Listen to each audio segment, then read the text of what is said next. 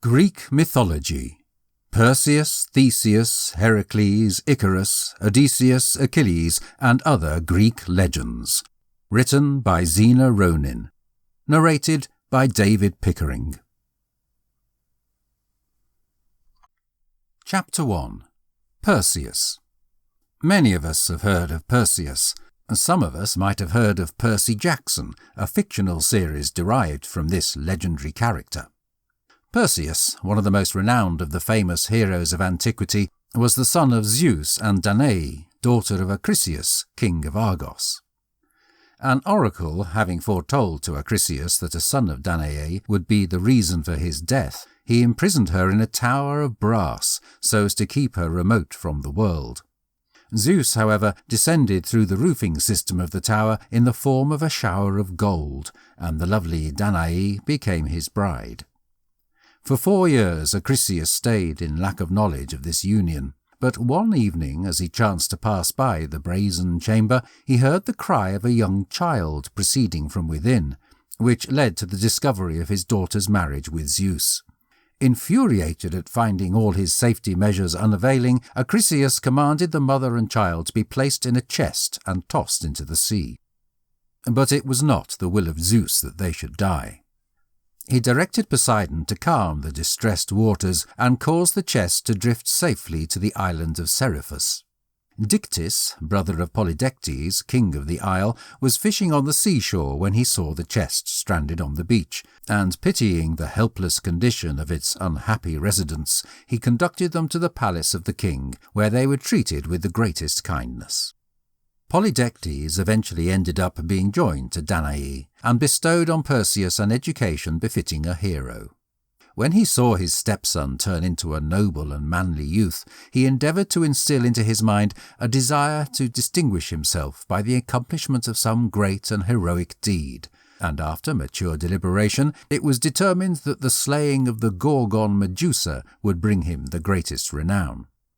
For the successful accomplishment of this task, it was necessary for him to be provided with a pair of winged sandals, a magic knapsack, and the helmet of Hades, which rendered the user invisible, all of which were kept in the keeping of the nymphs, the location of whose home was known only to the Graii. Perseus started on his expedition, and, directed by Hermes and Pallas Athene, turned up after a long journey in a far-off region on the borders of Oceanus where dwelt the Graii, daughters of Phorcys and Ceto.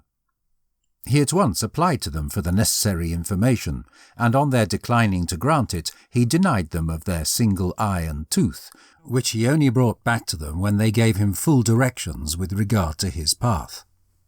He then continued to the residence of the nymphs, from whom he acquired the objects indispensable for his purpose. Kitted up with the magic helmet and knapsack, and equipped with a sickle, the gift of Hermes, he put on his feet the winged shoes, and flew to the abode of the Gorgons, whom he found out cold.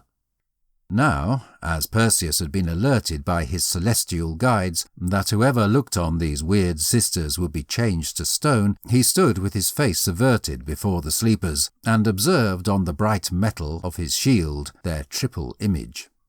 Then, directed by Pallas Athene, he cut off the head of the Medusa, which he placed in his knapsack. No sooner had he done so than from the headless trunk there sprang forth the winged horse Pegasus, and Chrysaor, the father of the winged giant Geryon. He hurried to avoid pursuit by the 2 remaining sisters, who, disturbed from their rest, furiously rushed to avenge the death of their sister. His helmet and winged shoes now stood him in great stead, for the former concealed him from the view of the Gorgons, while the latter bore him swiftly over land and sea, far beyond the reach of pursuit. In passing over the burning plains of Libya, the drops of blood from the head of the Medusa oozed through the knapsack, and, falling on the hot sands below, produced a brood of many-coloured snakes, which spread out all over the continent.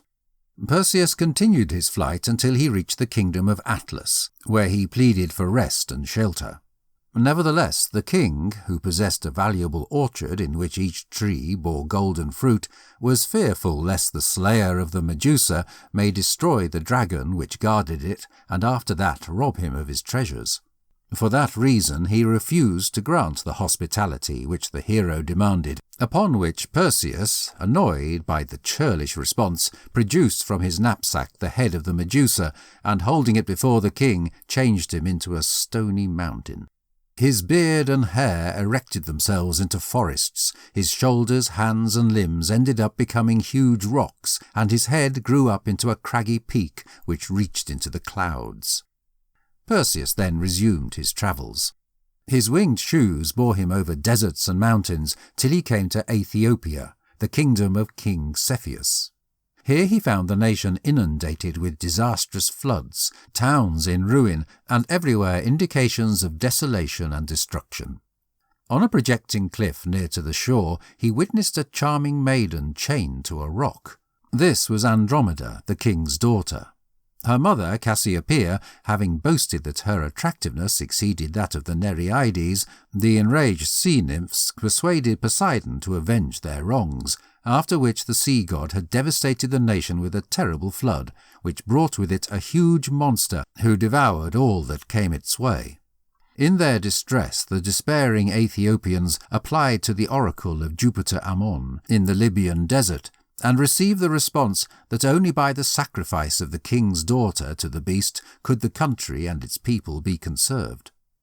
Cepheus, who was tenderly attached to his child, initially refused to listen to this awful proposal, but after he was worn down by the prayers and solicitations of his unhappy subjects, the heartbroken father gave up his child for the welfare of his country. Andromeda was accordingly chained to a rock on the seashore to become prey for the beast, while her unhappy parents bewailed her sad fate on the beach below. On being notified of the meaning of this tragic scene, Perseus proposed to Cepheus to slay the dragon, on condition that the lovely victim should become his bride-to-be. Satisfied at the prospect of Andromeda's release, the king gladly acceded to the terms, and Perseus hastened to the rock to breathe words of hope and comfort to the trembling maiden. Then, assuming once again the helmet of Hades, he mounted into the air and waited for the approach of the monster. Presently the seas parted, and the shark's head of the massive beast of the deep raised itself above the waves. Lashing his tail furiously from side to side, he leaped forward to seize his victim, but the gallant hero, watching his opportunity, suddenly darted down, and producing the head of the Medusa from his knapsack, held it before the eyes of the dragon, whose hideous body became gradually changed into a huge black rock, which remained forever a silent witness of the miraculous deliverance of Andromeda. Perseus then led the maiden to her now happy father and mother, who, restless to evince their appreciation to her deliverer, ordered immediate preparations to be made for the nuptial banquet. Nevertheless, the young hero was not to bear away his beautiful bride-to-be uncontested, for in the middle of the banquet, Phineus, the king's brother, to whom Andromeda had previously been betrothed, arrived to claim his bride-to-be.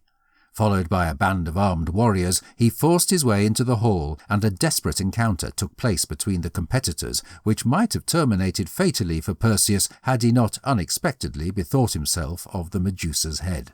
Calling to his friends to avert their faces, he drew it from his knapsack and held it before Phineus and his powerful bodyguard, after which they all stiffened into stone. Perseus now took leave of the Ethiopian king, and, accompanied by his stunning bride-to-be, returned to Seriphus, where a cheerful reunion took place between Danae and her son. He then sent a messenger to his grandfather, informing him that he meant to return to Argos, but Acrisius, fearing the fulfilment of the oracular prediction, fled for safety to his good friend Teutemias, king of Larissa. Impatient to induce the aged queen to return to Argos, Perseus followed him thither, and here a weird accident took place.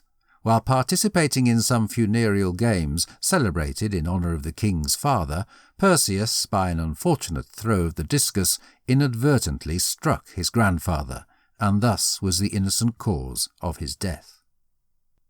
After celebrating the funereal rites of Acrisius with due solemnity, Perseus returned to Argos, but feeling loath to accompany the throne of one whose death he had caused, he exchanged kingdoms with Megapenthes, king of Tiryns, and in course of time established the cities of Mycenae and Medea.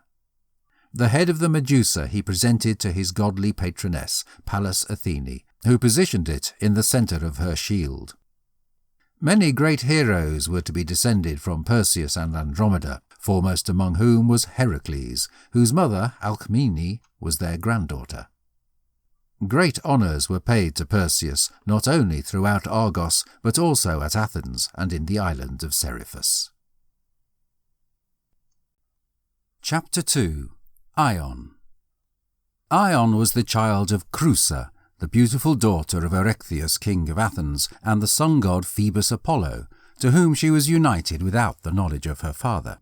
Fearing the anger of Erechtheus, Creusa put her newborn babe in a little wicker basket, and, hanging some golden jewels around his neck, invoked for him the security of the gods, and concealed him in a remote cave. Apollo, pitying his deserted child, sent out Hermes to communicate him to Delphi, where he deposited his charge on the steps of the temple. Early next morning the Delphic priestess found the infant, and was so charmed by his interesting appearance that she adopted him as her own son. The young child was carefully tended and raised by his kind foster-mother, and was brought up in the service of the temple, where he was entrusted with some of the minor responsibilities for the holy building.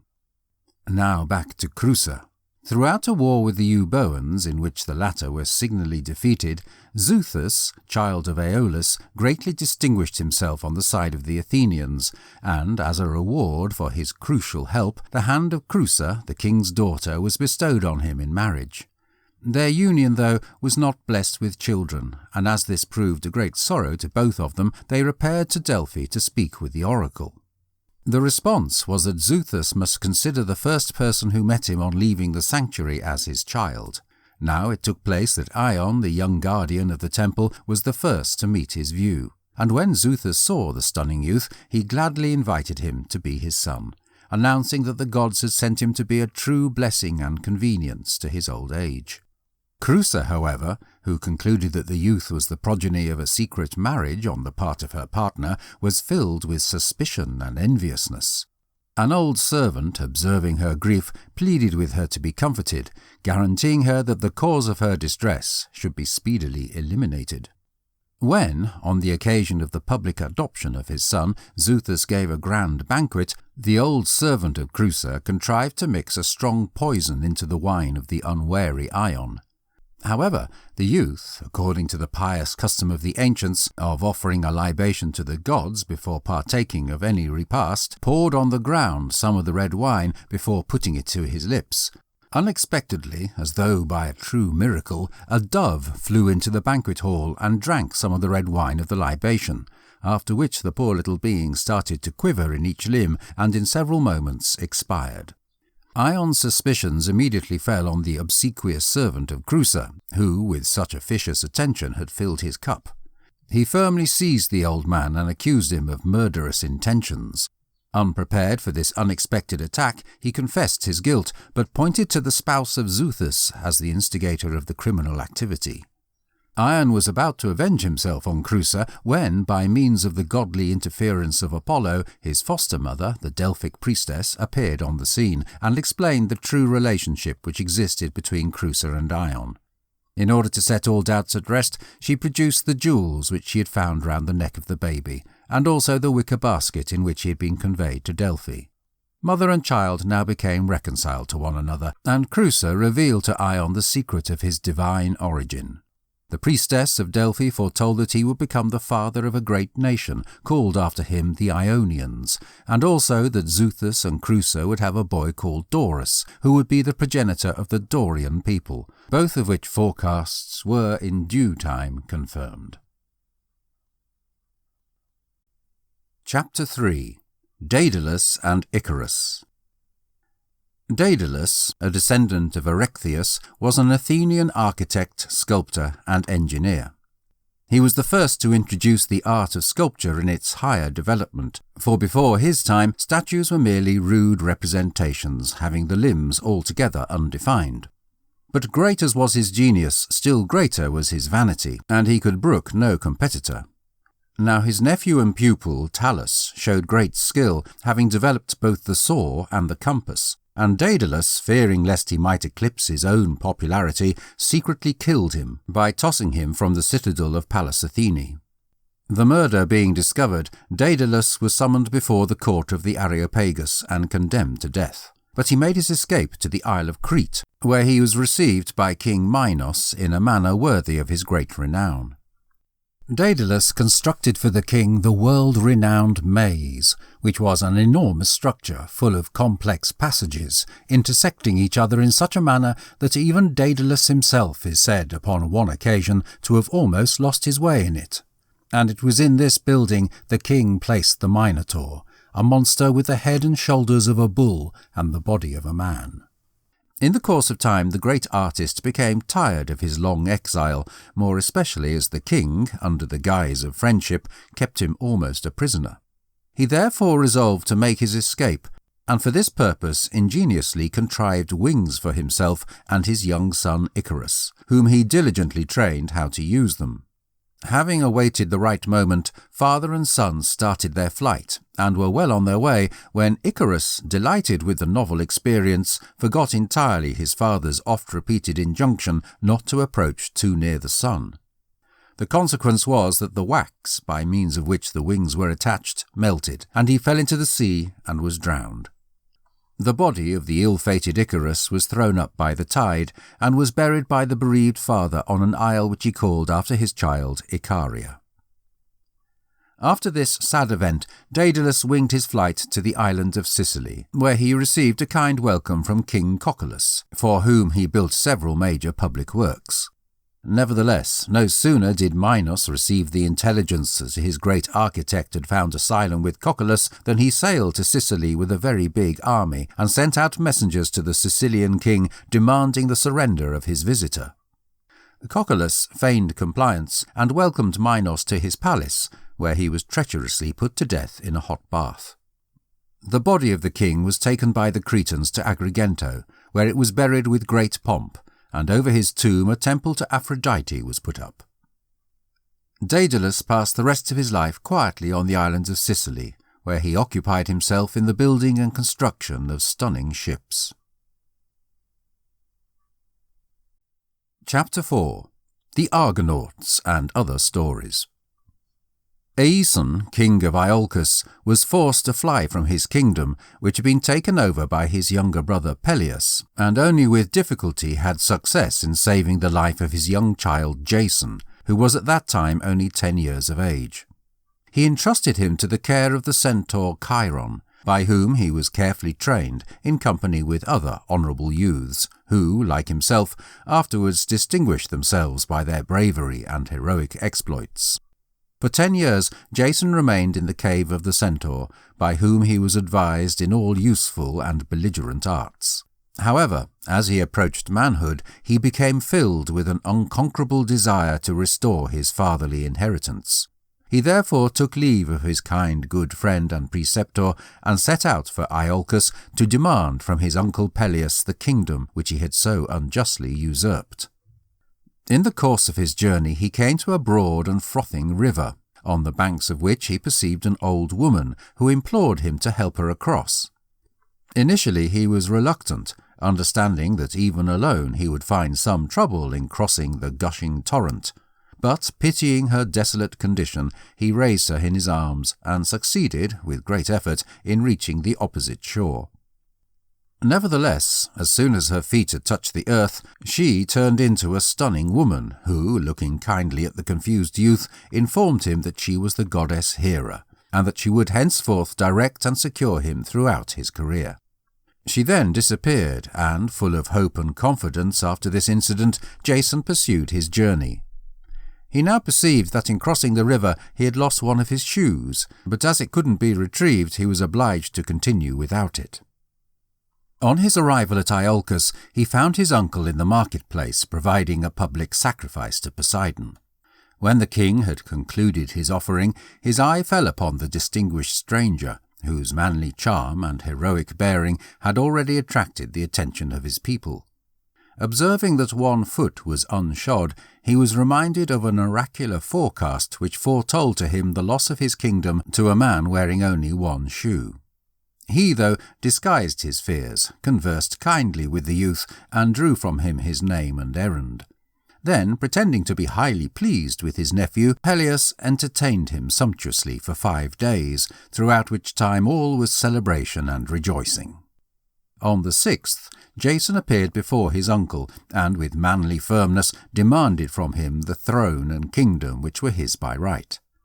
Peleus, dissembling his true emotions, happily consented to grant his demand, provided that in return Jason would undertake an expedition for him, which his advanced age stopped him from achieving himself. He informed his nephew that the shade of Phrixus had appeared to him in his dreams, and entreated him to retrieve from Colchis his mortal remains and the golden fleece, and added that if Jason had success in getting for him these holy relics, the throne, kingdom, and sceptre would be his. The story of the Golden Fleece. Athamas, king of Boeotia, had wed Nephele, a cloud nymph, and their children were Helle and Phrixus. The agitated and wandering nature of Nephele, however, soon wearied her male spouse, who, being a mortal, had little compassion with his ethereal consort. So he separated from her and wed the beautiful but wicked Ino, sister of Semele, who disliked her stepchildren, and even planned them harm. But the careful Nephele contrived to prevent her harsh designs, and had a lot of success in getting her children out of the palace. She then placed them both on the back of a winged ram, with the fleece of pure gold, which had been given to her by Hermes, and on this fantastic animal brother and sister rode through the air, over land and sea. But en route Helle, becoming seized with giddiness, fell straight into the sea, called after her the Hellespont, and was drowned. Phrixus showed up safely at Colchis, where he was hospitably received by King Aeetes, who gave him one of his daughters in marriage. In appreciation to ZEUS for the protection accorded him during his flight, Phrixus sacrificed to him the golden ram, while the fleece he presented to Aeetes, who nailed it up in the grove of Ares and devoted it to the god of war. An oracle having announced that the life of Aeetes depended on the safe-keeping of the fleece, he carefully secured the entrance to the grove by positioning before it a tremendous dragon, which never slept. We now return to Jason, who eagerly carried out the treacherous expedition proposed to him by his uncle, who, well aware of the risks of participating in such a business, hoped by this means to rid himself for ever of the unwanted trespasser. Jason accordingly started to make his plans without delay, and welcomed the young heroes whose friendship he had formed under the care of Chiron, to join him in the treacherous expedition. None refused the invitation, all feeling honoured at being permitted the opportunity of taking part in so honourable and brave an endeavour. Jason now applied to Argos, one of the cleverest shipbuilders of his time, who, under the guidance of Pallas Athene, built for him a superb 50-oared galley, which was called the Argo, after the builder. Into the upper deck of the vessel the goddess had inserted a board from the speaking oak of the oracle of Zeus at Dodona, which ever kept its powers of prediction. The outside of the ship was ornamented with splendid carvings, and the whole vessel was so strongly built that it defied the power of the winds and waves, and was, nonetheless, so light that the heroes, when necessary, were able to carry it on their shoulders.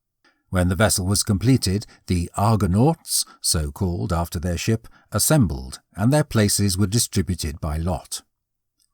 Jason was appointed commander-in-chief of the expedition. Typhus acted as steersman, Lynceus as pilot. In the bow of the vessel sat the prominent hero Heracles. In the stern, Peleus, father of Achilles, and Telamon, the father of Ajax the Great. In the inner space were Castor and Pollux, Neleus, the father of Nestor, Admetus, the male spouse of Alcestis, Meleager, the slayer of the Caledonian boar, Orpheus, the renowned vocalist, Menoctius, the father of Patroclus, Theseus, afterwards king of Athens, and his good friend Pirithous, the son of Ixion, Hylas, the adopted son of Heracles, Euphemus, the son of Poseidon, Oileus, father of Ajax the Lesser, Zetes and Calais, the winged sons of Boreas, Idmon the seer, the son of Apollo, and Mopsus. Just before their departure, Jason offered a solemn sacrifice to Poseidon and all the other sea deities.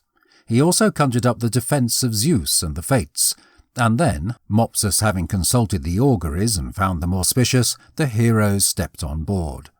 And now, a beneficial breeze having sprung up, they took their allotted spots, the anchor was weighed, and the ship slid like a bird out of the harbour into the waters of the great sea. The Argo, with her brave team of 50 heroes, was soon out of sight, and the sea breeze only wafted to the coast a faint echo of the sweet strains of Orpheus. For a time all went well, but then the vessel was driven by stormy weather to take sanctuary in a harbour on the Isle of Lemnos.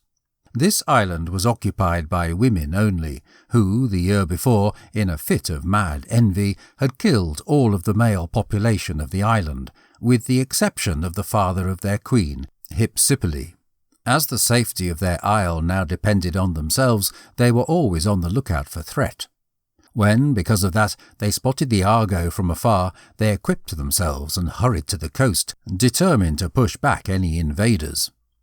On arriving in port, the Argonauts, astonished at witnessing an armed crowd of women, dispatched a messenger from one of their boats, bearing the staff of peace and friendship.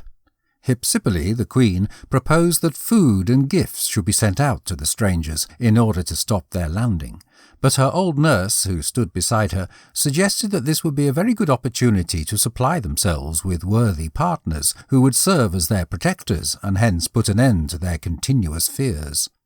Hypsipyle listened attentively to the advice of her nurse, and after some consultation chose to invite the strangers into the city. Robed in his purple mantle, the gift of Pallas Athene, Jason, joined by some of his friends, stepped on the coast, where he was met by a deputation consisting of the most stunning of the Lemnian women, and, as commander of the expedition, he was welcomed into the palace of the queen. When he appeared before Hypsipyle, she was so struck with his godlike and brave presence that she presented him with her father's sceptre and invited him to seat himself on the throne beside her. Jason thereupon took up his residence in the royal castle, while his companions spread themselves through the town, spending their time in feasting and pleasure. Heracles, with several chosen associates, alone remained on board. Day after day their departure was delayed, and the Argonauts, in their new life of dissipation, almost forgot the object of their expedition, when Heracles unexpectedly appeared amongst them and at last recalled them to a sense of their duty. The Argonauts now pursued their voyage, till contrary winds drove them to an island occupied by the Doliones, whose king Cyzicus received them with great kindness and hospitality. The Doliones were descendants of Poseidon, who protected them against the regular attacks of their fierce and powerful neighbours, the earth-born giants, beasts with 6 arms. Whilst his companions were participating in a banquet given by King Cyzicus, Heracles, who as usual had remained behind to secure the ship, observed that these giants were busy obstructing the harbour with substantial rocks. He immediately realised the danger and, assaulting them with arrows, had a lot of success in considerably thinning their numbers. Then, assisted by the heroes who at length came to his help, he effectively dispersed the remainder. The Argo was now guided out of the harbour and set sail, but because of an extreme storm which blew up during the night, was driven back once more to the shores of the kindly Doliones. Unfortunately, however, owing to the darkness of the night, their former hosts failed to recognise them and, mistaking them for adversaries, commenced to attack them.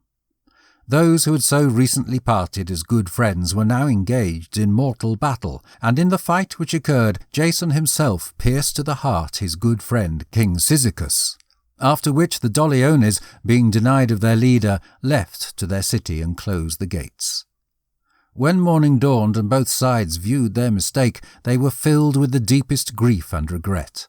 And for 3 days the heroes stayed with the Doliones, celebrating the funeral rites of the killed, with great demonstrations of mourning and solemnity. The Argonauts once again set sail, and after a rainy voyage reached Mysia, where they were hospitably received by the inhabitants, who spread out before them numerous banquets and sumptuously regaled them.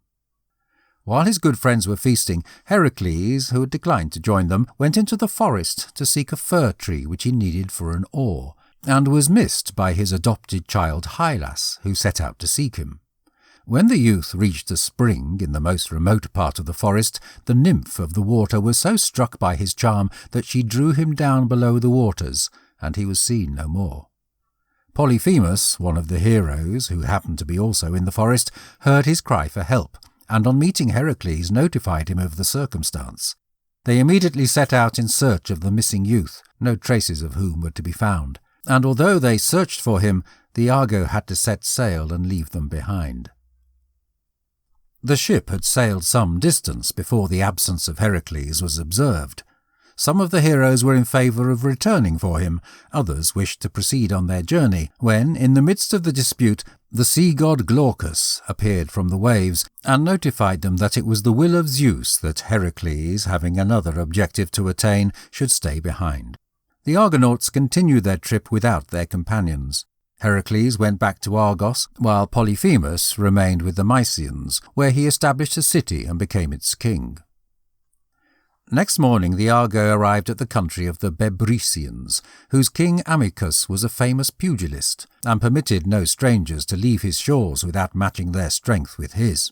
When the heroes requested consent to land, they were informed that they could only do so provided that one of their number should engage in a boxing match with the king.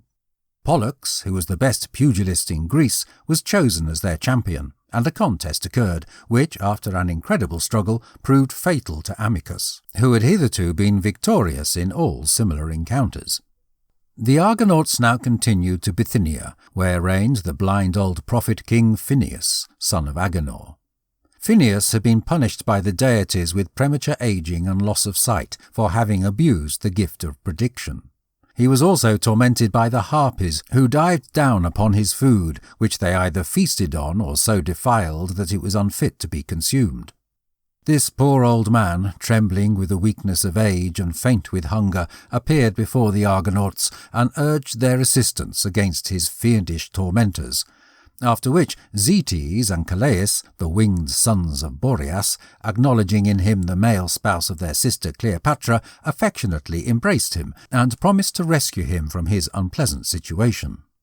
The heroes prepared a banquet on the seashore, to which they invited Phineus, but no sooner had he taken his place than the Harpies appeared and feasted on the meal. ZEUS and Calais now rose into the air, drove the Harpies away, and were pursuing them with drawn swords, when Iris, the swift-footed messenger of the gods, appeared, and persuaded them to desist from their work of vengeance, assuring them that Phineus should no longer be molested. Freed at last from his tormentors, the old man sat down and took pleasure in a welcome repast with his kind good friends the Argonauts, who now notified him of the object of their voyage. In thankfulness for his deliverance, Phineus provided them much beneficial information concerning their journey, and not only cautioned them of the manifold dangers awaiting them, but also advised them how they may be conquered. After a fortnight's sojourn in Bithynia, the Argonauts once again set sail, but had not proceeded far on their course when they heard a terrifying and tremendous crash. This was brought about by the meeting of two great rocky islands called the Symplegades, which floated about in the sea and continuously met and split up.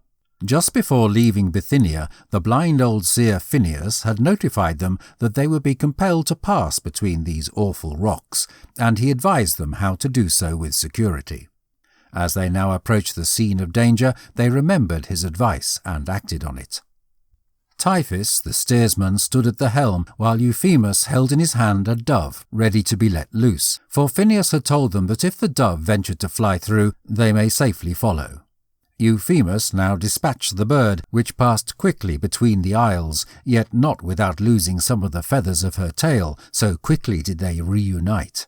Seizing the moment when the rocks once again parted, the Argonauts worked at their oars with all their might, and attained the treacherous passage in safety. After the miraculous passage of the Argo, the Symplegades ended up being permanently unified and connected to the bottom of the sea. The Argo continued her course along the southern coast of the Pontus, and reached the island of Aretias, which was populated by birds who, as they flew through the air, released from their wings feathers sharp as arrows. As the ship was gliding along, Oileus was injured by one of these birds, after which the Argonauts held a council, and, by the guidance of Amphidamas, a veteran hero, all put on their helmets and held up their flashing shields, uttering at exactly the same time such awful threats that the birds flew away in terror, and the Argonauts were allowed to land with safety on the isle. Here they found 4 shipwrecked youths, who proved to be the sons of Phrixus, and were welcomed by Jason as his cousins. On determining the object of the expedition, they volunteered to accompany the Argo, and to show the heroes the way to Colchis. They also informed them that the Golden Fleece was guarded by a fearful dragon, that King Aeetes was exceptionally terrible, and, as the child of Apollo, had superhuman strength.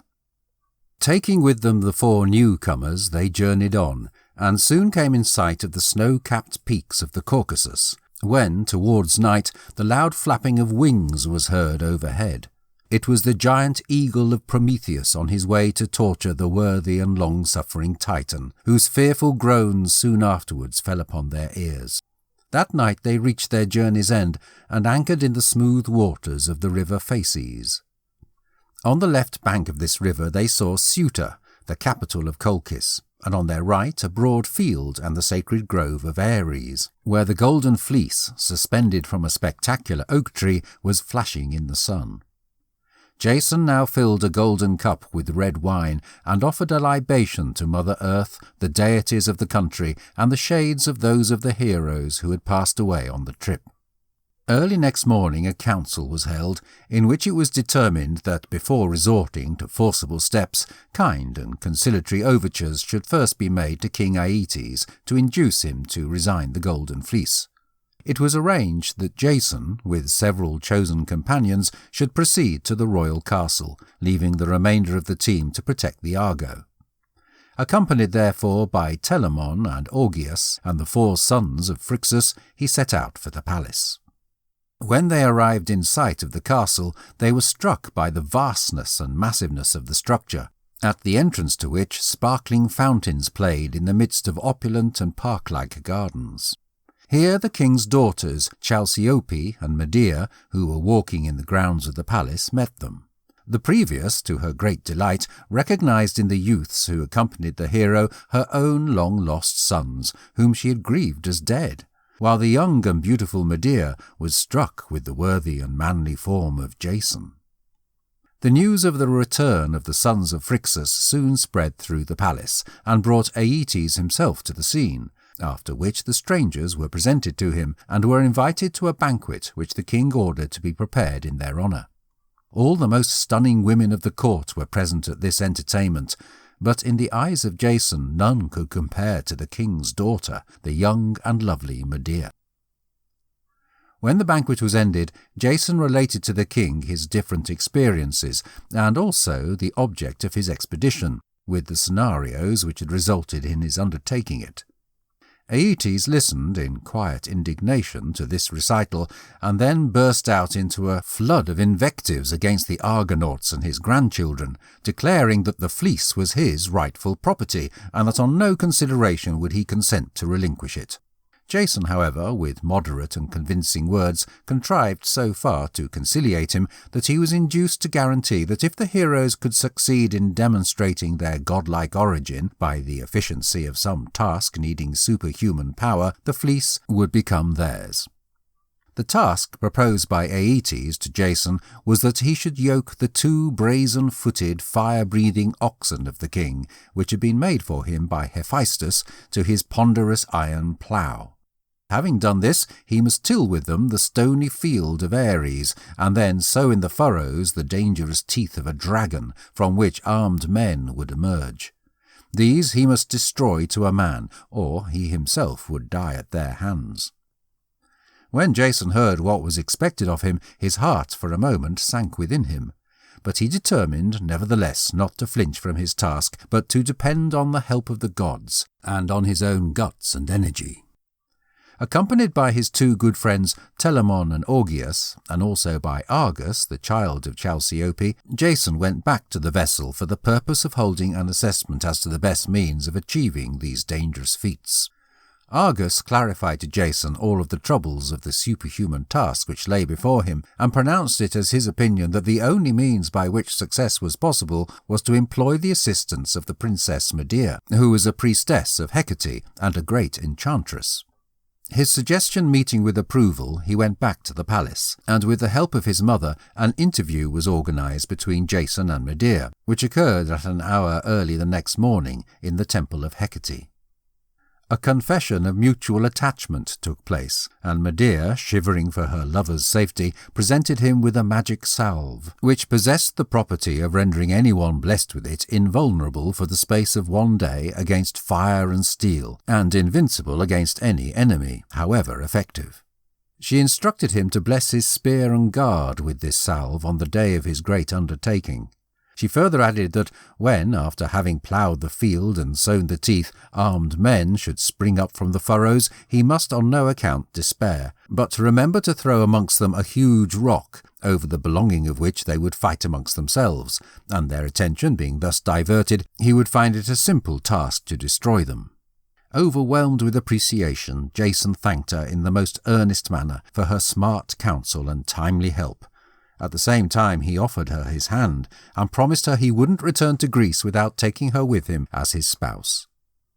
Next morning Aeetes, in all the pomp of state, surrounded by his family and the members of his court, settled in a spot whence a complete view of the approaching spectacle could be obtained. Soon Jason appeared in the field of Ares, looking as worthy and majestic as the god of war himself. In a remote part of the field, the brazen yokes and the massive plough met his view, but as yet the fearful animals themselves were nowhere at all to be seen. He was about to go in quest of them when they all of a sudden rushed out from a subterranean cavern, breathing flames of fire and enveloped in thick smoke. The good friends of Jason shuddered, but the undaunted hero, relying on the magic powers with which he was imbued by Medea, seized the oxen one after the other by the horns and pushed them towards the plough. Near the plough was a helmet loaded with dragon's teeth, which he sewed as he ploughed the field, while with sharp pricks from his lance he compelled the monstrous beings to draw the plough over the stony ground, which was thus quickly tilled. While Jason was engaged sowing the dragon's teeth in the deep furrows of the field, he kept a careful lookout lest the sprouting huge brood may grow too quickly for him. And as quickly as the 4 acres of land had been tilled, he unyoked the oxen and succeeded in frightening them so effectually with his weapons that they rushed back in terror to their underground stables. In the meantime, armed men had sprung up out of the furrows, and the entire field now bristled with lances. But Jason, recalling the guidelines of Medea, seized an immense rock and hurled it into the middle of these earth-born warriors, who instantly started to assault one another. Jason then rushed wildly upon them, and after a terrible battle, not one of the giants lived. Furious at seeing his murderous plans thus beaten, Aeetes not only perfidiously refused to give Jason the fleece which he had so bravely won, but, in his anger, determined to ruin all of the Argonauts and to burn their vessel. Becoming mindful of the treacherous designs of her father, Medea at once took steps to baffle them. In the darkness of night, she went on board the Argo and alerted the heroes of the approaching threat. She then advised Jason to accompany her without loss of time to the sacred grove so as to possess himself of the long-coveted treasure. They set out together, and Medea, followed by Jason, led the way, and advanced boldly into the grove. The high oak tree was soon discovered, from the upper boughs of which hung the stunning golden fleece. At the foot of the tree, keeping his ever-wakeful watch, lay the awful, sleep-deprived dragon, who at the sight of them bounded forward, opening his substantial jaws. Medea now called into play her magic powers, and, quietly approaching the beast, sprinkled on him a few drops of a potion, which soon took effect and sent him into a deep sleep. After which Jason, taking his chance, climbed up the tree and secured the fleece. Their risky task being now accomplished, Jason and Medea quit the grove and hurried on board the Argo, which instantly put to sea. In the meantime, Aeetes, having found the loss of his daughter and the Golden Fleece, dispatched a huge fleet under the command of his son Absyrtus in pursuit of the fugitives. After several days' sail, they got to an island at the mouth of the river Ister, where they found the Argo at anchor and surrounded her with their many ships. They then dispatched a herald demanding the surrender of Medea and the fleece. Medea now spoke with Jason and, with his consent, performed the following stratagem. She sent a message to her brother Absyrtus to the effect that she had been brought off against her will, and promised that if he would meet her in the darkness of night in the temple of Artemis, she would assist him in getting back possession of the Golden Fleece. Relying on the good faith of his sister, Absyrtus fell into the trap, and duly appeared at the appointed trysting place. And while Medea kept her brother talking, Jason hurried forward and slew him. Then, according to a prearranged signal, he held aloft a lighted torch, upon which the Argonauts attacked the Colchians and put them to flight, and entirely defeated them. The Argonauts now returned to their ship, where the prophetic board from the Dodonian oak thus addressed them. The vicious murder of Absyrtus was seen by the Erinyes, and you will not get away from the wrath of Zeus till the goddess Circe has cleansed you of your criminal offence. Let Castor and Pollux pray to the deities that it may be made possible for you to find the residence of the sorceress. In obedience to the voice, the twin brothers conjured up godly help, and the heroes set out, searching for the island of Circe. The good ship Argo sped on her way, and after passing safely through the foaming waters of the river Eridanus, at length arrived in the harbour of the island of Circe, where she cast anchor. Commanding his companions to stay on board, Jason landed with Medea, and escorted her to the palace of the sorceress. The goddess of charms and magic arts received them kindly, and welcomed them to be seated, but rather than doing so they assumed a supplicating attitude and humbly besought her defence. They then informed her of the terrible criminal act which they had committed, and urged her to purify them of it. This Circe promised to do. She forthwith commanded her attendant naiads to kindle the fire on the altar, and to prepare every little thing necessary for the performance of the mystic rites, after which a pet dog was sacrificed and the sacred cakes were burned. Having thus properly cleansed the two crooks, she severely reprimanded them for the horrible murder of which they had been guilty, after which Medea, with veiled head and weeping bitterly, was conducted by Jason back to the Argo. Having left the island of Circe, the Argonauts were wafted by mild zephyrs towards the residence of the Sirens, whose luring song quickly fell upon their ears. The Argonauts, captivated by the melody, were all set to land when Orpheus perceived the risk, and, to the accompaniment of his magic lyre, began one of his own enchanting songs, which so totally absorbed his listeners that they passed the island in safety. But not before Butes, one of their number, drawn by the seductive music of the Sirens, had sprung from the vessel into the waves below. Aphrodite, however, in pity for his youth, landed him carefully on the island of Libybaeon, just before the Sirens could reach him, and there he stayed for several years. And now the Argonauts approached new dangers, for on one side of them fumed and foamed the whirlpool of Charybdis, while on the other towered the magnificent rock whence the beast Scylla struck down unfortunate mariners.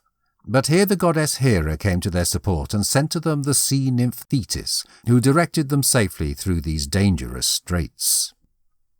The Argo arrived next at the isle of the Phaeaces, where they were hospitably entertained by King Alcinous and his queen Arete. However, the banquet made ready for them by their kind host was unexpectedly interrupted by the appearance of a very large army of Colchians sent by Aeetes to demand the return of his daughter. Medea threw herself at the feet of the queen and urged her to save her from the anger of her father, and Arete, in her generosity of heart, promised her security. Next morning, in an assembly of the people at which the Colchians were invited to be present, the latter were notified that, as Medea was the lawful spouse of Jason, they couldn't actually consent to deliver her up. After which the Colchians, seeing that the resolution of the king was not to be shaken, and fearing to deal with the anger of Aeetes should they return to Colchis without her, looked for approval from Alcinous to settle in his kingdom, which demand was accorded them. After these events, the Argonauts again set sail and headed for Iolcus. But in the course of an awful and fearful night, a magnificent storm took place, and in the morning they found themselves stranded on the treacherous quicksands of Syrtes on the shores of Libya. Here all was a waste and barren desert, untenanted by any living being save the venomous snakes which had derived from the blood of the Medusa when borne by Perseus over these dry plains. They had already passed several days in this house of desolation under the rays of the scorching sun, and had abandoned themselves to the deepest despair, when the Libyan queen, who was a prophetess of divine beginning, appeared to Jason and notified him that a sea-horse would be sent by the deities to serve as his guide. Hardly had she left when a massive hippocamp was seen in the distance, making its way towards the Argo. Jason now related to his companions the details of his interview with the Libyan prophetess, and after some consideration it was determined to carry the Argo on their shoulders and to follow wherever the sea-horse must lead them. They then commenced a long and weary journey through the desert, and at last, after 12 days of extreme work and dreadful suffering, the welcome sight of the sea appeared before their view. In appreciation for having been saved from manifold dangers, they provided sacrifices to the gods and launched their ship again into the deep waters of the ocean. With genuine happiness and gladness they continued on their homeward trip, and after several days arrived at the island of Crete, where they intended to provide themselves with fresh supplies and water. Their landing, though, was opposed by a horrible giant, who protected the isle against all raiders. This giant, whose name was Talus, was the last of the brazen race, and being formed of brass was invulnerable, other than in his right ankle, where there was a sinew of flesh and a vein of blood. As he saw the Argo nearing the coast, he hurled big rocks at her, which would have inevitably sunk the vessel had not the team beat a hasty retreat. Regretfully, as they were in want of food and water, the Argonauts determined to continue on their journey rather than face so impressive a challenger, but Medea stepped forward and assured them that if they would trust her, she would disable the giant.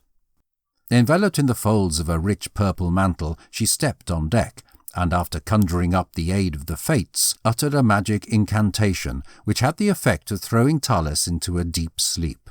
He stretched himself at full length on the ground, and in doing so grazed his vulnerable ankle against the point of a sharp rock, upon which a magnificent stream of blood gushed forth from the injury. Awakened by the pain, he tried to rise up, but fruitlessly, and with a magnificent groan of suffering, the giant fell dead, and his huge body rolled heavily over into the deep.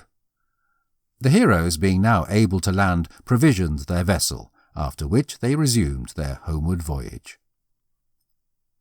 After a dreadful night of storm and darkness, they passed the island of Aegina, and at length reached in safety the port of Iolcus, where the recital of their numerous adventures and hairbreadth escapes was listened to with wondering appreciation by their fellow countrymen.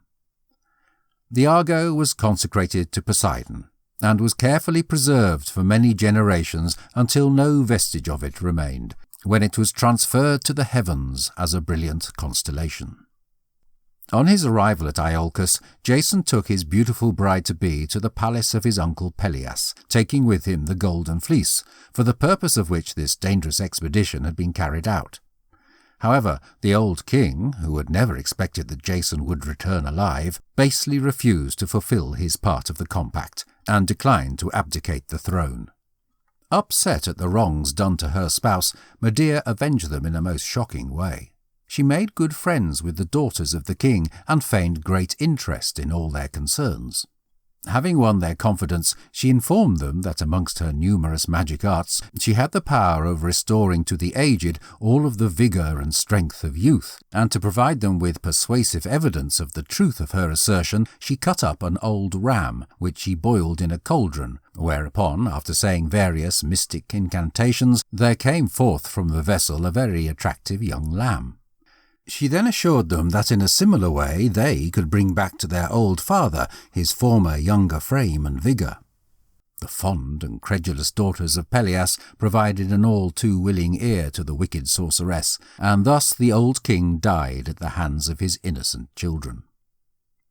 Medea and Jason now ran away to Corinth, where at length they found for a time peace and serenity, their joy being completed by the birth of 3 children. As time passed, though, and Medea began to lose the attractiveness which had won the love of her partner, he grew weary of her, and became attracted by the vibrant appeal of Glauce, the very attractive daughter of Creon, king of Corinth. Jason had obtained her father's consent to their union, and the wedding day was already fixed, before he divulged to Medea the treachery which he planned against her. He used all his convincing powers to induce her to consent to his union with Glauce, guaranteeing her that his love had in no way lessened, but that for the sake of the advantages which would consequently accrue to their children, he had chosen to form this alliance with the royal home.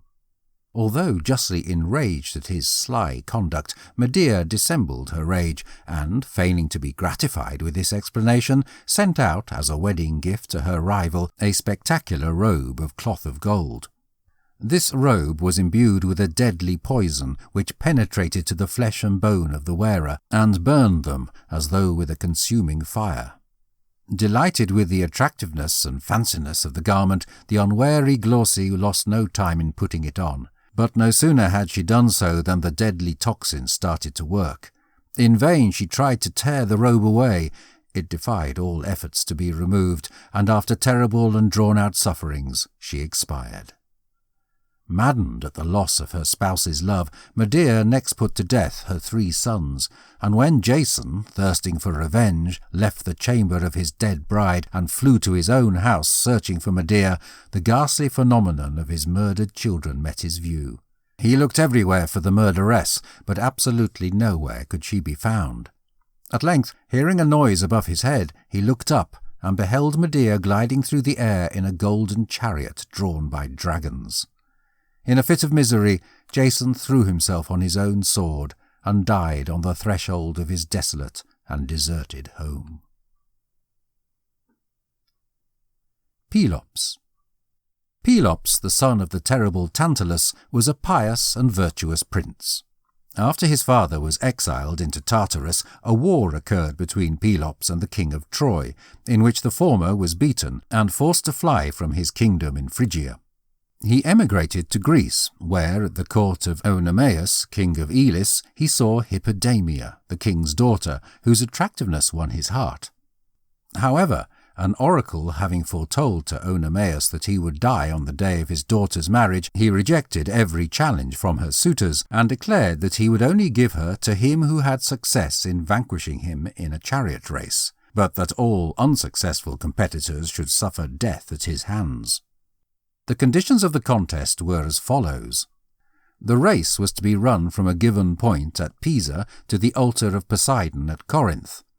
The suitor was allowed to start on his course while Oenomaus performed his sacrifice to Zeus, and only on its completion did the king mount his chariot, guided by the expert Myrtilus, and drawn by his 2 well-known horses, Phila and Harpina, who exceeded in speed the winds themselves. In this manner a lot of gallant young princes had perished, for though a substantial start was given to all competitors, still Oenomaus, with his swift team, always surpassed them just before they reached the objective, and he killed them with his spear. Nevertheless, the love of Pelops for Hippodamia subdued his fears, and, undeterred by the terrible fate of his predecessors, he revealed himself to Oenomaus as a suitor for the hand of his daughter. On the eve of the race, Pelops repaired to the seashore and earnestly implored Poseidon to help him in his treacherous undertaking. The sea-god heard his prayer and sent him out of the deep a chariot drawn by 2 winged horses. When Pelops appeared on the course, the king at once recognized the horses of Poseidon, but, nothing daunted, he relied on his own superhuman team, and the contest was enabled to proceed. Whilst the king was offering his sacrifice to Zeus, Pelops set out on the race, and had almost reached the goal when, turning round, he saw Oenomaus, spear in hand, who, with his magic horses, had nearly overtaken him. But in this emergency Poseidon came to the aid of the child of Tantalus. He caused the wheels of the royal chariot to fly off, upon which the king was violently flung out and died on the spot, just as Pelops arrived at the altar of Poseidon. As the hero returned to Pisa to claim his bride-to-be, he witnessed in the distance flames coming from the royal castle, which at that very moment had been struck by lightning.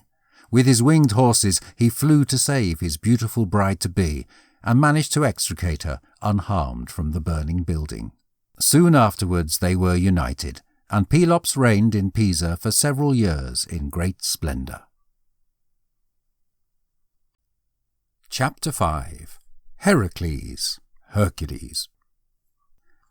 Heracles, the most popular hero of antiquity, was the child of Zeus and Alcmene, and the great-grandson of Perseus. Many of us have heard of the Hercules Disney movie, and in it they go over some of the trials and challenges, the monsters, etc., very quickly in a song in which they emphasize the zero-to-hero element. But no matter how fast they cover these trials, there is much more to them, and in this book we will expand on those so that you can get the full story. At the time of his birth, Alcmene was living at Thebes with her spouse Amphitryon, and thus the infant Heracles was born in the palace of his stepfather.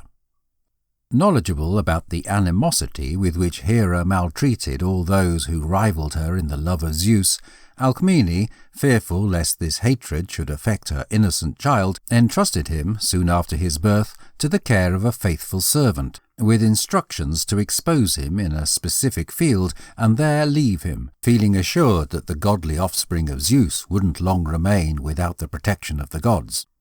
Soon after the child had been therefore abandoned, Hera and Pallas Athene happened to pass by the field and were attracted by its weeping. Athene pityingly took up the baby in her arms and pressed the Queen of Heaven to put it to her breast, but no sooner had she done so than the child caused her great pain, and she angrily threw him to the ground and left the area. Athene, moved with compassion, carried him to Alcmene and entreated her kind offices on behalf of the poor little foundling.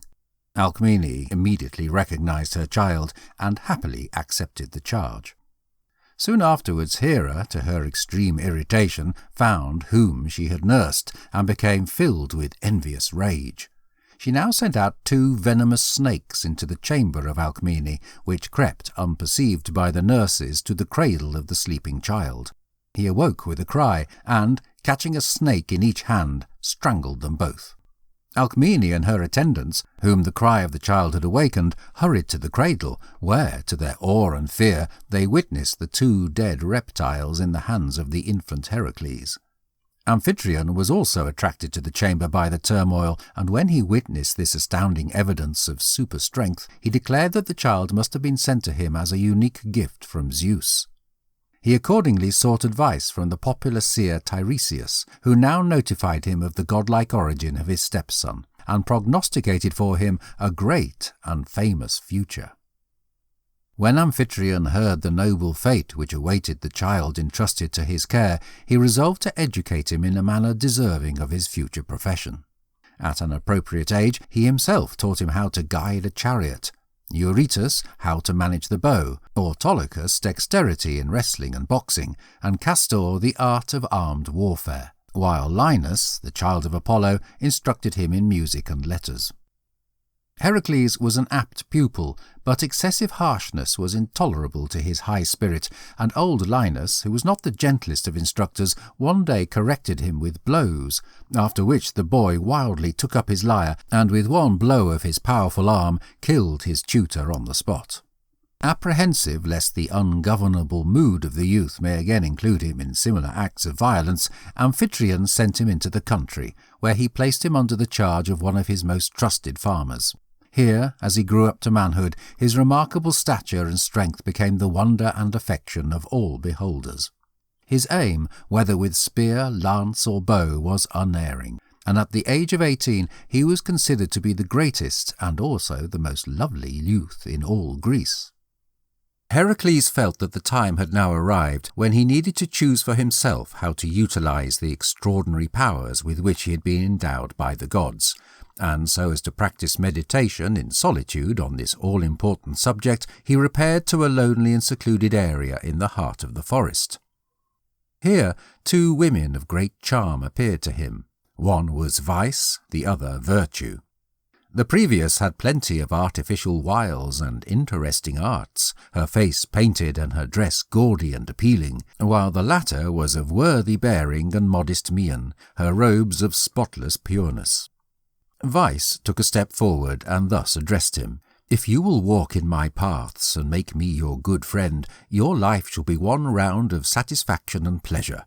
You will taste of every delight which can be obtained in the world, the best food, the most tasty white wines, the most opulent of couches will be ever at hand, and all this with no exertion on your part, either physical or mental." Virtue now spoke in her turn. "If you'll follow me and be my friend, I promise you the reward of a really good conscience, and the love and respect of your fellow men. I can't promise to smooth your course with roses, or to give you a life of idleness and pleasure, for you must know that the deities grant no great and preferable thing that isn't made by labour, and as you sow, so should you reap." Heracles listened patiently and attentively to both speakers, and after that, after mature consideration, chose to follow in the courses of virtue, and henceforth to honour the gods, and to devote his life to the service of his nation. Filled with honourable resolve, he returned to his rural home, where he was told that on Mount Cithaeron, at the foot of which the herds of Amphitryon were grazing, a relentless lion had made its den, and was committing such frightful devastations amongst the flocks and herds that he had become the scourge and fear of the entire area. Heracles immediately armed himself and ascended the mountain, where he quickly caught sight of the lion, and rushing at him with his sword, succeeded in eliminating him. The skin of the animal he wore ever afterwards on his shoulders, and the head served him as a helmet. As he was returning from this adventure, he met the heralds of Erginus, king of the Minyans, who were continuing to Thebes to demand their yearly homage of 100 oxen. Indignant at this humiliation of his native city, Heracles mutilated the heralds and sent them back with ropes around their necks to their royal master. Erginus was so incensed at the ill treatment of his messengers that he gathered an army and appeared before the gates of Thebes, demanding the surrender of Heracles. Creon, who was at this time king of Thebes, fearing the repercussions of a refusal, would yield, but the hero, with the support of Amphitryon and a band of brave youths, advanced against the Minyans. Heracles took possession of a narrow defile through which the opponents were compelled to pass, and as they went into the pass the Thebans fell upon them, killed their king Erginus, and totally routed them. In this engagement, Amphitryon, the kind friend and foster-father of Heracles, lost his life. The hero now advanced upon Orchomenus, the capital of the Minyans, where he burned the royal castle and sacked the town. After this signal success, all Greece rang with the popularity of the young hero, and Creon, in thankfulness for his great services, bestowed on him his daughter Megara in marriage. The Olympian deities affirmed their appreciation of his valour by sending him presents. Hermes gave him a sword, Phoebus Apollo a bundle of arrows, Hephaestus a golden quiver, and Athene a coat of leather. But now it will be necessary to retrace our steps. Prior to the birth of Heracles, Zeus, in an assembly of the gods, exultingly announced that the child who was to be born upon that day to the house of Perseus would rule over all his race.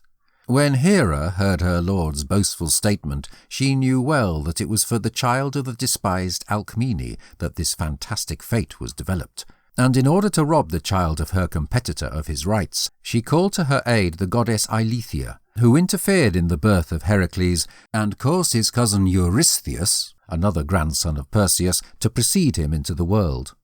And therefore, as the word of the mighty Zeus was irreversible, Heracles became the subject and servant of his cousin Eurystheus.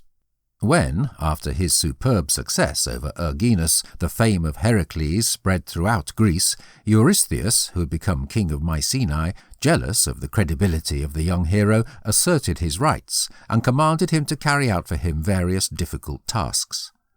However, the happy spirit of the hero rebelled against this humiliation, and he was about to refuse compliance when Zeus appeared to him and told him not to rebel against the fates. Heracles now travelled to Delphi so as to seek advice from the oracle, and received the answer that after carrying out 10 tasks for his cousin Eurystheus, his servitude would be at an end. Soon afterwards Heracles fell into a state of the deepest melancholy, and through the influence of his inveterate adversary, the goddess Hera, this despondency turned into raving madness, in which condition he killed his own children. When he at length regained his reason, he was so horrified and grieved at what he had done that he shut himself up in his chamber and stayed away from all intercourse with men.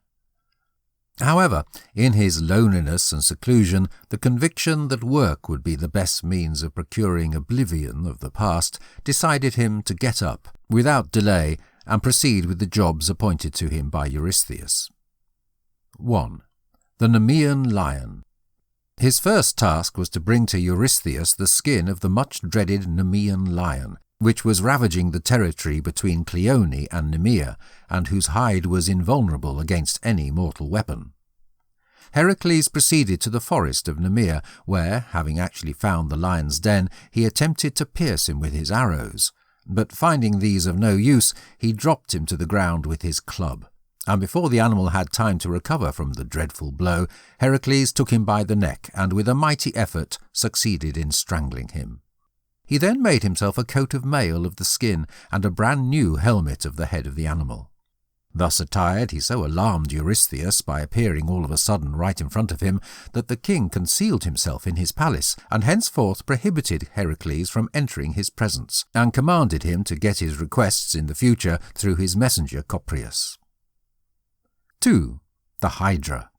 His second task was to kill the Hydra, a monstrous serpent, the progeny of Typhon and Echidna, bristling with 9 heads, one of which was immortal.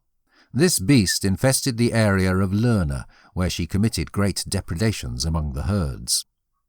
Heracles, accompanied by his nephew Iolaus, set out in a chariot for the marsh of Lerna, in the slimy waters of which he found her. He initiated the battle by attacking her with his fierce arrows, in order to force her to leave her lair, from which she at length showed up, and sought sanctuary in a wood on a neighbouring hill.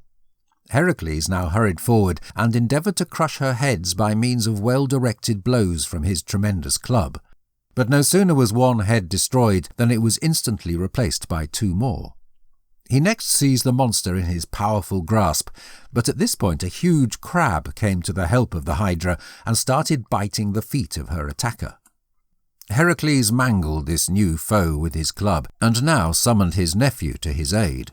At his command, Iolaus set fire to the neighbouring trees and, with a burning branch, scorched the necks of the monster as Heracles cut them off, hence effectively preventing the development of more. Heracles then struck off the immortal head, which he buried by the roadside, placing over it a heavy stone. Into the deadly blood of the monster he then dipped his arrows, which ever afterwards caused injuries that were not curable. 3. The Horned Hind. The third labour of Heracles was to bring the horned hind Cerenitis to Mycenae. This animal, which was sacred to Artemis, had golden antlers and hooves of brass. Not wanting to wound the hind, Heracles patiently followed her far and wide for an entire year, catching up with her at last on the banks of the river Ladon. But even there he was obliged, in order to secure her, to wound her with one of his arrows, after which he lifted her on his shoulders and carried her through Arcadia. On his way he met Artemis with her brother Phoebus Apollo. The goddess angrily reproved him for injuring her favourite hind, but Heracles managed to calm her displeasure, after which she allowed him to take the animal to Mycenae. 4. The Erymantian Boar.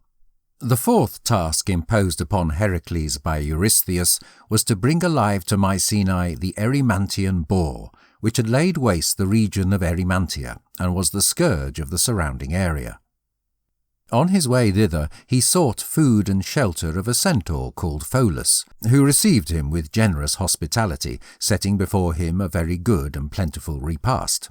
When Heracles expressed his surprise that with such a well-furnished board there should be no white wine on offer, his host explained that the wine cellar was the shared property of all the centaurs, and that it was against the rules for a cask to be broached without everyone being present to share in it.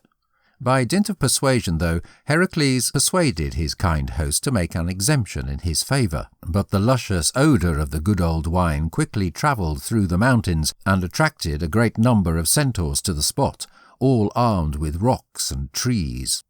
Heracles drove them back with firebrands, and after that, following his victory, went after them with his arrows as far as Malia, where they sought shelter in the cave of the kind old centaur Chiron. Unfortunately, though, as Heracles was tormenting them with his poisoned darts, one of these pierced the knee of Chiron. When Heracles discovered that it was the good friend of his early days that he had injured, he was overcome with grief and regret. He at once extracted the arrow and blessed the injury with a salve, the virtue of which had been taught him by Chiron himself. However, all his efforts were unavailing. The wound, instilled with the lethal poison of the Hydra, was incurable, and so great was the pain of Chiron that, at the intercession of Heracles, death was sent him by the gods, for otherwise, being immortal, he would have been destined to endless suffering. Pholus, who had so kindly entertained Heracles, also died by means of one of these arrows, which he had drawn out from the body of a dead centaur.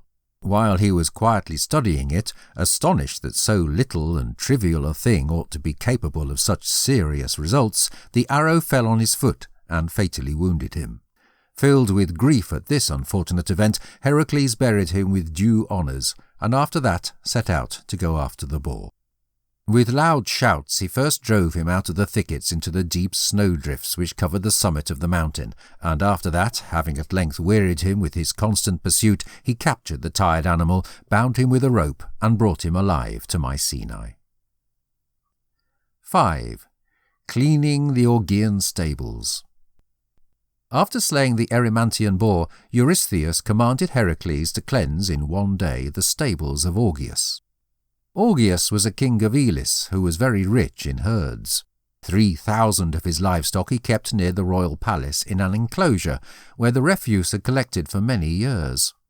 When Heracles presented himself before the king and offered to clean his stables in one day, provided he received in return a 10th part of the herds, Augeas, thinking the task impossible, accepted his offer in the presence of his son Phyleus. Near the palace were the two rivers Peneus and Alpheus, the streams of which Heracles directed into the stables by means of a trench which he dug for this purpose, and as the waters rushed through the shed, they swept away with them the entire mass of built-up filth. But when Augeas heard that this was just one of the labours enforced by Eurystheus, he refused the promised reward. Heracles brought the matter before a court, and called Phyleus as a witness to the justice of his claim, after which Augeas, without waiting for the delivery of the decision, angrily exiled Heracles and his child from his kingdom. 6. The Stymphalides. The 6th job was to repel the Stymphalides, which were enormous birds of prey who, as we have seen in the legend of the Argonauts, shot from their wings plumes sharp as arrows.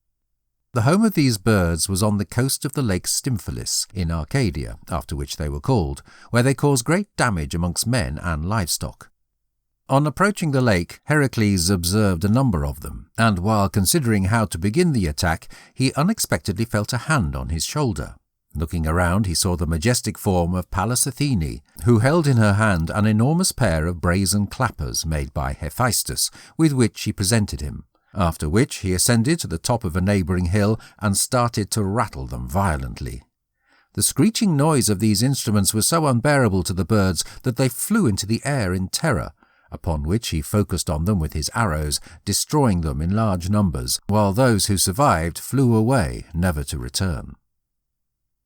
7. The Cretan Bull. The 7th labour of Heracles was to catch the Cretan bull.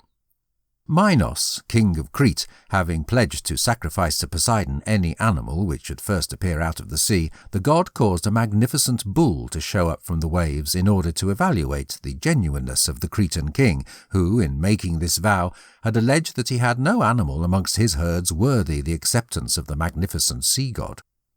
Impressed by the magnificent animal sent by Poseidon, and eager to possess it, Minos placed it among his herds, and substituted as a sacrifice one of his own bulls.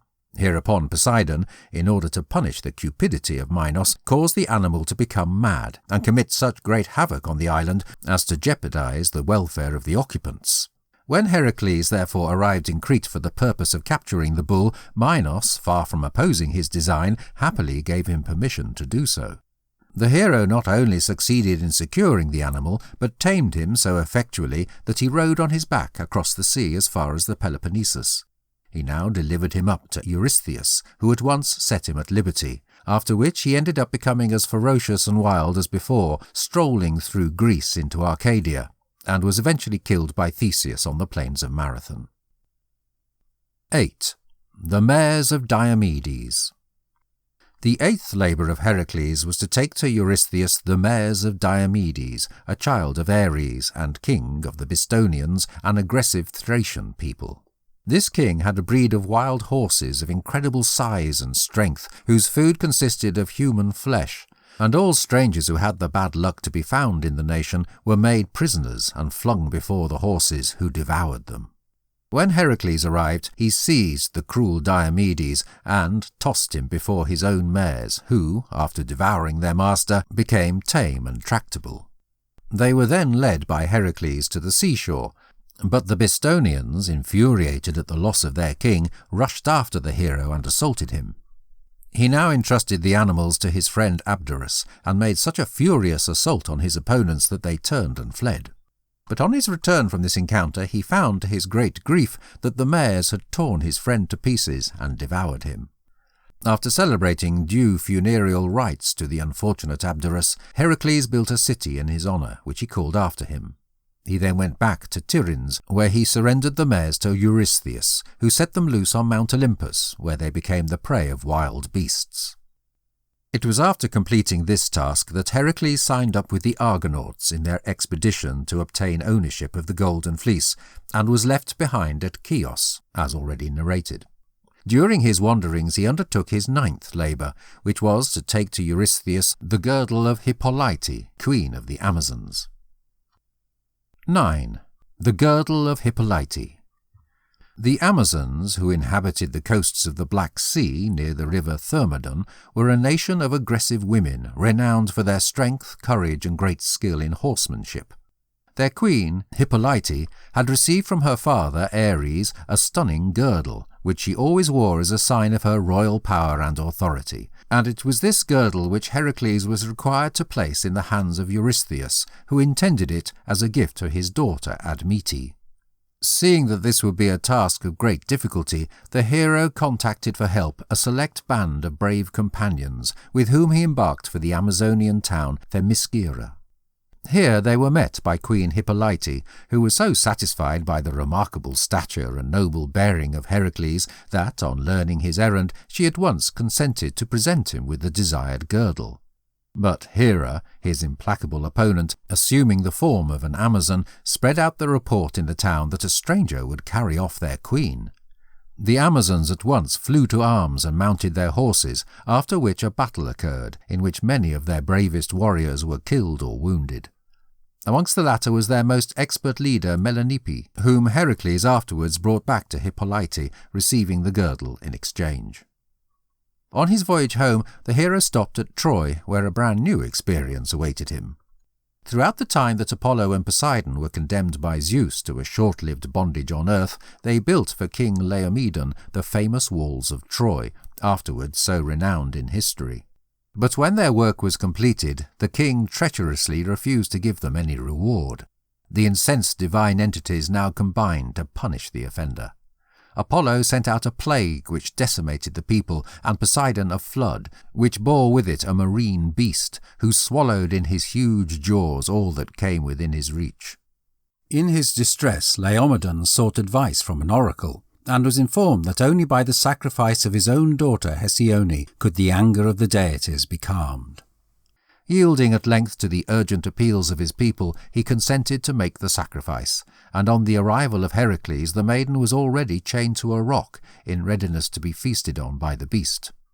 When Laomedon witnessed the prominent hero, whose divine accomplishments of strength and guts had become the wonder and affection of all humanity, he earnestly implored him to save his daughter from her forthcoming fate, and to rid the country of the monster, holding out to him as a reward the horses which Zeus had presented to his grandfather Tros in settlement for robbing him of his son Ganymede.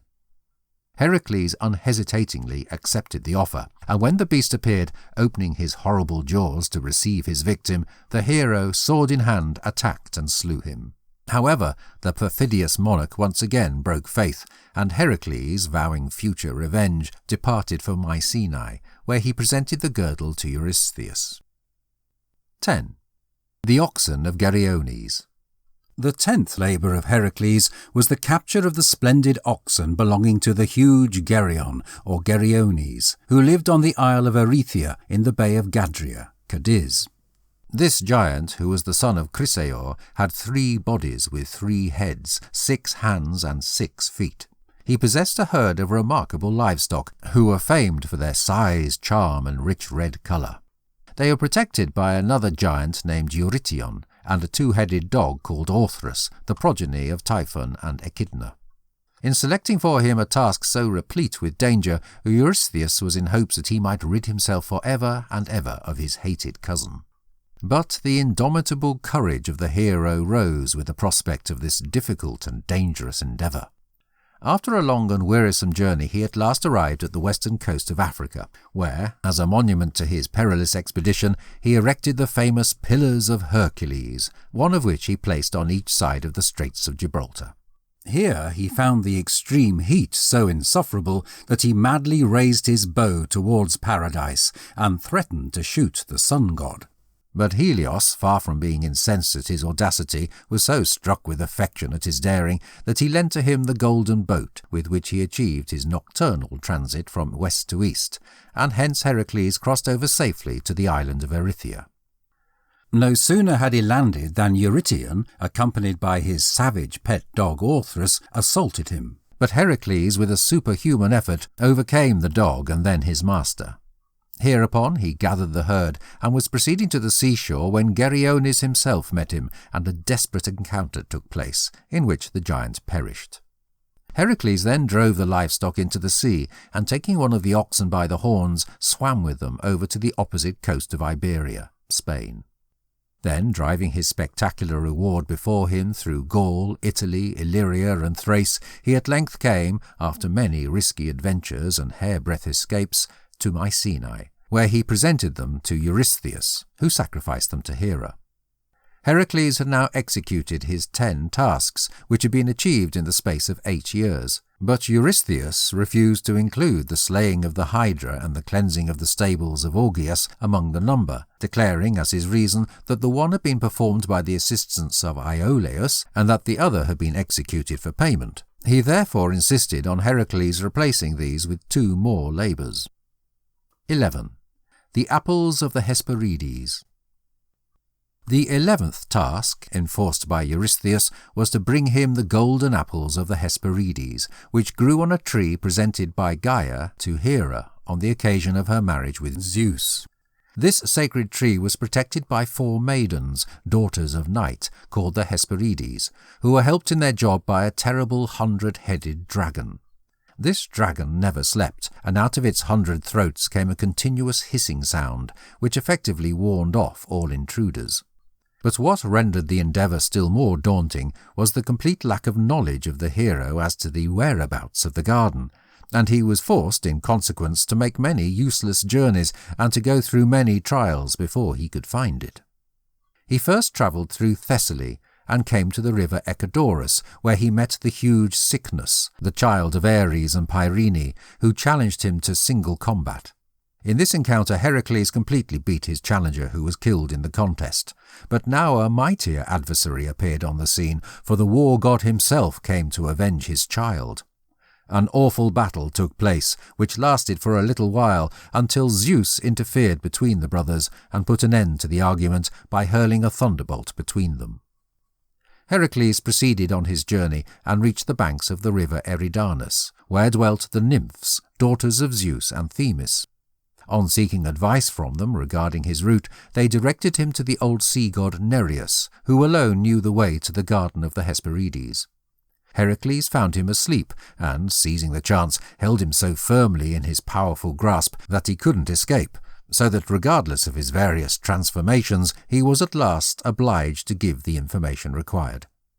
The hero then crossed over to Libya, where he took part in a wrestling match with King Antaeus, son of Poseidon and Gaia, which ended fatally for this villain. After that he proceeded to Egypt, where reigned Busiris, another child of Poseidon, who, acting upon the advice given by an oracle during a time of great shortage, sacrificed all strangers to ZEUS. When Heracles arrived, he was taken and dragged to the altar, but the powerful demigod burst asunder his bonds, and after that slew Busiris and his son. Resuming his journey, he now roamed on through Arabia until he arrived at Mount Caucasus, where Prometheus groaned in unceasing misery. It was at this time that Heracles, as already described, shot the eagle which had so long tortured the honourable and devoted good friend of mankind. Filled with appreciation for his deliverance, Prometheus advised him how to find his way to that remote area in the far west where Atlas supported the paradises on his shoulders, near which lay the garden of the Hesperides. He also warned Heracles not to try to secure the precious fruit himself, but to assume for a time the duties of Atlas and to dispatch him for the apples. On coming to his destination, Heracles followed the advice of Prometheus. Atlas, who willingly entered into the arrangement, contrived to put the dragon to sleep, and after that, having cunningly outwitted the Hesperides, carried off 3 of the golden apples, which he now gave to Heracles. However, as the latter was preparing to relinquish his burden, Atlas, having once tasted the delights of liberty, declined to resume his post, and revealed his intention of being himself the bearer of the apples to Eurystheus, leaving Heracles to fill his place. To this proposal the hero feigned assent, simply begging that Atlas would be kind enough to support the heavens for a few moments, while he contrived a pad for his head. Atlas good-naturedly threw down the apples and once more resumed his load, upon which Heracles bid him adios, and departed. When Heracles brought the golden apples to Eurystheus, the latter presented them to the hero, after which Heracles placed the sacred fruit on the altar of Pallas Athene, who restored them to the garden of the Hesperides.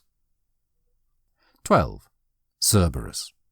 The 12th and last labour which Eurystheus forced on Heracles was to bring Cerberus up from the lower world, believing that all his heroic powers would be unavailing in the world of shades, and that in this, his last and most perilous endeavour, the hero must at length yield and perish. Cerberus was a monstrous dog with 3 heads, out of whose awful jaws leaked toxin. The hair of his head and back was formed of poisonous serpents, and his body ended in the tail of a dragon. After visiting the Eleusinian mysteries, and getting from the priests certain information that was needed for the accomplishment of his task, Heracles set out for Taenarum in Lacolia, where there was an opening which led to the underworld. Conducted by Hermes, he commenced his descent into the awful gulf, where varieties of shades quickly began to appear, all of whom fled in fear at his approach, Meleager and Medusa alone excepted. He was about to strike the latter with his sword when Hermes interfered and stayed his hand, advising him that she was but a shadow, and that as a result no weapon would avail against her. Just before the gates of Hades, he found Theseus and Pirithous, who had been chained to a rock by Aedes for their presumption in endeavouring to carry off Persephone. When they saw Heracles, they urged him to set them free. The hero successfully released Theseus, but when he tried to free Pirithous, the earth shook so violently below him that he was forced to relinquish the job. Proceeding further, Heracles recognized Ascalaphus, who, as we have seen in the history of Demeter, had revealed the simple fact that Persephone had swallowed the seeds of a pomegranate offered to her by her male spouse, which bound her to Hades for ever and ever. Ascalaphus was groaning beneath a huge rock, which Demeter in her anger had hurled upon him, and which Heracles now got rid of, releasing the sufferer.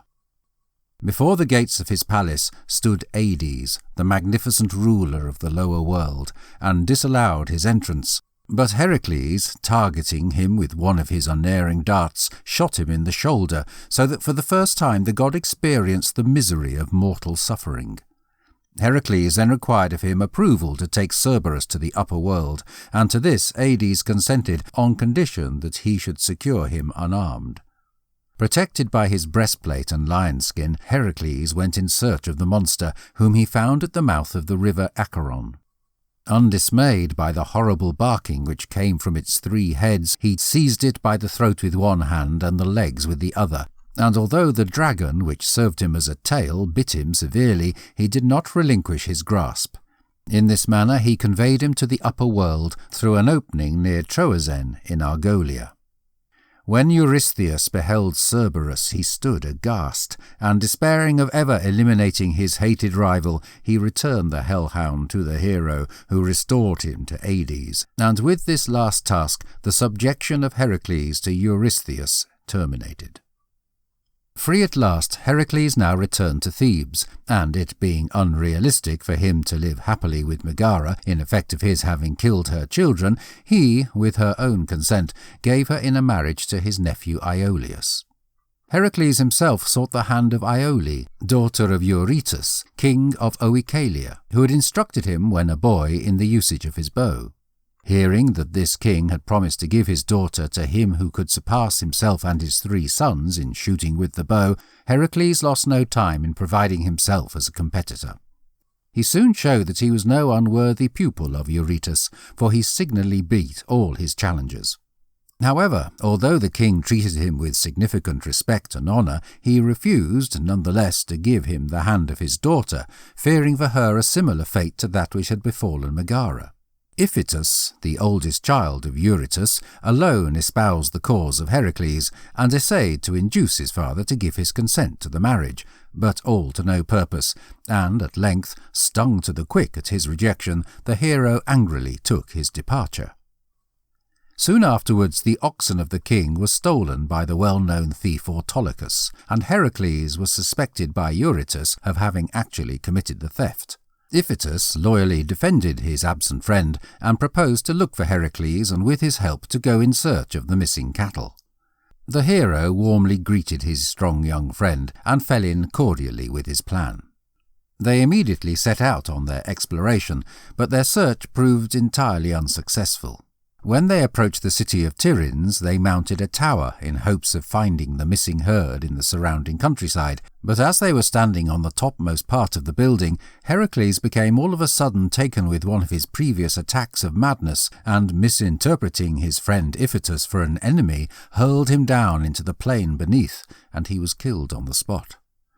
Heracles now set forth on a weary pilgrimage, asking fruitlessly for someone to cleanse him from the murder of Iphitus. It was during these wanderings that he came to the palace of his good friend Admetus, whose very attractive and courageous marriage partner, Alcestis, he restored to her spouse after a horrible struggle with death, as already related.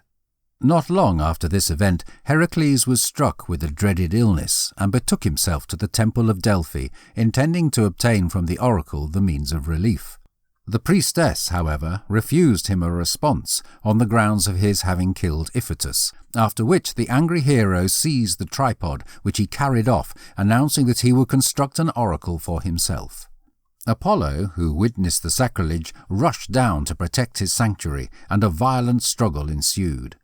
ZEUS once more interfered, and, flashing his lightning between his 2 favourite sons, ended the combat. The Pythia now vouchsafed an answer to the prayer of the hero, and commanded him, in expiation of his criminal offence, to enable himself to be sold by Hermes for 3 years as a servant, the purchase money to be given to Eurytus in compensation for the loss of his son. Heracles bowed in submission to the divine will, and was carried out by Hermes to Omphale, queen of Lydia. The 3 talents which she paid for him were given to Eurytus, who, however, declined to accept the money, which was turned over to the children of Iphitus. Heracles now regained his previous vigour.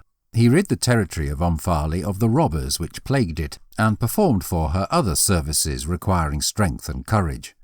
It was about this time that he participated in the Caledonian boar hunt, details of which have already been given.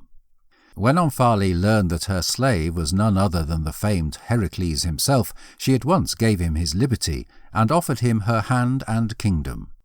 In her palace, Heracles abandoned himself to an enervating life of luxury, and so entirely was the great hero enthralled by his mistress that while she playfully wore his lion's skin and helmet, he, attired in female garments, sat at her feet spinning wool and seducing the time by relations of his past adventures. But when at length his term of servitude finally ended, he became master of his own actions, and the manly and energetic spirit of the hero reasserted itself. Tearing himself away from the palace of the Maeonian queen, he determined to complete the revenge he had so long dreamed of against the treacherous Laomedon and the faithless Augeas. Gathering round him some of his old companions in arms, Heracles gathered a fleet of vessels and set sail for Troy, where he landed, took the city by storm, and killed Laomedon, who therefore met at length the retribution he had so highly deserved. To Telamon, one of his bravest followers, he gave Hesione, the daughter of the king, in a marital relationship. When Heracles gave her consent to release one of the prisoners of war, she chose her own brother Podarces, after which she was notified that as he was already a prisoner of war, she would be obliged to ransom him. On hearing this, Hesione took off her golden diadem, which she willingly handed to the hero. Consequently, Podarces henceforth bore the name of Priamus, or Priam, which means ransomed one. Heracles now marched against Augeas to execute his vengeance on him for his perfidious conduct.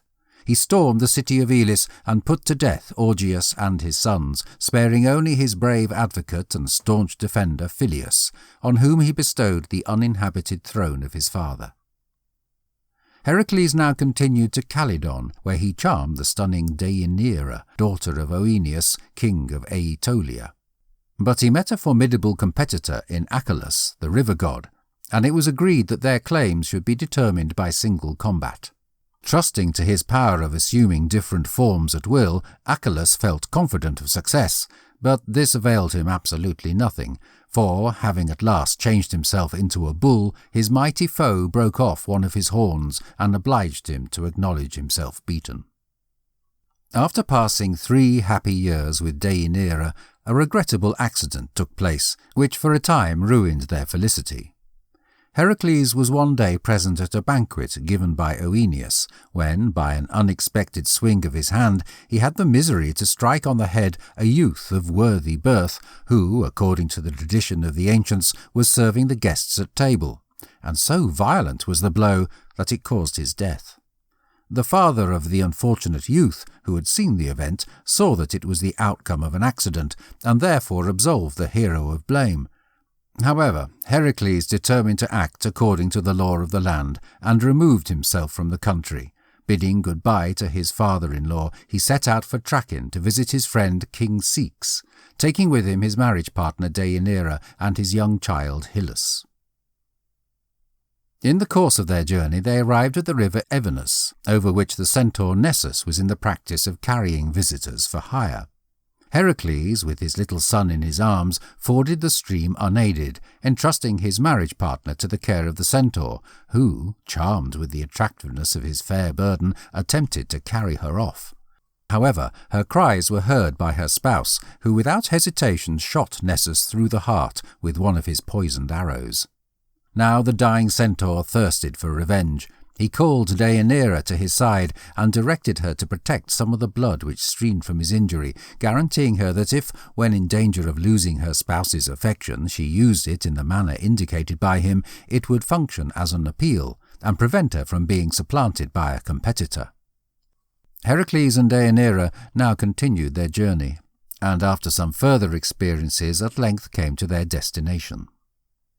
The last expedition undertaken by the great hero was against Eurytus, king of Oechalia, to revenge himself on this king and his sons for having refused to bestow on him the hand of Iole, after having won the maiden's affection.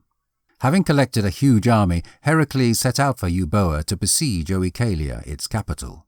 He successfully stormed the castle, killed the king and his 3 sons, reduced the town to ashes, and carried away as a captive the young and beautiful Iole.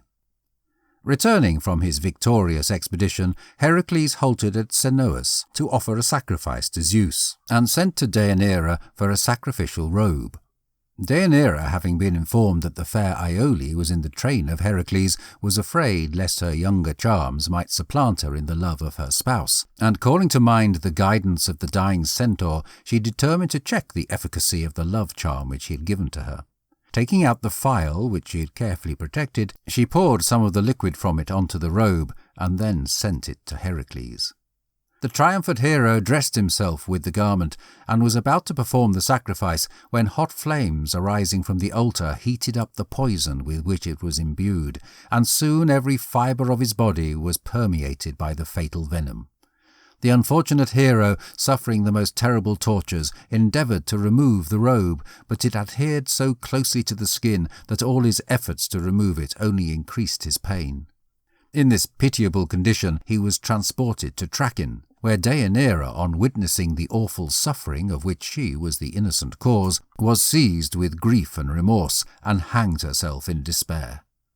The dying hero called his son Hyllus to his side, and advised him to make Iole his spouse, and after that ordered his followers to build up a funeral pyre.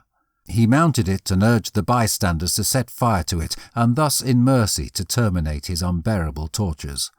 But no one had the guts to obey him, till at last his friend and companion Philoctetes, accepting his piteous appeal, lit the pile, and received in return the hero's weapon.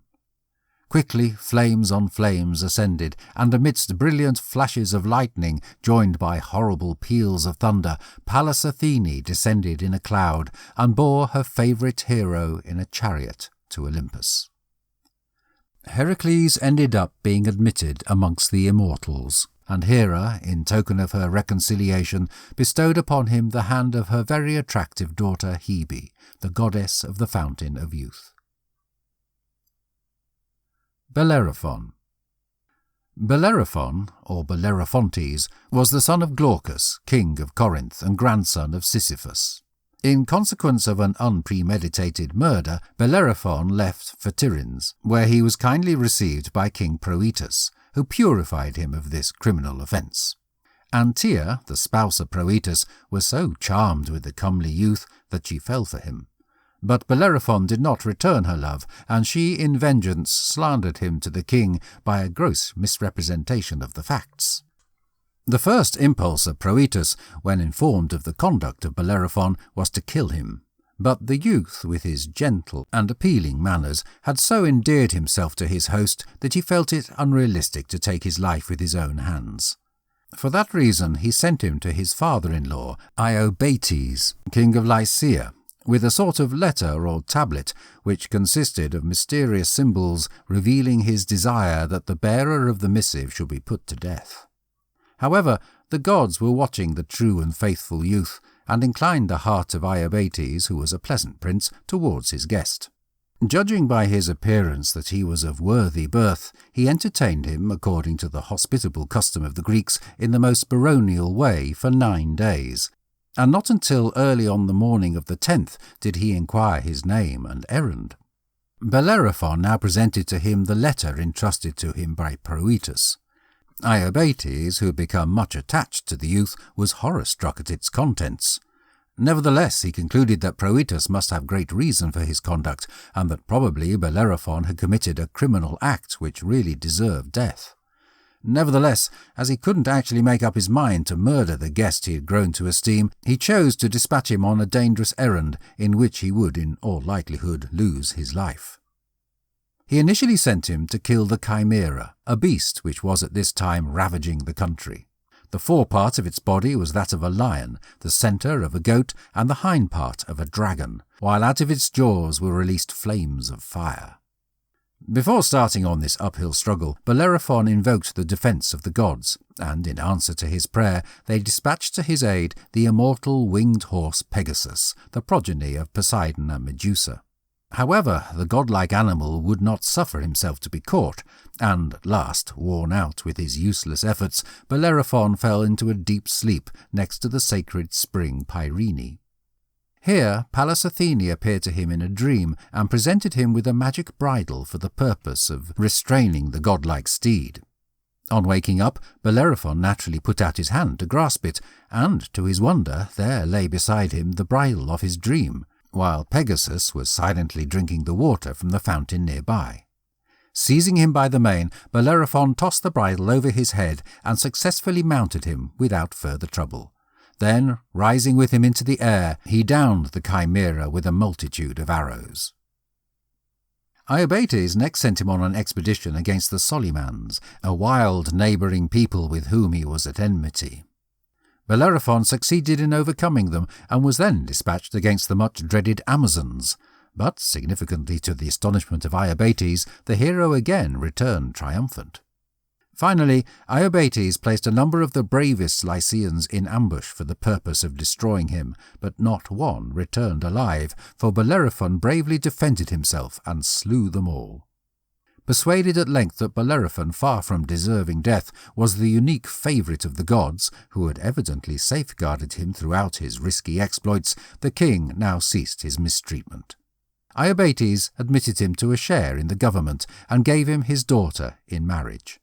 However, Bellerophon, having achieved the height of earthly success, became intoxicated with pride and vanity, and incurred the displeasure of the gods by endeavouring to mount to heaven on his winged horse for the purpose of gratifying his idle curiosity. Zeus punished him for his impiety by sending a gadfly to sting the horse, who became so restive that he threw his rider, who plummeted to earth. Filled with regret at having offended the gods, Bellerophon fell a victim to the inmost melancholy, and wandered about for the rest of his life in the loneliest and most desolate places. After death, he was honoured in Corinth as a hero, and an altar was erected to him in the grove of Poseidon. Chapter 6. Theseus. Aegeus, king of Athens, being twice married and having no children, was so desirous of an heir to his throne that he made a pilgrimage to Delphi to seek advice from the oracle. However, the response being unclear, he travelled to Troezen to consult his sensible friend Pythias, who reigned over that city, by whose advice he contracted a secret marriage with his good friend's daughter Aethra. After passing a little bit of time with his bride, Aegeus prepared to take his departure for his own kingdom. But before doing so, he led Aethra to the seashore, where, after depositing his sword and sandals under a big rock, he hence addressed her. Should the deities bless our union with a boy, do not reveal to him the name and rank of his father until he is old enough to possess the strength requisite for moving this stone.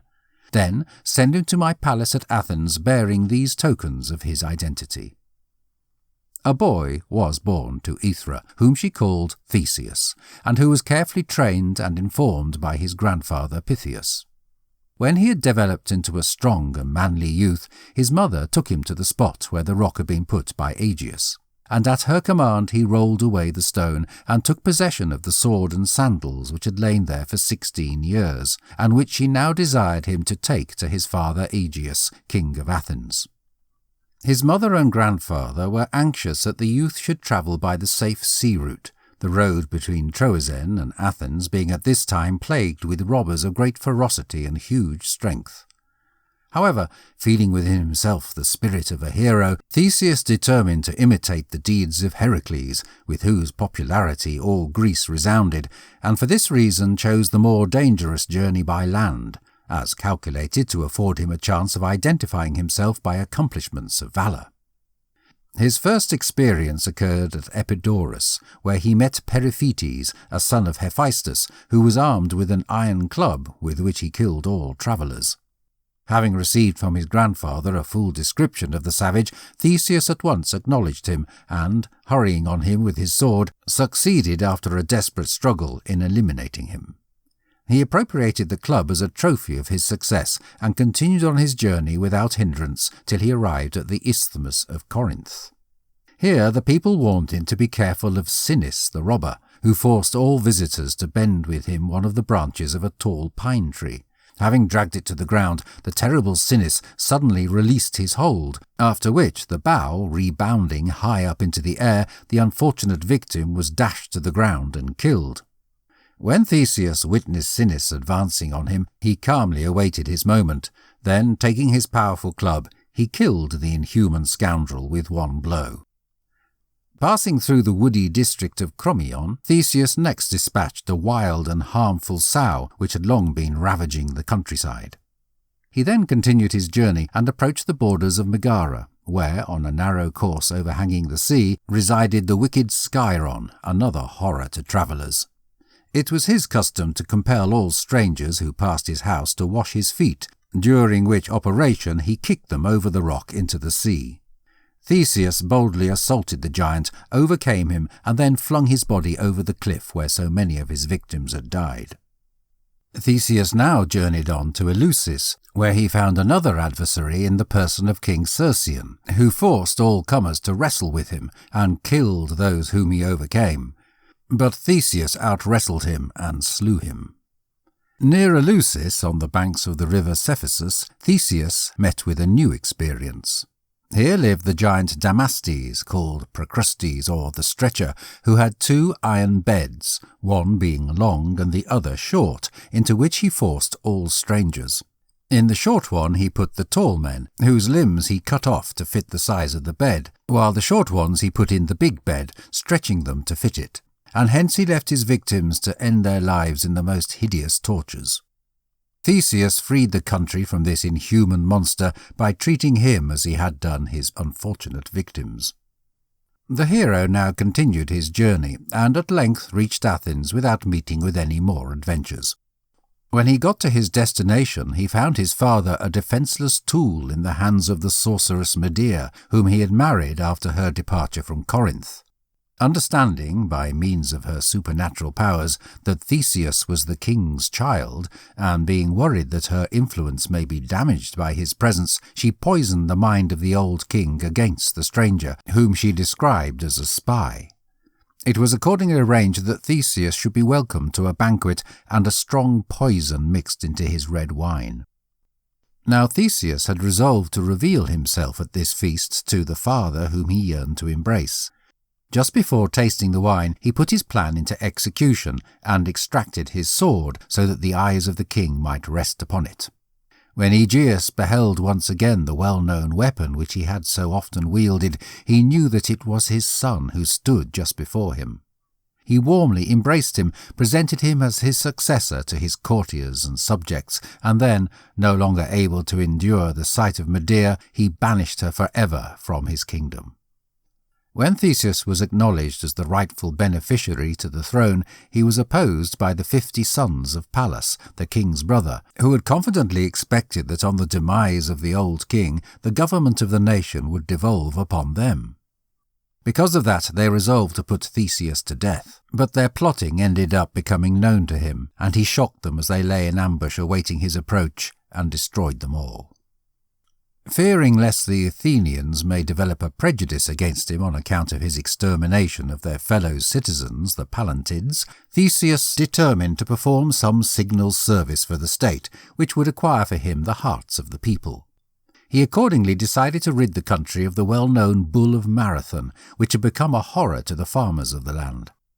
He captured the animal and brought him in chains to Athens, where, after publicly displaying him to the astonished citizens, he solemnly sacrificed him to Apollo.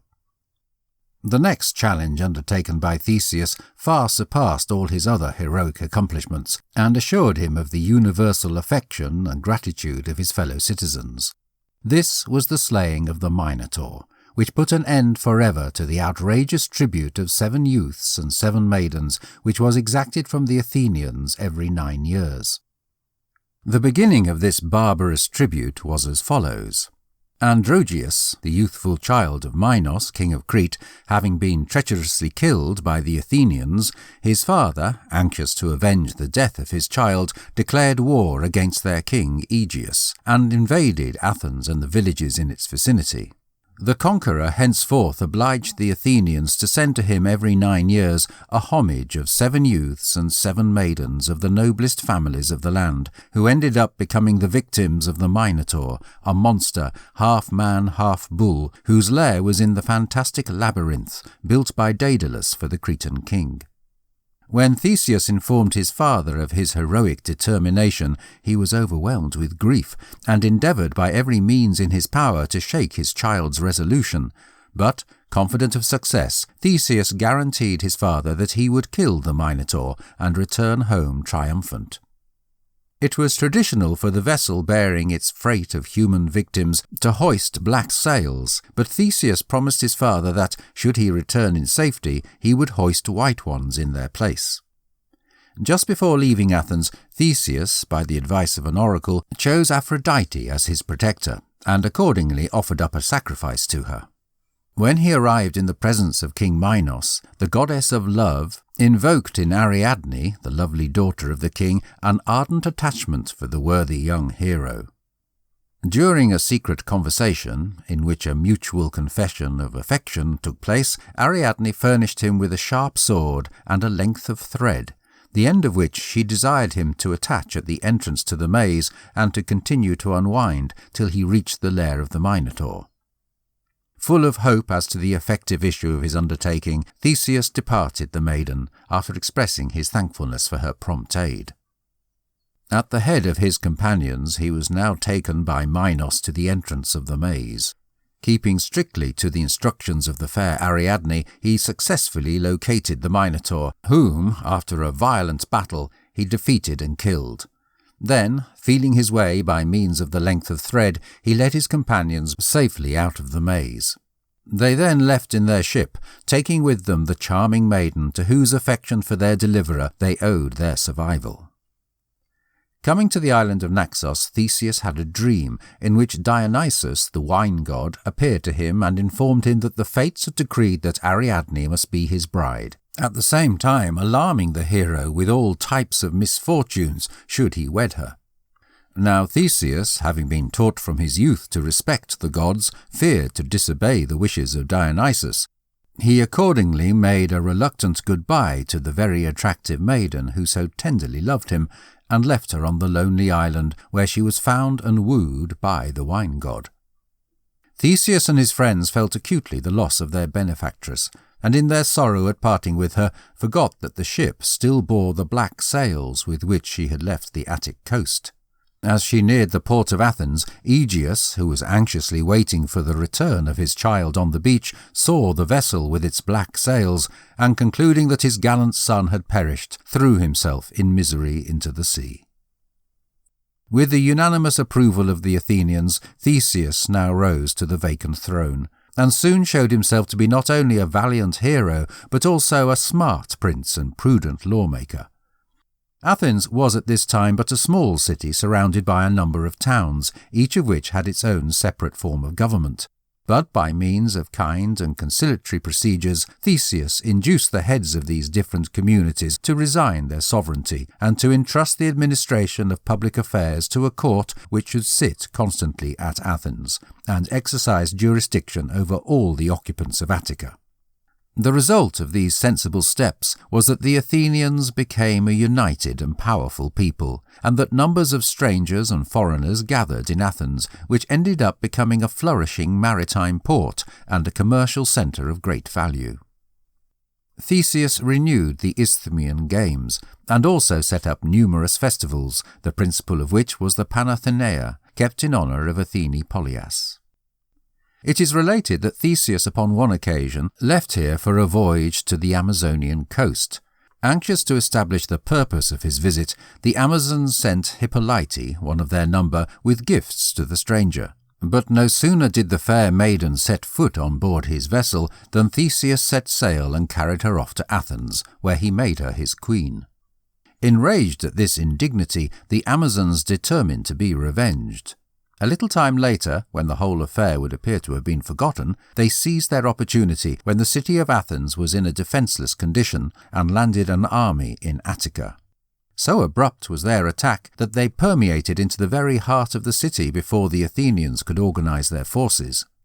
But Theseus expeditiously gathered his soldiers and launched such a furious attack upon the invaders that, after a desperate encounter, they were driven from the city. Peace was then concluded, after which the Amazons evacuated the nation. During this engagement, Hippolyte, forgetful of her origins, battled valiantly by the side of her spouse against her own kinsfolk and died on the battlefield. It was right after this miserable event that Theseus signed up for the world-renowned Caledonian boar hunt, in which he took a leading part. He also formed one of the brave band who shared in the dangers of the Argonautic exploration. The amazing friendship which existed between Theseus and Pirithous stemmed under such strange circumstances that it deserves mention. Hearing on one occasion that his herds, pasturing in the plains of Marathon, had been carried away by Pirithous, Theseus collected together an armed force and sallied forth to punish the plunderer. However, when the two heroes met face to face, both were seized with an impulse of supportive adoration for one another. Pirithous, holding out his hand in token of peace, exclaimed, "What fulfilment shall I render thee, O Theseus? Be thou thyself the judge." Theseus took the proffered hand and replied, "I ask naught save thy friendship," after which the heroes embraced one another and swore everlasting fidelity. When, soon afterwards, Pirithous became joined with Hippodamia, a Thessalian princess, he welcomed Theseus to the wedding feast, which was also attended, to name but a few of the visitors, by a host of centaurs who were good friends of Pirithous. Towards the end of the banquet, Eurytion, a young centaur, heated and flushed with wine, took the lovely bride and tried to carry her off by force. The other centaurs, following his example, each endeavoured to capture a maiden. Pirithous and his followers, aided by Theseus, who rendered the most valuable help, attacked the centaurs, and after a violent hand-to-hand battle in which many perished, forced them to relinquish their prey. After the death of Hippolyte, Theseus sought the hand of Phaedra, the sister of his former bride-to-be, Ariadne, to whom he became united. For some years they lived happily together, and their union was blessed by the birth of 2 sons.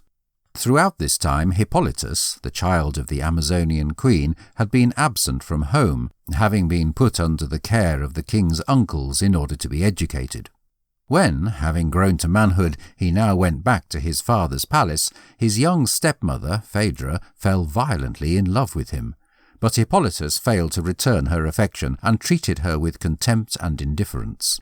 Filled with rage and misery at his coldness, Phaedra put an end to her existence, and when she was discovered by her spouse, she held in her hand a letter accusing Hippolytus of being the cause of her death and of having conspired against the honour of the king. Now Poseidon had on one occasion promised to grant Theseus whatever demand he should need. He, for this reason, called upon the sea god to ruin Hippolytus, whom he cursed in the most solemn manner. The father's dreadful malediction fell but too soon upon his innocent child, for, as the latter was driving his chariot along the seashore between Troezen and Athens, a monster sent by Poseidon arose out of the deep, and so terrified the horses that they became completely uncontrollable. As they galloped in terror, the chariot was dashed to pieces, and the unfortunate youth, whose feet had become knotted in the reins, was dragged along till his life was nearly extinct. In this condition he was found by the unhappy Theseus, who, having established the true facts of the case from an old servant of Phaedra, had hurried to prevent the catastrophe. However, he arrived far too late, and was only able to relieve the last moments of his dying child by acknowledging the miserable error which he had committed, and announcing his firm belief in his honour and innocence. After these events, Theseus was persuaded by his friend Pirithous, who had also about this time lost his young female spouse Hippodamia, to join him on a journey through Greece, with the object of carrying off by force the most stunning maidens whom they should chance to meet. Having reached Sparta, they saw in the temple of Artemis Helen, the daughter of Zeus and Leda, who was participating in sacred dances in honour of the goddess. Though the maiden was only 9 years old, word of her beauty, which was predestined to play so important a part in the history of Greece, had already spread everywhere. Theseus and Pirithous forcibly abducted her, and then, having cast lots for her, she fell to Theseus, who put her under the charge of his mother, Aethra. Pirithous now requested Theseus to assist him in his daring plan of going down to the lower world and carrying off Persephone, the queen of Hades. Although totally conscious of the hazards of the undertaking, Theseus would not abandon his good friend, and together they sought the gloomy realm of shades. But Aedes had been forewarned of their intentions, and scarcely had the two friends set foot within his kingdom than by his orders they were taken, bound with chains, and locked to an enchanted rock at the entrance of Hades. Here the two good friends suffered for several years, until Heracles passed by in his search for Cerberus, when he released Theseus, but in obedience to an injunction of the gods, left Pirithous to endure for ever the punishment of his over-bold ambition. While Theseus was sent to prison in the underworld, Castor and Pollux, the brothers of Helen, went to Athens and demanded the return of their young sister. Seeing his country threatened with the horrors of warfare, an Athenian called Academus, who knew of Helen's place of concealment, repaired to the camp of the Dioscuri and informed them where they would find her. Aethra at once resigned her charge, after which the brothers departed Athens and, accompanied by Helen, returned to their native country. But the prolonged absence of Theseus gave rise to other difficulties of a more serious character. Thinking the chance beneficial for a revolt, a faction, headed by Menestheus, a descendant of Erechtheus, arrogated to themselves supreme power and seized the reins of government. Returning to Athens, Theseus at once took active steps to quell the insubordination which existed on all sides. He expelled Menestheus from office, rigorously punished the ringleaders of the revolt, and placed himself again upon the throne. However, his hold on the people was gone.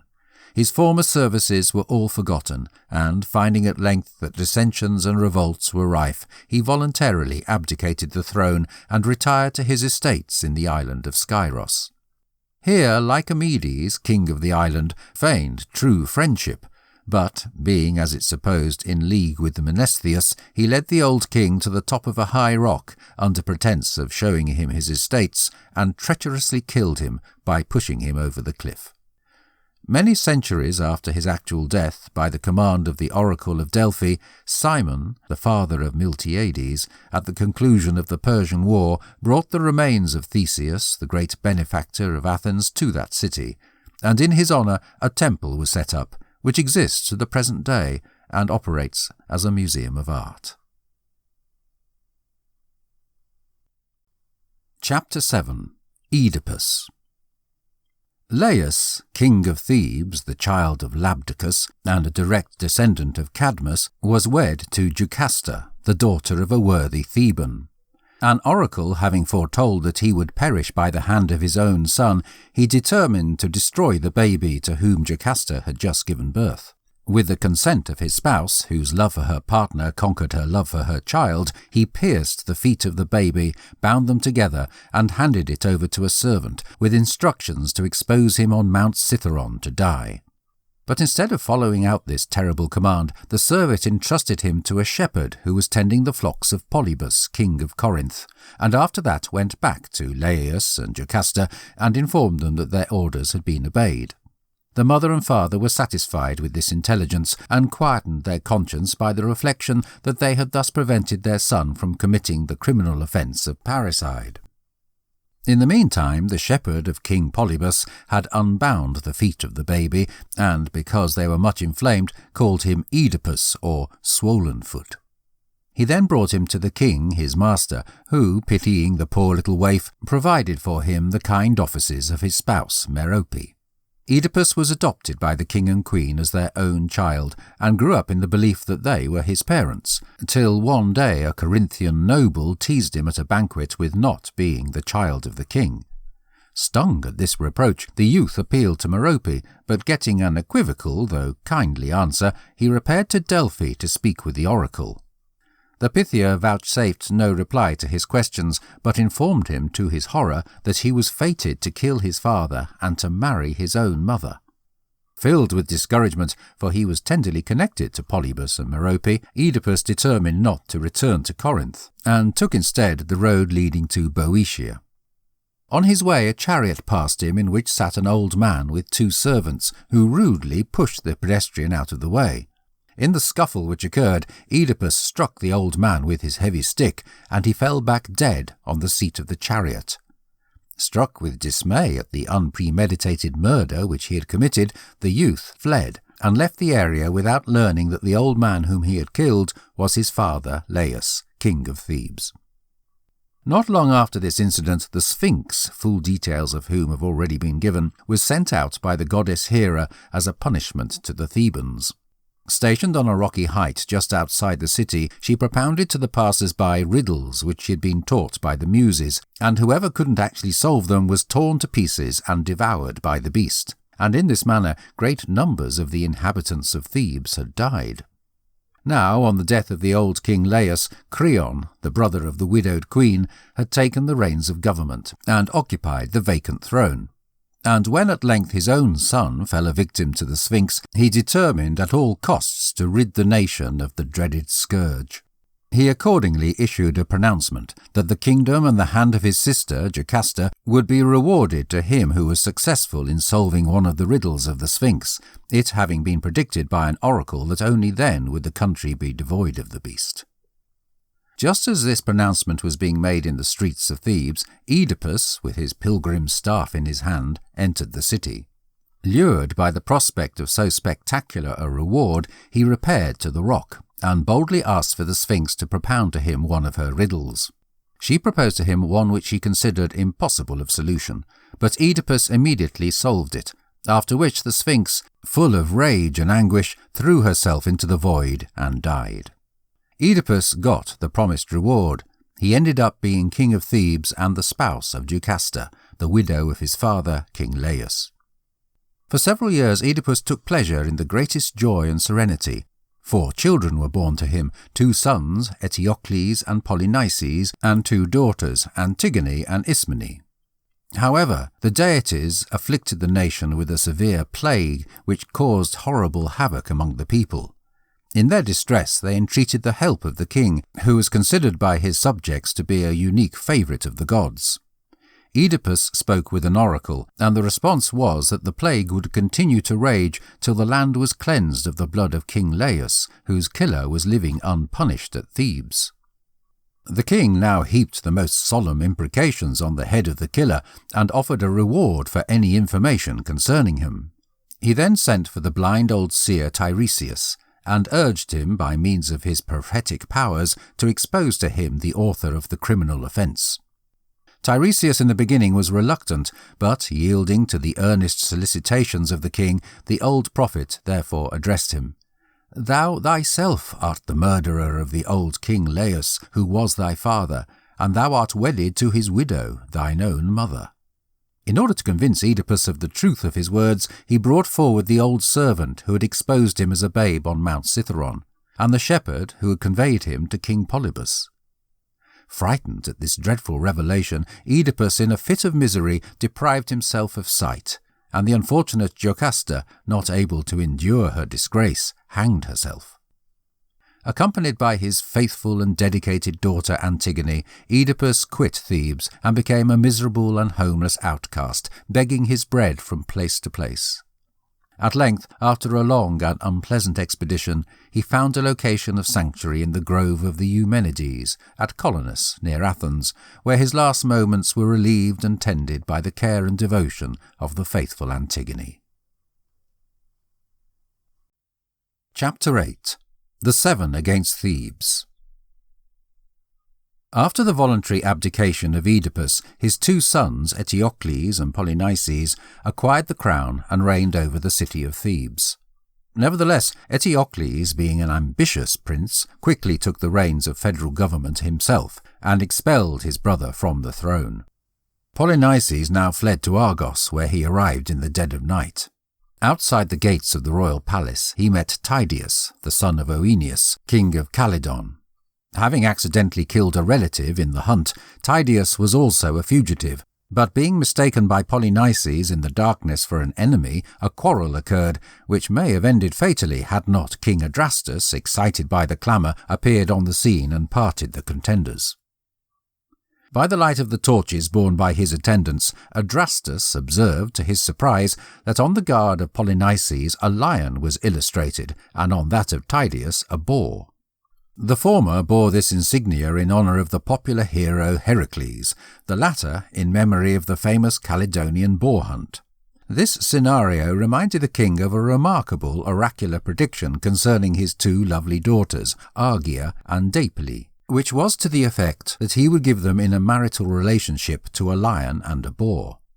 Hailing with delight what he considered an advantageous solution of the mysterious prophecy, he invited the strangers into his palace, and when he heard their history and had convinced himself that they were of honourable birth, he bestowed on Polynices his stunning daughter Argia, and upon Tydeus the fair Dipyle, assuring them at the same time that he would help both his sons-in-law to be restored to their rightful patrimony.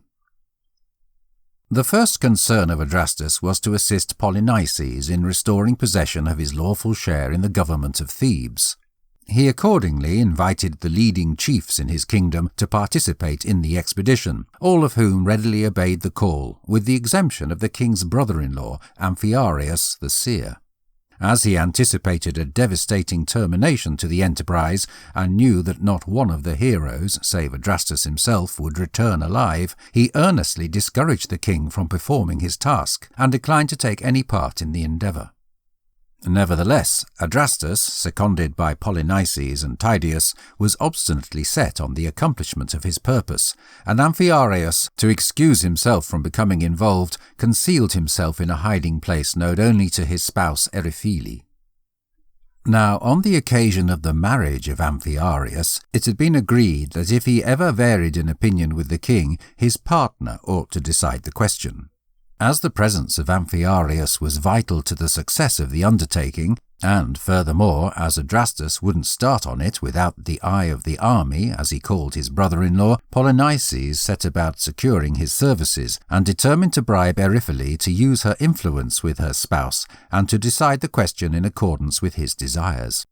He bethought himself of the very attractive pendant of Harmonia, marriage partner of Cadmus, which he had brought with him in his flight from Thebes. Without losing time, he presented himself before the spouse of Amphiaraus and held up to her admiring look the glittering bauble, guaranteeing that if she exposed the hiding place of her partner and induced him to join the expedition, the necklace would be hers. Eriphyle, unable to endure the tempting bait, accepted the kickback, and thus Amphiaraus was obliged to join the army. However, before leaving his home, he obtained a solemn promise from his son Alcmaeon that, should he perish on the battlefield, he would avenge his death on his mother, the perfidious Eriphyle. 7 leaders were now chosen, each at the head of a different detachment of soldiers. These were Adrastus the king, his 2 brothers Hippomedon and Parthenopaeus, Capaneus his nephew, Polynices and Tydeus, and Amphiaraus. When the army was collected, they set out for Nemea, which was at this time governed by King Lycurgus. Here the Argives, lacking water, stopped on the borders of a forest so as to search for a spring, when they saw a marvellous and lovely woman seated on the trunk of a tree, nursing an infant. They concluded from her worthy and queenly appearance that she must be a goddess, but were informed by her that she was Hypsipyle, queen of the Lemnians, who had been carried away captive by pirates and sold as a slave to King Lycurgus, and that she was now acting as nurse to his infant child. When the warriors told her that they were in search of water, she laid the child down in the grass and led them to a secret spring in the forest, which she alone knew about. But on their return they found, to their grief, that the unfortunate babe had been killed during their absence by a serpent. They put to death the reptile, and after that, gathering the remains of the infant, they buried them with funereal honours, and continued on their way. The aggressive host now appeared before the walls of Thebes, and each leader positioned himself before one of the 7 gates of the city, in readiness for the attack. Eteocles, in conjunction with Creon, had made due preparations to fend off the invaders, and had stationed troops, under the command of reliable leaders, to protect each of the gateways. Then, according to the practice of the ancients of speaking with soothsayers before going into any undertaking, the blind old seer Tiresias was sent out for, who, after carefully taking the auguries from the flight of birds, declared that all efforts to defend the city would prove unavailing, unless the youngest descendant of the home of Cadmus would offer himself as a voluntary sacrifice for the good of the state. When Creon heard the words of the seer, his first thought was of his favourite child Menoetius, the youngest scion of the royal house. He therefore earnestly implored him to leave the city and to flee for safety to Delphi. But the gallant youth heroically resolved to sacrifice his life for the benefit of his nation, and, after taking leave of his old father, mounted the city walls, and, plunging a dagger into his heart, died in the sight of the competing hosts. Adrastus now gave his troops the word of command to storm the city, and they rushed forward to the attack with great valour. The battle raged long and hard, and after heavy losses on both sides, the Argives were routed and put to flight. After the lapse of several days, they restructured their forces and again appeared before the gates of Thebes, when Eteocles, grieved to think that there should be such a horrible loss of life on his account, sent a herald into the opposite camp, with a proposal that the fate of the campaign should be decided by single combat between himself and his brother Polynices.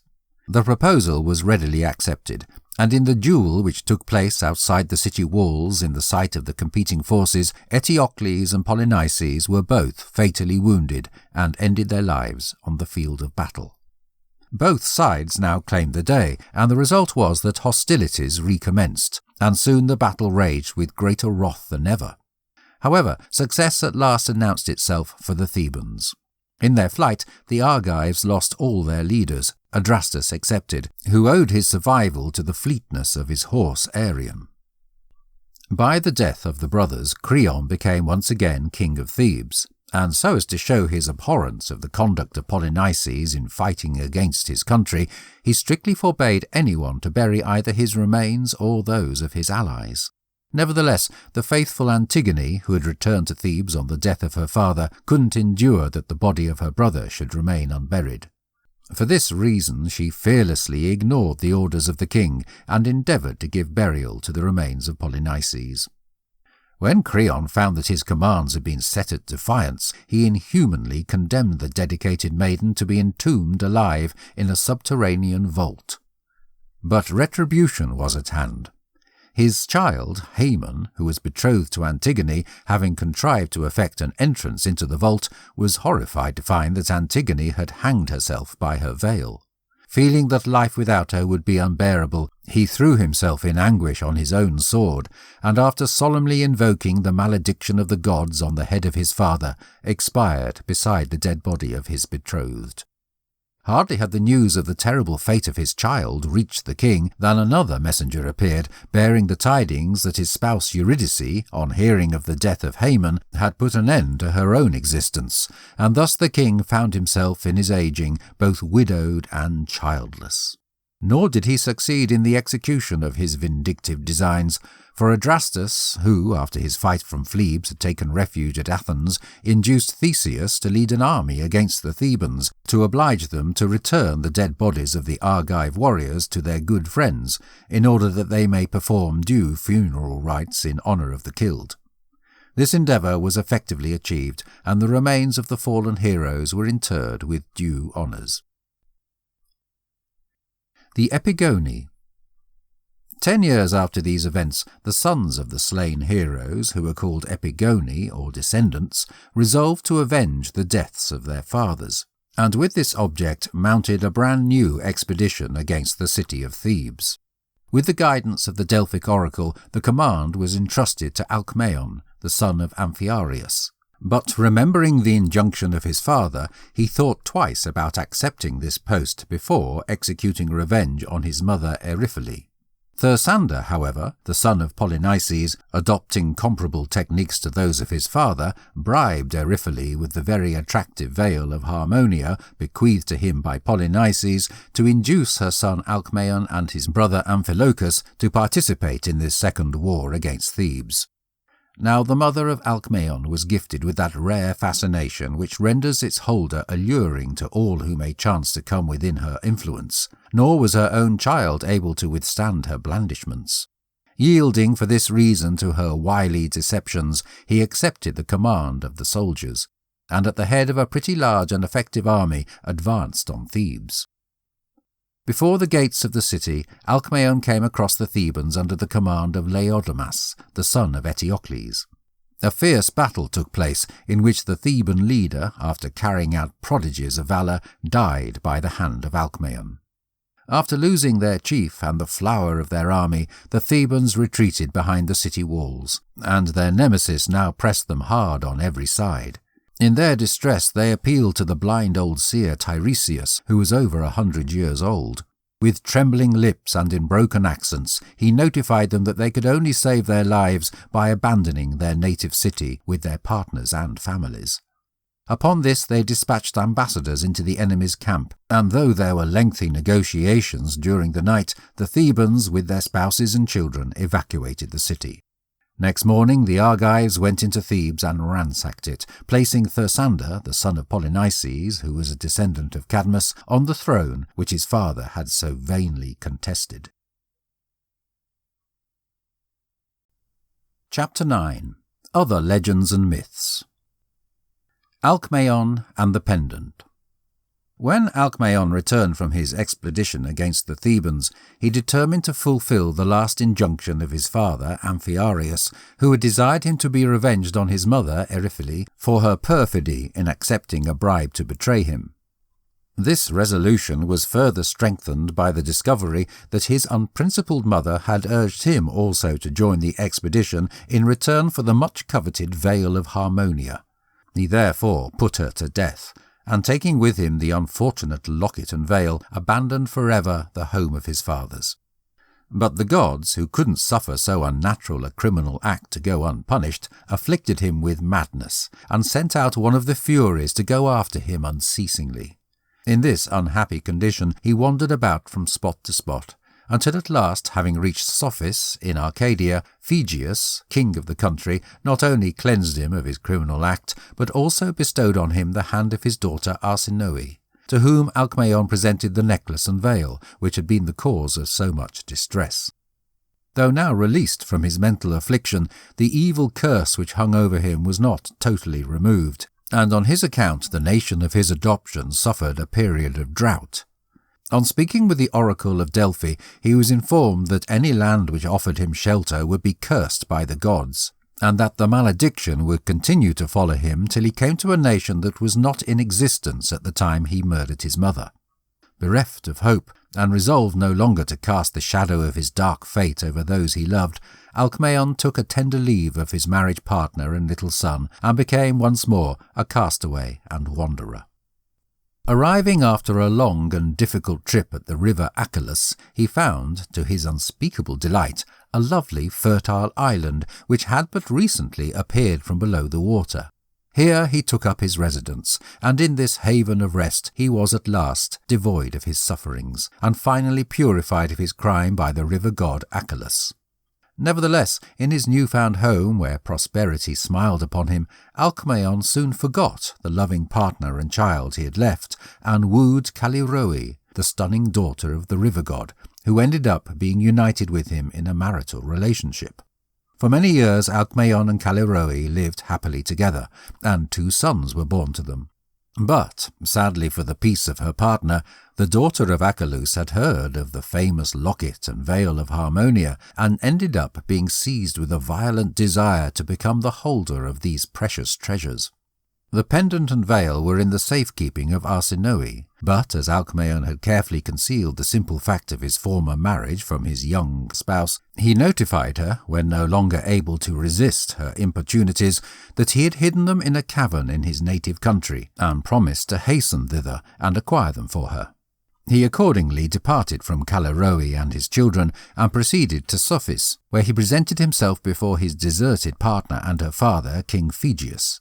He excused his absence to them by the simple fact of his having experienced a fresh attack of madness, and added that an oracle had foretold to him that his condition would only be cured when he had transferred the necklace and veil of Harmonia to the temple of Apollo at Delphi. Arsinoe, deceived by his artful representations, unhesitatingly gave him back his bridal gifts, after which Alcmaeon set out on his homeward journey, well pleased with the successful issue of his expedition. But the deadly locket and veil were doomed to bring destruction and disaster to all who possessed them. Throughout his layover at the court of King Phegeus, one of the servants who had accompanied Alcmaeon betrayed the secret of his union with the daughter of the river god, and when the king informed his sons of his treacherous conduct, they determined to avenge the wrongs on their sister Arsinoe. They accordingly hid themselves at a point of the road which Alcmaeon was forced to pass, and as he neared the area they unexpectedly appeared from their place of ambush, fell on him and dispatched him.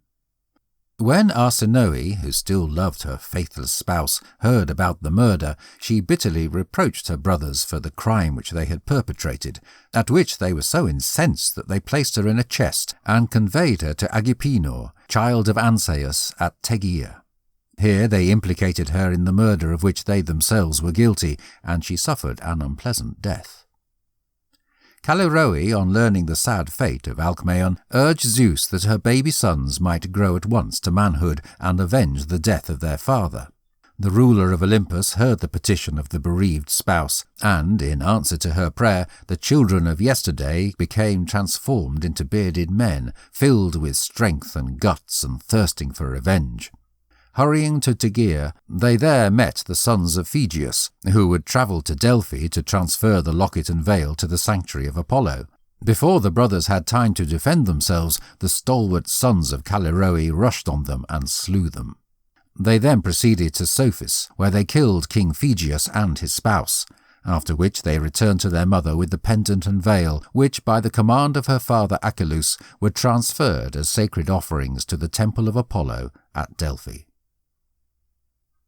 The Heraclidae. After the apotheosis of Heracles, his children were so cruelly persecuted by Eurystheus that they ran away for safety to King Ceyx at Trachin, joined by the aged Iolaus, the nephew and lifelong friend of their father, who appointed himself their guide and protector. However, on Eurystheus demanding the surrender of the fugitives, the Heraclidae, understanding that the little force at the disposal of King Ceyx would be completely inadequate to safeguard them against the powerful king of Argos, abandoned his territory and looked for sanctuary at Athens, where they were hospitably received by King Demophoon, the child of the great hero Theseus. He warmly embraced their cause and determined to safeguard them at all costs against Eurystheus, who had dispatched a large force in pursuit of them.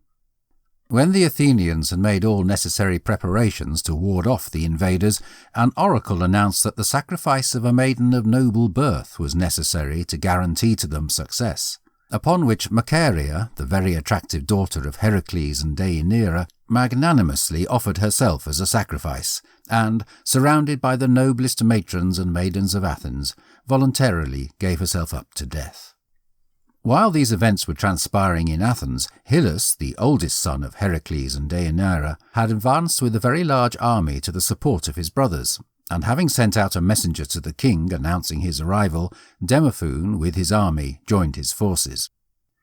In the thick of the battle that took place, Iolaus, following an abrupt impulse, borrowed the chariot of Hyllus and earnestly entreated Zeus and Hebe to return to him for this one day only the vigour and strength of his youth.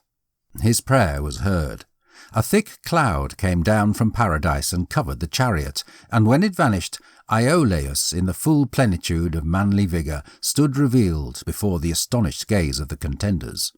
He then led on his valiant band of warriors, and soon the enemy was in headlong flight, and Eurystheus, who was taken prisoner, was put to death by the command of King Demophoon. After gratefully acknowledging the timely help of the Athenians, Hyllus, joined by the faithful Iolaus and his brothers, departed from King Demophoon and continued to attack the Peloponnesus, which they considered their lawful patrimony. For, according to the will of Zeus, it should have been the rightful possession of their father, the great hero Heracles, had not Hera maliciously defeated his plans by causing his cousin Eurystheus to precede him into the world. For the space of 12 months the Heraclidae contrived to maintain themselves in the Peloponnesus, but at the expiration of that time a plague broke out, which spread through the entire peninsula and obliged the Heraclidae to evacuate the country and return to Attica, where for a time they settled. After a lapse of 3 years, Hyllus determined on making another effort to acquire his paternal inheritance. Just before setting out on the expedition, however, he sought advice from the oracle of Delphi, and the response was that he must wait for the third fruit before the business would prove successful. Interpreting this uncertain reply to mean the third summertime, Hyllus controlled his impatience for 3 years, when, having gathered a powerful army, he once again went into the Peloponnesus.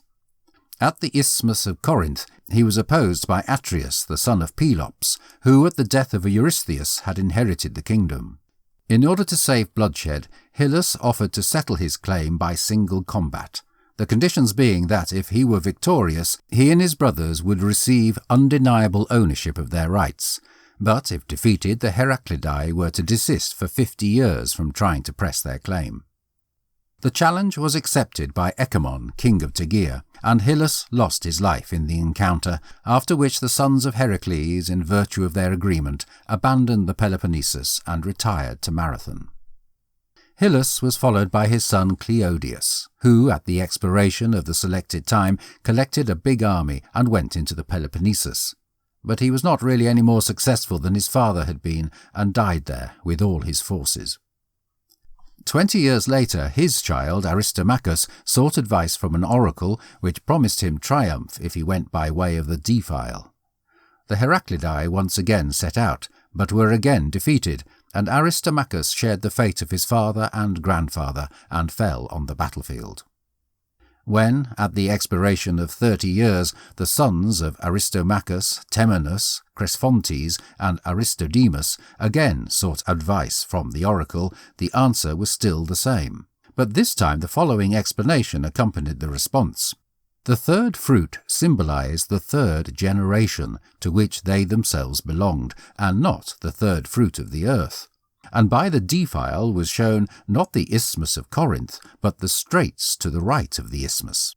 Temenus lost no time in gathering an army and building ships of war, but just as all was prepared and the fleet ready to cruise, Aristodemus, the youngest of the brothers, was struck by lightning. To contribute to their bad luck, Hippolytes, a descendant of Heracles, who had participated in the expedition, killed a soothsayer whom he mistook for a spy, and the gods, in their annoyance, sent out violent tempests, by means of which the entire fleet was destroyed, while famine and pestilence annihilated the ranks of the army. The oracle, on being again consulted, advised that Hippolytes, being the offender, should be banned from the nation for 10 years, and that the command of the troops should be handed over to a man having 3 eyes. A search was at once set up by the Heraclidae for a man answering this description, who was found at length in the person of Oxylus, a descendant of the Aetolian race of kings. In obedience to the command of the oracle, Hippolytes was expelled, an army and fleet once again equipped, and Oxylus elected commander-in-chief. And now success at last crowned the efforts of the long-suffering descendants of the great hero. They obtained possession of the Peloponnesus, which was divided among them by lot. Argos fell to Temenus, Lacedaemon to Aristodemus, and Messene to Cresphontes. In appreciation for the services of their able leader Oxylus, the kingdom of Elis was given to him by the Heraclidae. The Siege of Troy. Troy, or Ilion, was the capital of a kingdom in Asia Minor, situated near the Hellespont, and established by Ilus, child of Tros. At the time of the famous Trojan War, this city was under the government of Priam, a direct descendant of Ilus. Priam was married to Hecuba, daughter of Dymas, king of Thrace, and among the most renowned of their children were the valiant Hector, the prophetess Cassandra, and Paris, the reason for the Trojan War. Before the birth of her second son, Paris, Hecuba dreamt that she had given birth to a flaming brand, which was interpreted by Aesacus, the seer, a boy of Priam by a previous marriage, to mean that she would bear a child who would cause the destruction of the city of Troy. Anxious to stop the fulfillment of the prediction, Hecuba caused her newborn babe to be exposed on Mount Ida to die. But, being found by some kind-hearted shepherds, the child was raised by them, and grew up unconscious of his noble birth. As the boy approached manhood, he proved to be exceptional, not only for his terrifically good looks, but also for his strength and nerve, which he proved in protecting the flocks from attacks by robbers and wild beasts. Hence he was termed Alexander, or Helper of Men. It was about this time that he settled the well-known dispute concerning the golden apple, tossed by the goddess of discord into the assembly of the gods. As we have already seen, he gave his decision in favour of Aphrodite, thus creating for himself two implacable enemies, for Hera and Athene never forgave the insult. Paris became joined to a lovely nymph named Oenone, with whom he lived gladly in the privacy and tranquillity of a pastoral life. But, to her deep sorrow, this tranquil existence was not fated to be of a long period of time. Hearing that some funereal games would be held in Troy in honour of a departed family member of the king, Paris resolved to go to the capital and participate in them himself. There he so distinguished himself in a contest with his unknown brothers, Hector and Deiphobus, that the unhappy young princes, infuriated that an obscure shepherd should take from them the reward of victory, began to create a disturbance. But Cassandra, who had been a spectator of the proceedings, took a step forward and revealed to them that the simple peasant who had so signally defeated them was their own brother Paris. He was then taken into the presence of his mother and father, who happily acknowledged him as their child. And in the middle of the celebrations and rejoicings in honour of their new-found son, the ominous forecast of the past was forgotten. As a proof of his confidence, the king now entrusted Paris with a somewhat delicate mission. As we have already seen in the legend of Heracles, that great hero conquered Troy, and after eliminating King Laomedon, brought away captive his lovely daughter Hesione, whom he bestowed in marriage on his good friend Telamon. Nevertheless, though she became Princess of Salamis and lived happily with her spouse, her brother Priam continued to regret her loss, and the indignity which had been passed on his home. And it was now proposed that Paris should be equipped with a fleet and go to Greece to achieve the restoration of the king's sister. Just before setting out on this expedition, Paris was warned by Cassandra against bringing home a spouse from Greece, and she forecast that if he ignored her injunction, he would bring inescapable ruin on the city of Troy and harm to the house of Priam. Under the command of Paris, the fleet set sail and arrived safely in Greece. Here the young Trojan prince first witnessed Helen, the daughter of Zeus and Leda, and sister of the Dioscuri, who was the partner of Menelaus, king of Sparta, and the loveliest woman of her time. The most prominent heroes in Greece had sought the honour of her hand, but her stepfather, Tyndareus, king of Sparta, being worried that if he bestowed her in marriage on one of her many lovers he would make enemies of the rest, made it a term that all her suitors should solemnly swear to help and defend the successful candidate with all the means at their disposal in any fight which might hereafter emerge in connection with the marriage. Eventually he presented the hand of Helen to Menelaus, an aggressive prince devoted to martial pursuits and the pleasures of the chase, to whom he resigned his throne and kingdom. When Paris arrived at Sparta and sought hospitality at the royal palace, he was kindly received by King Menelaus. At a banquet given in his honour, he charmed his hosts with his elegant manner and varied accomplishments, and specifically ingratiated himself with the fair Helen, to whom he presented some rare and perfect trinkets of Asiatic manufacture. Whilst Paris was still a visitor at the court of the king of Sparta, the latter received an invitation from his good friend Idomeneus, king of Crete, to join him in a searching expedition. And Menelaus, being of an unsuspicious and simple temperament, accepted the invitation, leaving to Helen the duty of entertaining the distinguished stranger. Captivated by her surpassing loveliness, the Trojan prince forgot his sense of honour and duty and determined to rob his absent host of his beautiful spouse. He accordingly collected his followers and with their help stormed the royal castle, helped himself to the rich treasures which it contained, and succeeded in carrying off its stunning and not completely reluctant mistress.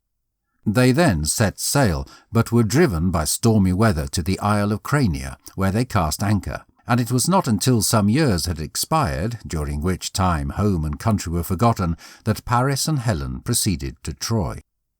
When Menelaus heard of the violation of his hearth and home, he continued to Pylos, joined by his brother Agamemnon, so as to consult the wise old king Nestor, who was renowned for his great experience and statecraft. On hearing the facts of the case, Nestor expressed it as his viewpoint that only by means of the combined efforts of all of the states of Greece could Menelaus hope to regain Helen in defiance of so powerful a kingdom as that of Troy. Menelaus and Agamemnon now raised the war cry, which was responded to from one end of Greece to the other. Many of those who volunteered their services were previous suitors of the fair Helen, and were because of this bound by their oath to support the cause of Menelaus. Others joined from pure love of adventure, but one and all were deeply impressed with the disgrace which would attach to their country should such a crime be suffered to go unpunished. Thus a powerful army was gathered, in which few names of note were missing. Chapter 10. Odysseus and Achilles. Only when it came to two great heroes, Odysseus, Ulysses, and Achilles, did Menelaus experience any trouble. Odysseus, well known for his knowledge and great astuteness, was at this time living happily in Ithaca, with his fair young spouse Penelope and his little child Telemachus, and was loath to leave his happy home for a perilous foreign expedition of uncertain duration. When, therefore, his services were requested, he feigned madness. But the wise Palamedes, a recognized hero in the suite of Menelaus, spotted and exposed the ruse, and thus Odysseus was forced to participate in the war. However, he never forgave the interference of Palamedes, and, as we shall see, eventually revenged himself on him in a most vicious manner. Achilles was the child of Peleus and the sea goddess Thetis, who is said to have dipped her child, when a babe, in the river Styx, and consequently rendered him invulnerable, except in the right heel by which she held him. When the boy was 9 years old, it was foretold to Thetis that he would either enjoy a long life of inglorious ease and lack of exercise, or that after a quick profession of triumph he would die the death of a hero. Naturally desirous of lengthening the life of her son, the fond mother fervently hoped that the previous fate may be allocated to him. With this view she transported him to the island of Skyros in the Aegean Sea, where, disguised as a girl, he was brought up amongst the daughters of Lycomedes, king of the nation. Now that the presence of Achilles was required, owing to an oracular prediction that Troy couldn't actually be taken without him, Menelaus sought advice from Calchas, the soothsayer, who revealed to him the place of his concealment. Odysseus was accordingly dispatched to Skyros, where, by means of a creative device, he soon discovered which among the maidens was the object of his search. Disguising himself as a merchant, Odysseus acquired an introduction to the royal palace, where he offered to the king's daughters numerous ornaments for sale. The girls, with one exception, all studied his wares with unfeigned interest. Observing this circumstance, Odysseus shrewdly concluded that the somebody who held aloof should be none other than the young Achilles himself. But, in order further to test the correctness of his deduction, he now laid out a fine set of weaponry, whilst at a prearranged signal stirring strains of martial music were heard outside, upon which Achilles, fired with military ardour, seized the weapons, and therefore revealed his identity. He was now recruited to the cause of the Greeks, accompanied at the demand of his father by his kinsman Patroclus, and contributed to the expedition a large force of Thessalian soldiers, or Myrmidons as they were called, and also 50 ships. For 10 long years Agamemnon and the other chiefs committed all their energy and means in getting ready for the expedition against Troy. Nevertheless, during these warlike preparations, an attempt at a peaceful resolution of the quarrel was attempted. An embassy, including Menelaus, Odysseus, etc., was dispatched to King Priam, demanding the surrender of Helen. But though the embassy was received with the utmost pomp and ceremony, the demand was turned down, upon which the ambassadors returned to Greece, and the order was given for the fleet to assemble at Aulis in Boeotia. Never before in the record of history had so large an army been gathered. 100,000 warriors were assembled at Aulis, and in its bay drifted over 1,000 ships, all set to transfer them to the Trojan coast. The command of the magnificent host was entrusted to Agamemnon, king of Argos, the most powerful of all the Greek princes. Before the fleet set sail, solemn sacrifices were offered to the gods on the seashore. when suddenly a serpent was seen climbing a plane tree, in which was a sparrow's nest containing 9 young. The reptile first devoured the young birds and then their mother, after which it was turned by Zeus into stone. Calchas the soothsayer, on being consulted, interpreted the wonder to signify that the war with Troy would last for 9 years, and that only in the 10th would the city be taken. The fleet then set sail, but, misinterpreting the Mysian coast for that of Troy, they landed soldiers and started to ravage that nation. Telephus, king of the Mysians, who was a son of the great hero Heracles, opposed them with a large army and had success in driving them back to their ships, but was himself injured in the engagement by the spear of Achilles. Patroclus, who battled valiantly by the side of his kinsman, was also injured in this fight, but Achilles, who was a student of Chiron, thoroughly bound up the injury, which successfully healed. And from this occurrence dates the renowned friendship which ever after existed between the two heroes, who even in death remained unified. The Greeks now returned to Aulis. In the meantime, the injury of Telephus, proving incurable, resulted in him consulting an oracle, and the response was that he alone who had caused the wound had the power of curing it.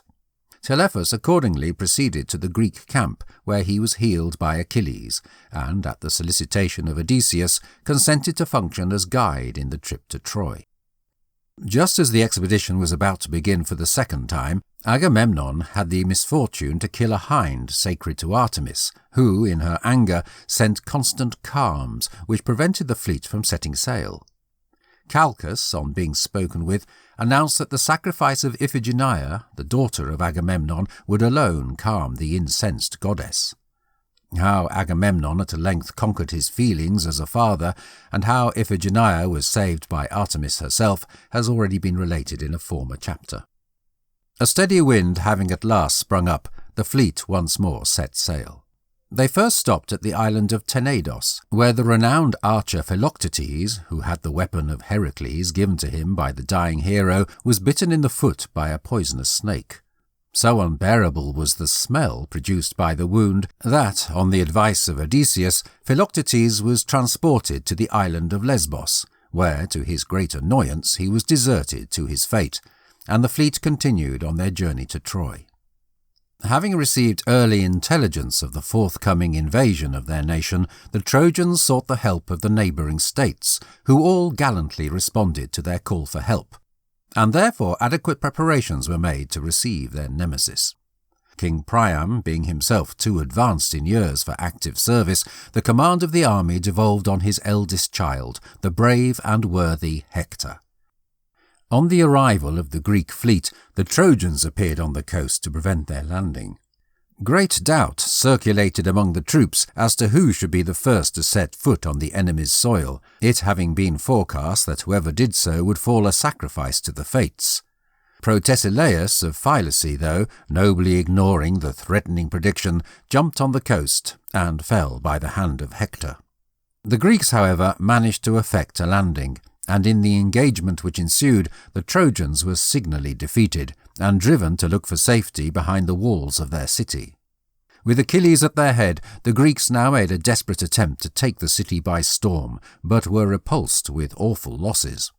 After this disaster, the invaders, predicting a long and wearisome campaign, drew up their ships on land, erecting camping tents, huts, etc., and formed an entrenched camp on the coast.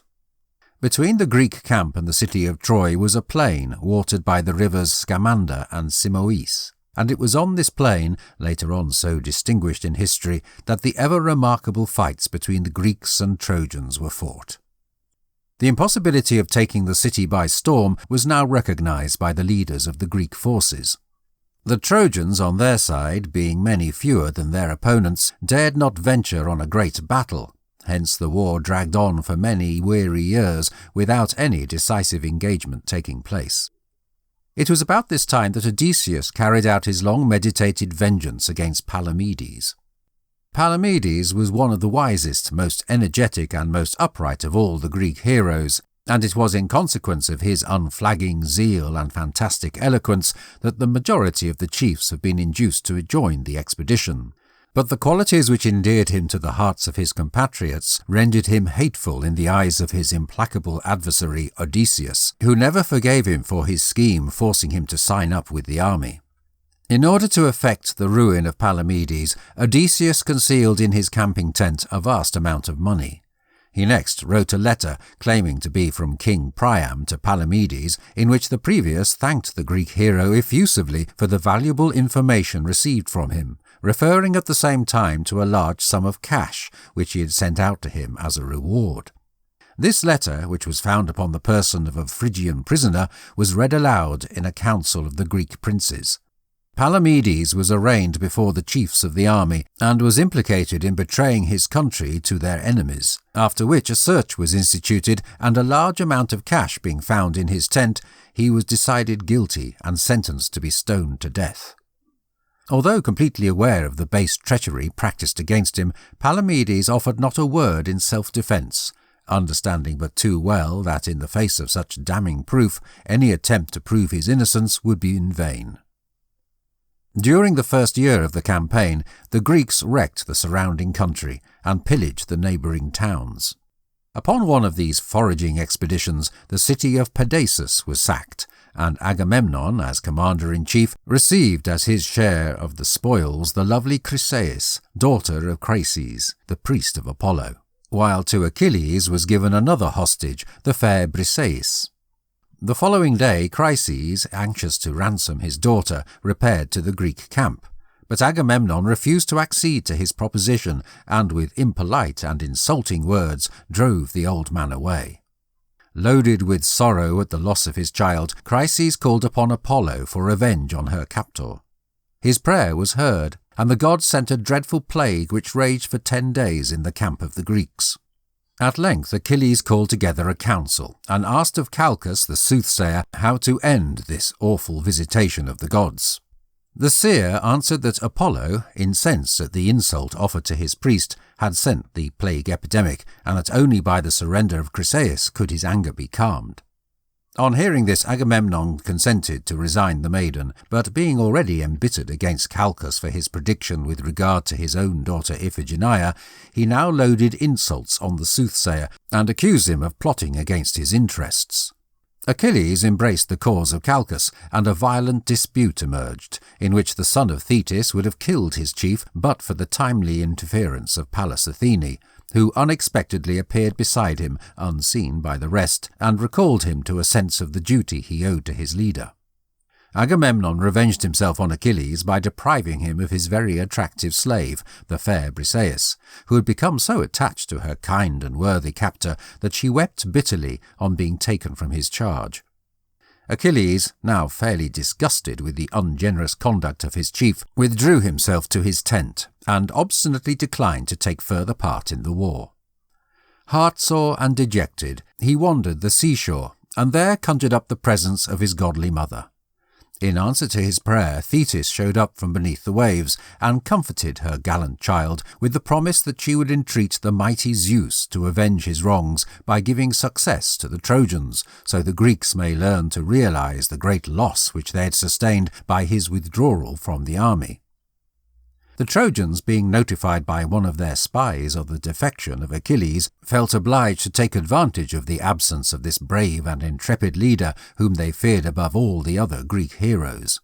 They accordingly sallied forth and made a bold and incomparably successful attack upon the Greeks, who, while they most fearlessly and obstinately defended their position, were completely routed and driven back to their entrenchments, Agamemnon and most of the other Greek leaders being injured in the engagement. Motivated by this marked and signal success, the Trojans now begun to besiege the Greeks in their own camp. At this juncture, Agamemnon, seeing the risk which threatened the army, buried for the moment all personal complaints and dispatched an embassy to Achilles, including many noble and recognized chiefs, urgently entreating him to come to the assistance of his countrymen in this their hour of hazard, promising that not only should the fair Briseis be restored to him, but also that the hand of his own daughter should be bestowed on him in marriage, with 7 towns as her dowry. Nevertheless, the obstinate persistence of the hero was not to be moved. and though he listened courteously to the arguments and representations of the messengers of Agamemnon, his resolution to take no further part in the war remained unshaken. In one of the engagements that happened soon afterwards, the Trojans, under the command of Hector, penetrated the heart of the Greek camp, and had already started to burn their ships when Patroclus, seeing the distress of his countrymen, earnestly besought Achilles to send him to the rescue at the head of the Myrmidons. The better nature of the hero won through, and he not only entrusted to his good friend the command of his brave band of warriors, but provided him also with his own suit of armour. Patroclus having mounted the war chariot of the hero, Achilles raised on high a golden goblet and poured out a libation of red wine to the gods, accompanied by an earnest petition for victory and the safe return of his precious comrade. As a parting injunction, he warned Patroclus against advancing too far into the area of the enemy, and entreated him to be content with rescuing the galleys. At the head of the Myrmidons, Patroclus now made a desperate attack upon their enemy, who, thinking that the invincible Achilles was himself in command of his battalions, ended up being disheartened and were put to flight. Patroclus followed up his success and went after the Trojans as far as the walls of their city, altogether forgetting in the excitement of battle the injunction of his friend Achilles. Unfortunately, this temerity cost the young hero his life, for he now encountered the magnificent Hector himself, and fell by his hands. Hector stripped the armour from his dead enemy, and would have dragged the body into the city had not Menelaus and Ajax the Greater hurried forward, and, after a long and intense struggle, succeeded in rescuing it from desecration. And now came the mournful task of notifying Achilles of the fate of his friend. He wept bitterly over the dead body of his associate, and solemnly vowed that the funereal rites shouldn't be solemnized in his honour till he had killed Hector with his own hands, and captured 12 Trojans to be immolated on his funeral pyre. All other considerations disappeared before the burning desire to avenge the death of his good friend, and Achilles, now thoroughly aroused from his apathy, made up his differences with Agamemnon and rejoined the Greek army. At the request of the goddess Thetis, Hephaestus forged for him a brand new suit of armour, which far surpassed in majesty that of all the other heroes. Thus gloriously arrayed, he was soon seen stepping out, calling the Greeks to arms. He now led the troops against the enemy, who were beaten and put to flight, until, near the gateways of the city, Achilles and Hector encountered one another. Now, for the first time in his whole career, the courage of the Trojan hero deserted him. At the appearance of his redoubtable enemy, he turned and fled for his life. Achilles chased after him, and thrice round the walls of the city was this dreadful race run, in sight of the old king and queen, who had mounted the walls to watch the battle. Hector endeavoured, on each circuit, to reach the city gates, so that his friends may open them to admit him, or cover him with their missiles, but his enemy, seeing his design, forced him into the open plain, at the same time calling to his good friends to toss no spear against his opponent, but to leave him the vengeance he had so long panted for. At length, wearied with the hot pursuit, Hector made a stand, and challenged his opponent to single combat. A desperate struggle followed, in which Hector succumbed to his powerful enemy at the Scaean gate. And with his last dying breath, the Trojan hero foretold to his conqueror that he himself would quickly die on the same spot. The irritated victor bound the lifeless corpse of his fallen foe to his chariot, and dragged it 3 times around the city walls, and then to the Greek camp. Overwhelmed with horror at this terrible scene, the aged parents of Hector uttered such dolorous cries of distress that they reached the ears of Andromache, his faithful marriage partner, who, rushing to the walls, saw the dead body of her spouse bound to the conqueror's vehicle. Achilles now solemnized the funereal rites in honour of his good friend Patroclus. The dead body of the hero was borne to the funeral stack by the Myrmidons with great ceremony. His dogs and horses were then slain to accompany him, in case he should need them in the realm of the shades, after which Achilles, in fulfilment of his savage vow, butchered 12 brave Trojan slaves who were laid on the funeral pyre, which was now lit. When all was consumed, the bones of Patroclus were thoroughly gathered and enclosed in a golden urn. Then followed the funereal games, which consisted of chariot races, fighting with the cestus, a sort of boxing glove, wrestling matches, foot races, and single combats with shield and spear, in all of which the most prominent heroes participated and contended for the rewards. After the death of Hector, their great hope and bulwark, the Trojans did not endeavour beyond the walls of their city. Nevertheless, soon their hopes were revived by the appearance of a powerful army of Amazons, under the command of their queen Penthesilea, a child of Ares, whose great ambition was to measure swords with the renowned Achilles himself, and to avenge the death of the noble Hector. Hostilities now recommenced on the plain. Penthesilea led the Trojan host, the Greeks on their side being under the command of Achilles and Ajax. Whilst the latter was successful in putting his adversary to flight, Achilles was challenged by Penthesilea to single combat. With great courage she went forth to the battle, but even the greatest warriors failed before the power of the great Achilles, and, though a child of Ares, Penthesilea was but a woman. With generous chivalry, the hero endeavoured to spare the brave and beautiful maiden warrior, and only when his own life was at great risk did he make a very serious effort to vanquish his adversary, when Penthesilea shared the fate of all who ventured to oppose the spear of Achilles and fell by his hand. Feeling herself fatally injured, she remembered the desecration of the dead body of Hector, and earnestly entreated the forbearance of the hero. However, the petition was hardly necessary, for Achilles, filled with compassion for his brave but unfortunate foe, lifted her gently from the ground, and she ended her life in his arms. On seeing the dead body of their leader in the possession of Achilles, the Amazons and Trojans prepared for a fresh attack to wrest it from his hands. But, observing their purpose, Achilles took a step forward and loudly called them to stop. Then, in a few well-chosen words, he praised the great valour and intrepidity of the fallen queen, and expressed his determination to give up the body at the same time. The heroic conduct of Achilles was greatly valued by both Greeks and Trojans. Thersites alone, a base and cowardly lowlife, associated unworthy intents to the gracious procedures of the hero, and not content with these insinuations, he savagely pierced with his lance the dead body of the Amazonian queen, after which Achilles, with one blow of his powerful arm, felled him to the ground and killed him on the spot. The well-merited death of Thersites attracted no sympathy, but his kinsman Diomedes came forward and demanded compensation for the murder of his relative, and as Agamemnon, who as commander-in-chief might quickly have settled the trouble, refrained from interfering, the proud nature of Achilles felt bitter at the indicated condemnation of his conduct, and he again abandoned the Greek army and took ship for Lesbos. Odysseus, though, followed him to the island, and with his usual tact succeeded in inducing the hero to go back to the camp. A new ally of the Trojans now appeared on the field in the person of Memnon, the Ethiopian, a boy of Eos and Tithonus, who brought with him a powerful reinforcement of Negroes. Memnon was the first opponent who met Achilles on an equal footing, for, like the great hero himself, he was the son of a goddess, and possessed also, like Achilles, a suit of armour produced for him by Hephaestus. Before the heroes encountered each other in single combat, the two goddesses, Thetis and Eos, hastened to Olympus to intercede with its magnificent ruler for the life of their sons.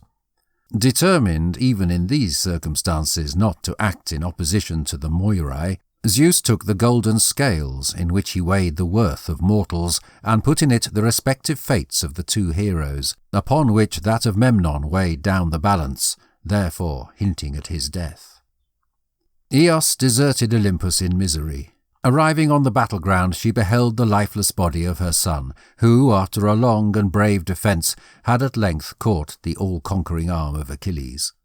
At her command, her children, the winds, flew down to the plain, and seizing the body of the killed hero, conveyed it through the air to keep it safe from desecration by the opponent.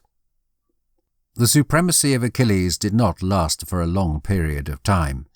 Intoxicated with success, he attempted, at the head of the Greek army, to storm the city of Troy, when Paris, by the aid of Phoebus Apollo, aimed a well-directed arrow at the hero, which pierced his susceptible heel, and he fell down on the ground fatally wounded just before the Scaean gate. Nevertheless, though face to face with death, the brave hero, raising himself from the ground, still performed prodigies of valour, and not until his tottering limbs refused their office was the Nemesis conscious that the wound was mortal. Through the combined efforts of Ajax and Odysseus, the body of Achilles was wrested from his adversary after a long and horrible struggle and conveyed to the Greek camp. Weeping bitterly over the unfortunate fate of her gallant son, Thetis came to embrace him for the last time, and shared her sorrow and lamentations with those of the entire Greek army. The funeral pyre was then lit, and the voices of the Muses were heard chanting his funeral dirge. When, according to the tradition of the ancients, the body had been burned on the pyre, the bones of the hero were collected, enclosed in a golden urn, and deposited next to the remains of his cherished good friend Patroclus. In the funereal games celebrated in honour of the fallen hero, the property of her child was offered by Thetis as the reward of victory.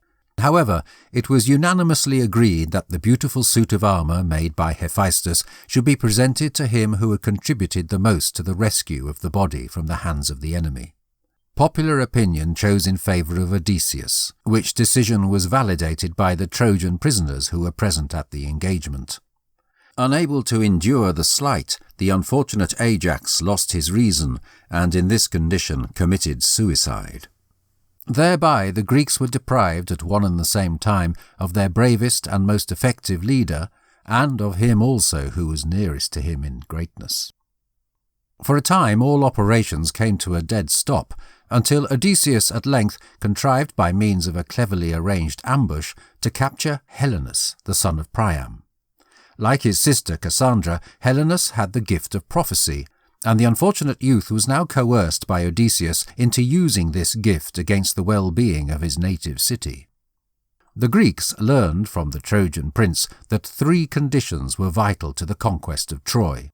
In the first place, the child of Achilles must fight in their ranks. Second of all, the arrows of Heracles should be used against the adversary. And thirdly, they must acquire ownership of the wooden image of Pallas Athene, the well-known Palladium of Troy. The first condition was easily satisfied. Ever set to serve the interests of the community, Odysseus went to the Isle of Skyros, where he found Neoptolemus, the son of Achilles. Having succeeded in exciting the aspiration of the fiery youth, he generously resigned to him the stunning armour of his father, and after that took him to the Greek camp, where he instantly distinguished himself in single combat with Eurypylus, the son of Telephus, who had offered his help to the Trojans.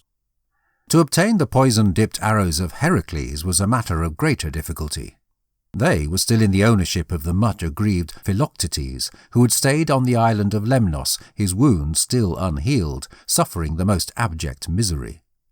But the sensible zeal of the indefatigable and ever-active Odysseus, who was accompanied in this undertaking by Diomedes, at length gained the day, and he induced Philoctetes to accompany him to the camp, where the expert physician Machaon, the son of Asclepius, recovered him of his injury.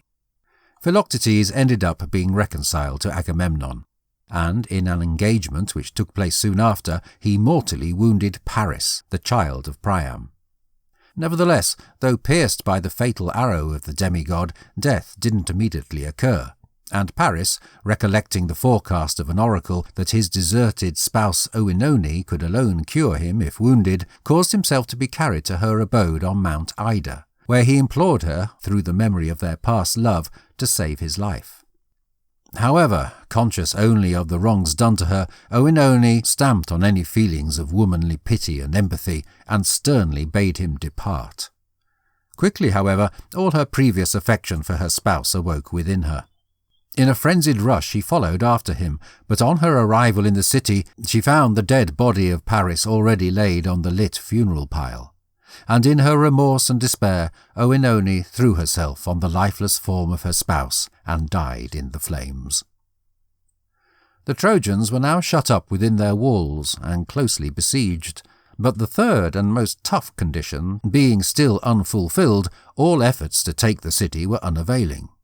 In this emergency situation, the smart and dedicated Odysseus came once again to the help of his associates. Having damaged himself with self-inflicted wounds, he assumed the disguise of a wretched old beggar, and then crept stealthily into the city so as to discover where the Palladium was protected. He succeeded in his aim, and was recognized by nobody save the fair Helen, who, after the death of Paris, had been given in marriage to his brother Deiphobus. However, since death had robbed her of her lover, the heart of the Greek princess had turned yearningly to her native country and her spouse Menelaus, and Odysseus now found in her a most unlooked-for ally. On his return to the camp, Odysseus called to his aid the worthy Diomedes, and with his support, the dangerous job of abstracting the Palladium from its sacred precincts was, after some trouble, effected. The conditions of conquest being now fulfilled, a council was called to decide the last step. Epeius, a Greek carver, who had accompanied the expedition, was desired to construct an enormous wooden horse, large enough to contain a number of able and distinguished heroes. On its completion, a band of warriors concealed themselves within, after which the Greek army evacuated their camp and set fire to it, as if, wearied of the long and tedious 10 years' siege, they had abandoned the business as hopeless. Accompanied by Agamemnon and the sage Nestor, the fleet set sail for the island of Tenedos, where they cast anchor, anxiously waiting for the torch signal to speed back to the Trojan coast. When the Trojans saw their enemy depart, and the Greek camp in flames, they really believed themselves safe at last, and streamed in great numbers out of the town so as to see the site where the Greeks had so long encamped. Here they found the gigantic wooden horse, which they studied with wondering curiosity, different opinions being uttered with regard to its purpose. Some supposed it to be an engine of war, and were in favour of destroying it. Others regarded it as a sacred idol, and proposed that it should be brought into the city. Two things now happened which induced the Trojans to incline towards the latter viewpoint. Chief amongst those who presumed a treacherous design in this substantial contrivance was Laocoon, a priest of Apollo, who, in company with his 2 young sons, had issued from the city with the Trojans to offer a sacrifice to the gods. With all of the eloquence at his disposal, he advised his countrymen not to put confidence in any gift of the Greeks, and even went so far as to pierce the side of the horse with a spear, which he drew from a warrior beside him, after which the arms of the heroes were heard to rattle. The hearts of the brave men hidden inside the horse quailed within them, and they had already given themselves up for lost, when Pallas Athene, who ever watched over the cause of the Greeks, now came to their help, and a true miracle took place to blind and trick the devoted Trojans, for the fall of Troy was decreed by the gods. Whilst Laocoon and his 2 sons stood ready to perform their sacrifice, 2 massive serpents unexpectedly rose out of the sea and made directly for the altar. They entwined themselves around the tender limbs of the powerless youths, and then encircled their father, who rushed to their help, and thus all 3 were destroyed in sight of the horrified populace. The Trojans naturally interpreted the fate of Laocoon and his sons to be a punishment sent out by Zeus for his sacrilege against the wooden horse, and were now completely convinced that it must be consecrated to the gods. The cunning Odysseus had left his reliable friend Sinon with full instructions as to his course of action. Assuming the role appointed to him, he now approached King Priam with fettered hands and piteous entreaties, declaring that the Greeks, in obedience to the command of an oracle, had attempted to immolate him as a sacrifice, but that he had contrived to get away from their hands and now sought security from the king. The kind-hearted king, believing his story, released his bonds, ensured him of his favour, and after that asked him to explain the true meaning of the wooden horse. Sinon voluntarily complied. He informed the king that Pallas Athene, who had hitherto been the hope and stay of the Greeks throughout the war, was so deeply upset at the elimination of her holy image, the Palladium, from her temple in Troy, that she had withdrawn her defence from the Greeks, and refused all further help till it was brought back to its rightful place. Thus the Greeks had returned home in order to seek fresh directions from an oracle. Nevertheless, before leaving, Calchas the seer had advised their building this massive wooden horse as a tribute to the upset goddess, hoping thereby to appease her just anger. He further explained that it had been constructed at such gigantic proportions to prevent its being brought into the city, so that the favour of Pallas Athene might not be transferred to the Trojans. Barely had the crafty Sinon stopped speaking when the Trojans, with one accord, urged that the wooden horse should be brought into their city without delay. The gates being too low to admit its entry, a breach was made in the walls, and the horse was conveyed in triumph into the very heart of Troy, after which the Trojans, overjoyed at what they deemed the successful outcome of the campaign, abandoned themselves to feasting and rioting. Amidst the universal rejoicing, the dissatisfied Cassandra, foreseeing the outcome of the admission of the wooden horse into the city, was seen hurrying through the streets with wild gestures and dishevelled hair, warning her people against the risks which awaited them. Nevertheless, her fateful words fell on deaf ears, for it was ever the fate of the unfortunate prophetess that her forecast should find no credence. When, after the day's enjoyment, the Trojans had retired to rest, and all was hushed and silent, Sinon, in the dead of night, released the heroes from their voluntary imprisonment. The signal was then given to the Greek fleet lying off Tenedos, and the whole army in unbroken silence once more landed on the Trojan coast. Getting into the city was now an easy matter, and a fearful massacre took place. Aroused from their rest, the Trojans, under the command of their bravest leaders, made a gallant defence, but were quickly overcome. All their most noble heroes fell in the battle, and quickly the entire city was wrapped in flame. Priam fell by the hand of Neoptolemus, who killed him as he lay prostrate before the altar of Zeus, praying for divine assistance in this awful hour of peril. The unfortunate Andromache, with her young son Astyanax, had taken refuge at the top of a tower, where she was discovered by the victors, who, fearing lest the son of Hector may one day arise against them to avenge the death of his father, tore him from her arms and tossed him over the battlements. Aeneas alone, the child of Aphrodite, cherished by both deities and men, got away from the universal carnage with his child and his old father Anchises, whom he carried on his shoulders out of the city. He initially sought haven on Mount Ida, and later on ran away to Italy, where he became the ancestral hero of the Roman people. Menelaus now sought Helen in the royal palace, who, being immortal, still retained all her former appeal and fascination. A reconciliation took place, and she accompanied her partner on his homeward trip. Andromache, the widow of the brave Hector, was given in marriage to Neoptolemus. Cassandra fell down to the share of Agamemnon, and Hecuba, the grey-haired and widowed queen, was made prisoner by Odysseus. The limitless treasures of the rich Trojan king fell into the hands of the Greek heroes, who, having levelled the city of Troy to the ground, got ready for their homeward trip. The return of the Greeks from Troy. Throughout the sacking of the city of Troy, the Greeks, in the hour of triumph, committed many acts of desecration and cruelty, which called down on them the wrath of the gods, for which reason their homeward trip was beset with manifold threats and disasters, and many died before they reached their native land. Nestor, Diomedes, Philoctetes, and Neoptolemus were amongst the ones who came safely to Greece after a prosperous trip. The vessel which brought Menelaus and Helen was driven by violent tempests to the coast of Egypt, and only after many years of weary wanderings were they successful in reaching their home at Sparta. Ajax the Lesser, having angered Pallas Athene by desecrating her temple on the night of the ruin of Troy, was shipwrecked off Cape Caphareus. He succeeded, however, in clinging to a rock, and his life may have been spared but for his impious boast that he did not need the help of the gods. No sooner had he uttered these sacrilegious words than Poseidon, enraged at his audacity, split with his trident the rock to which the hero was clinging, and the unfortunate Ajax was overwhelmed by the waves. The homeward voyage of Agamemnon was tolerably uneventful and flourishing, but on his arrival at Mycenae, misfortune and destruction awaited him.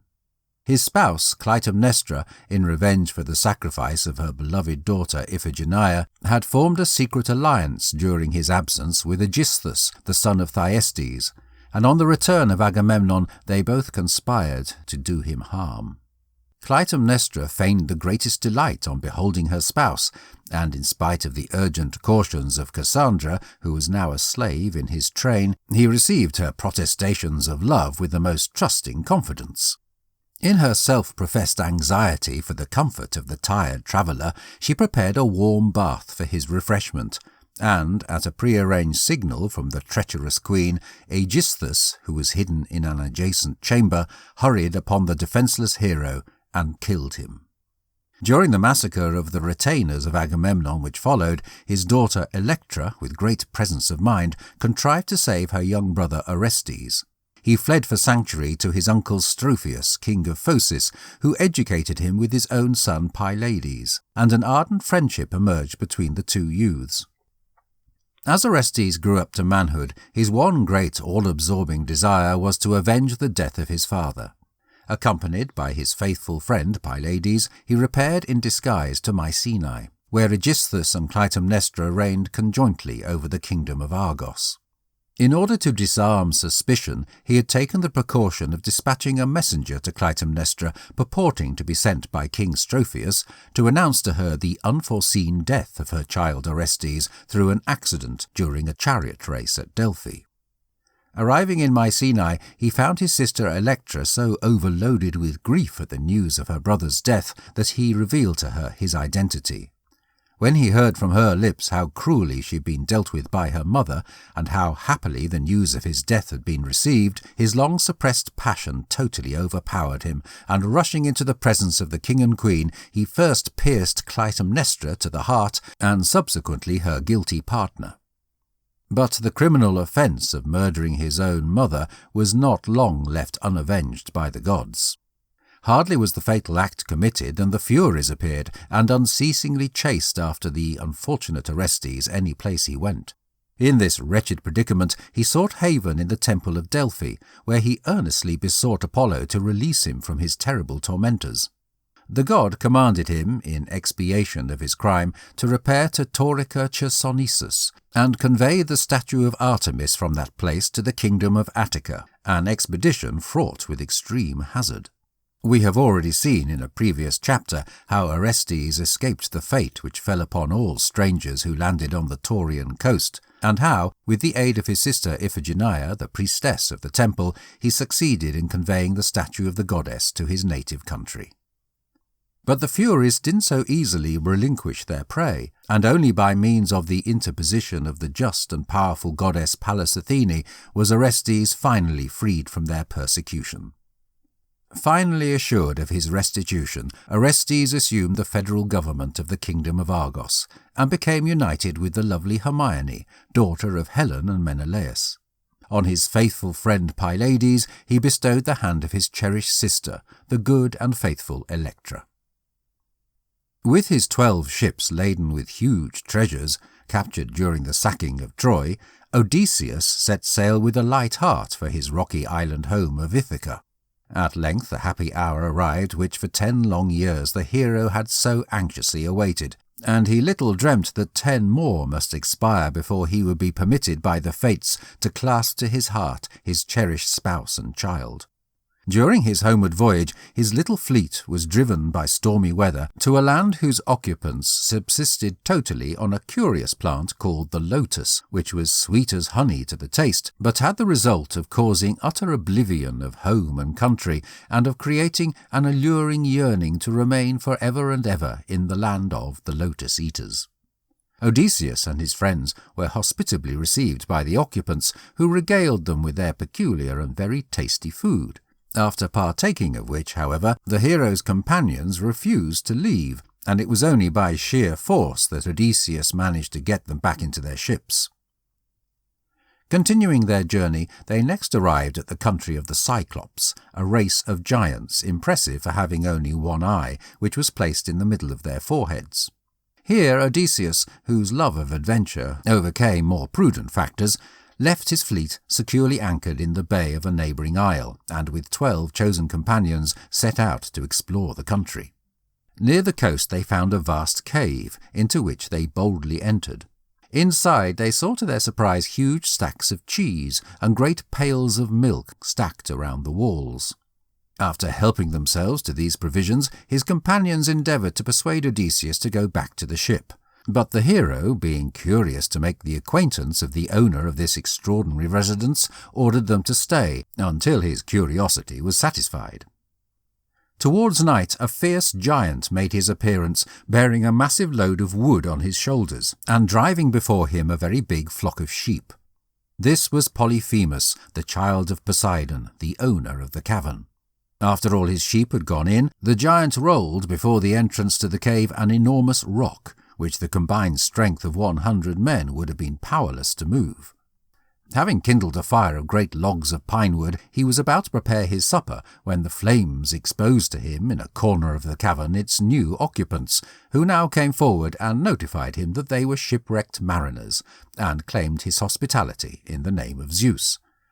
However, the fierce beast railed at the great ruler of Olympus, for the lawless Cyclops had no fear of the gods, and barely vouchsafed a reply to the demand of the hero.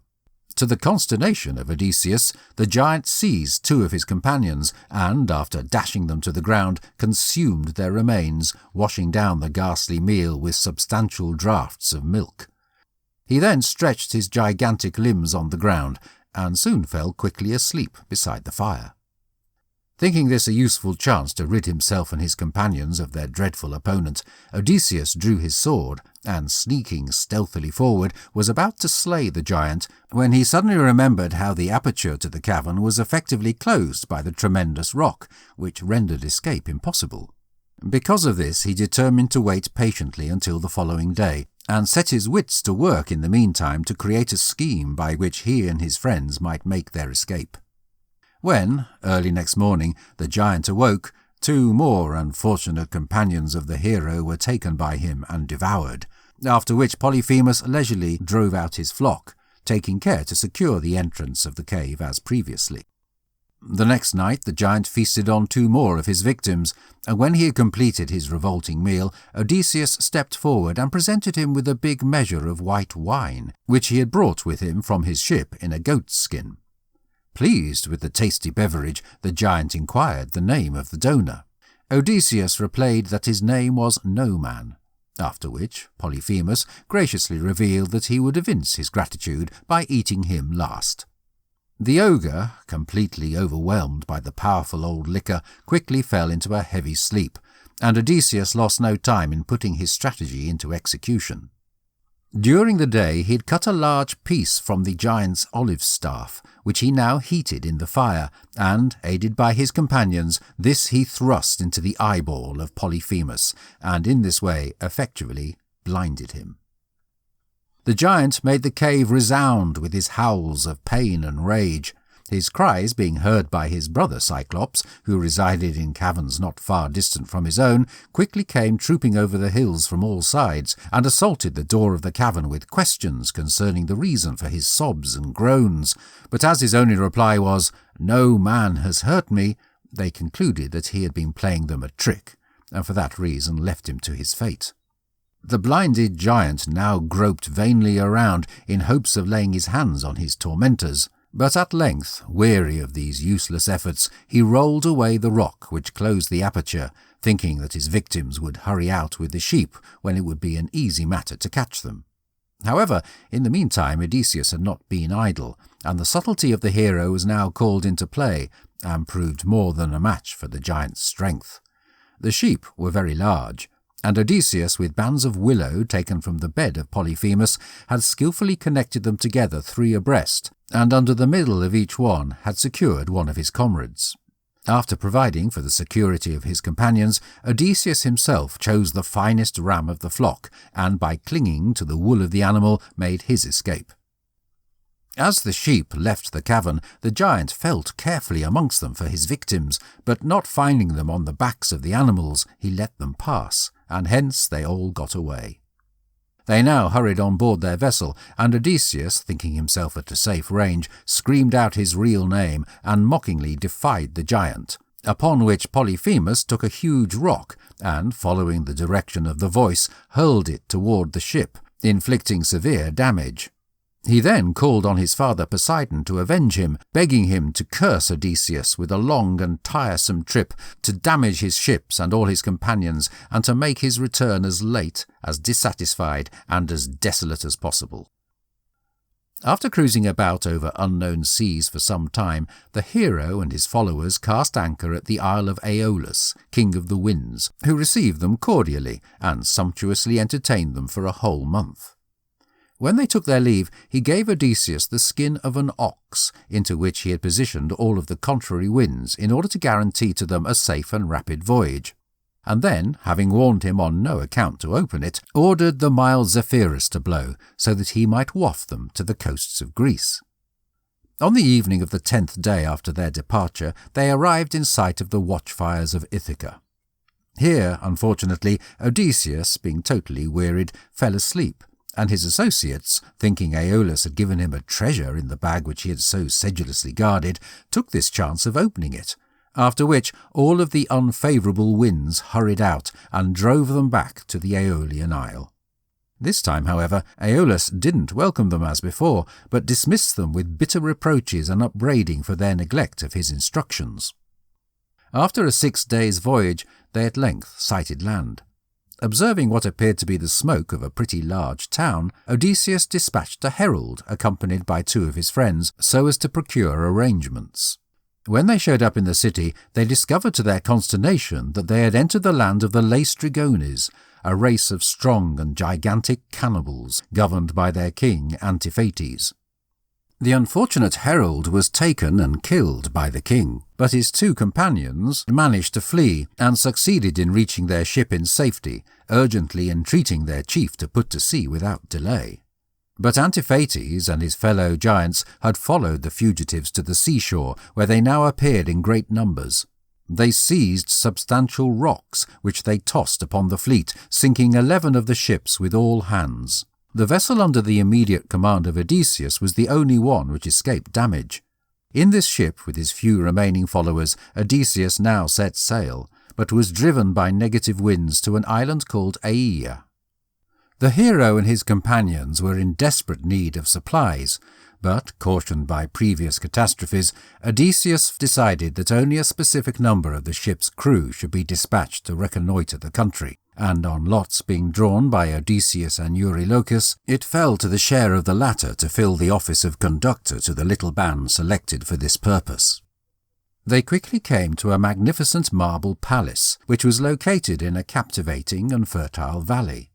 Here lived a stunning enchantress called Circe, daughter of the sun god and the sea nymph Perse.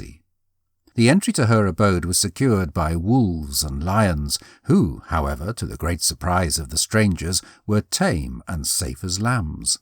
These were, in reality, humans, who, by the wicked arts of the sorceress, had been thus changed. From within they heard the charming voice of the goddess, who was singing a sweet tune as she sat at her work, weaving a web, just as immortals alone could produce. She happily invited them to come in, and all save the sensible and mindful Eurylochus accepted the invitation.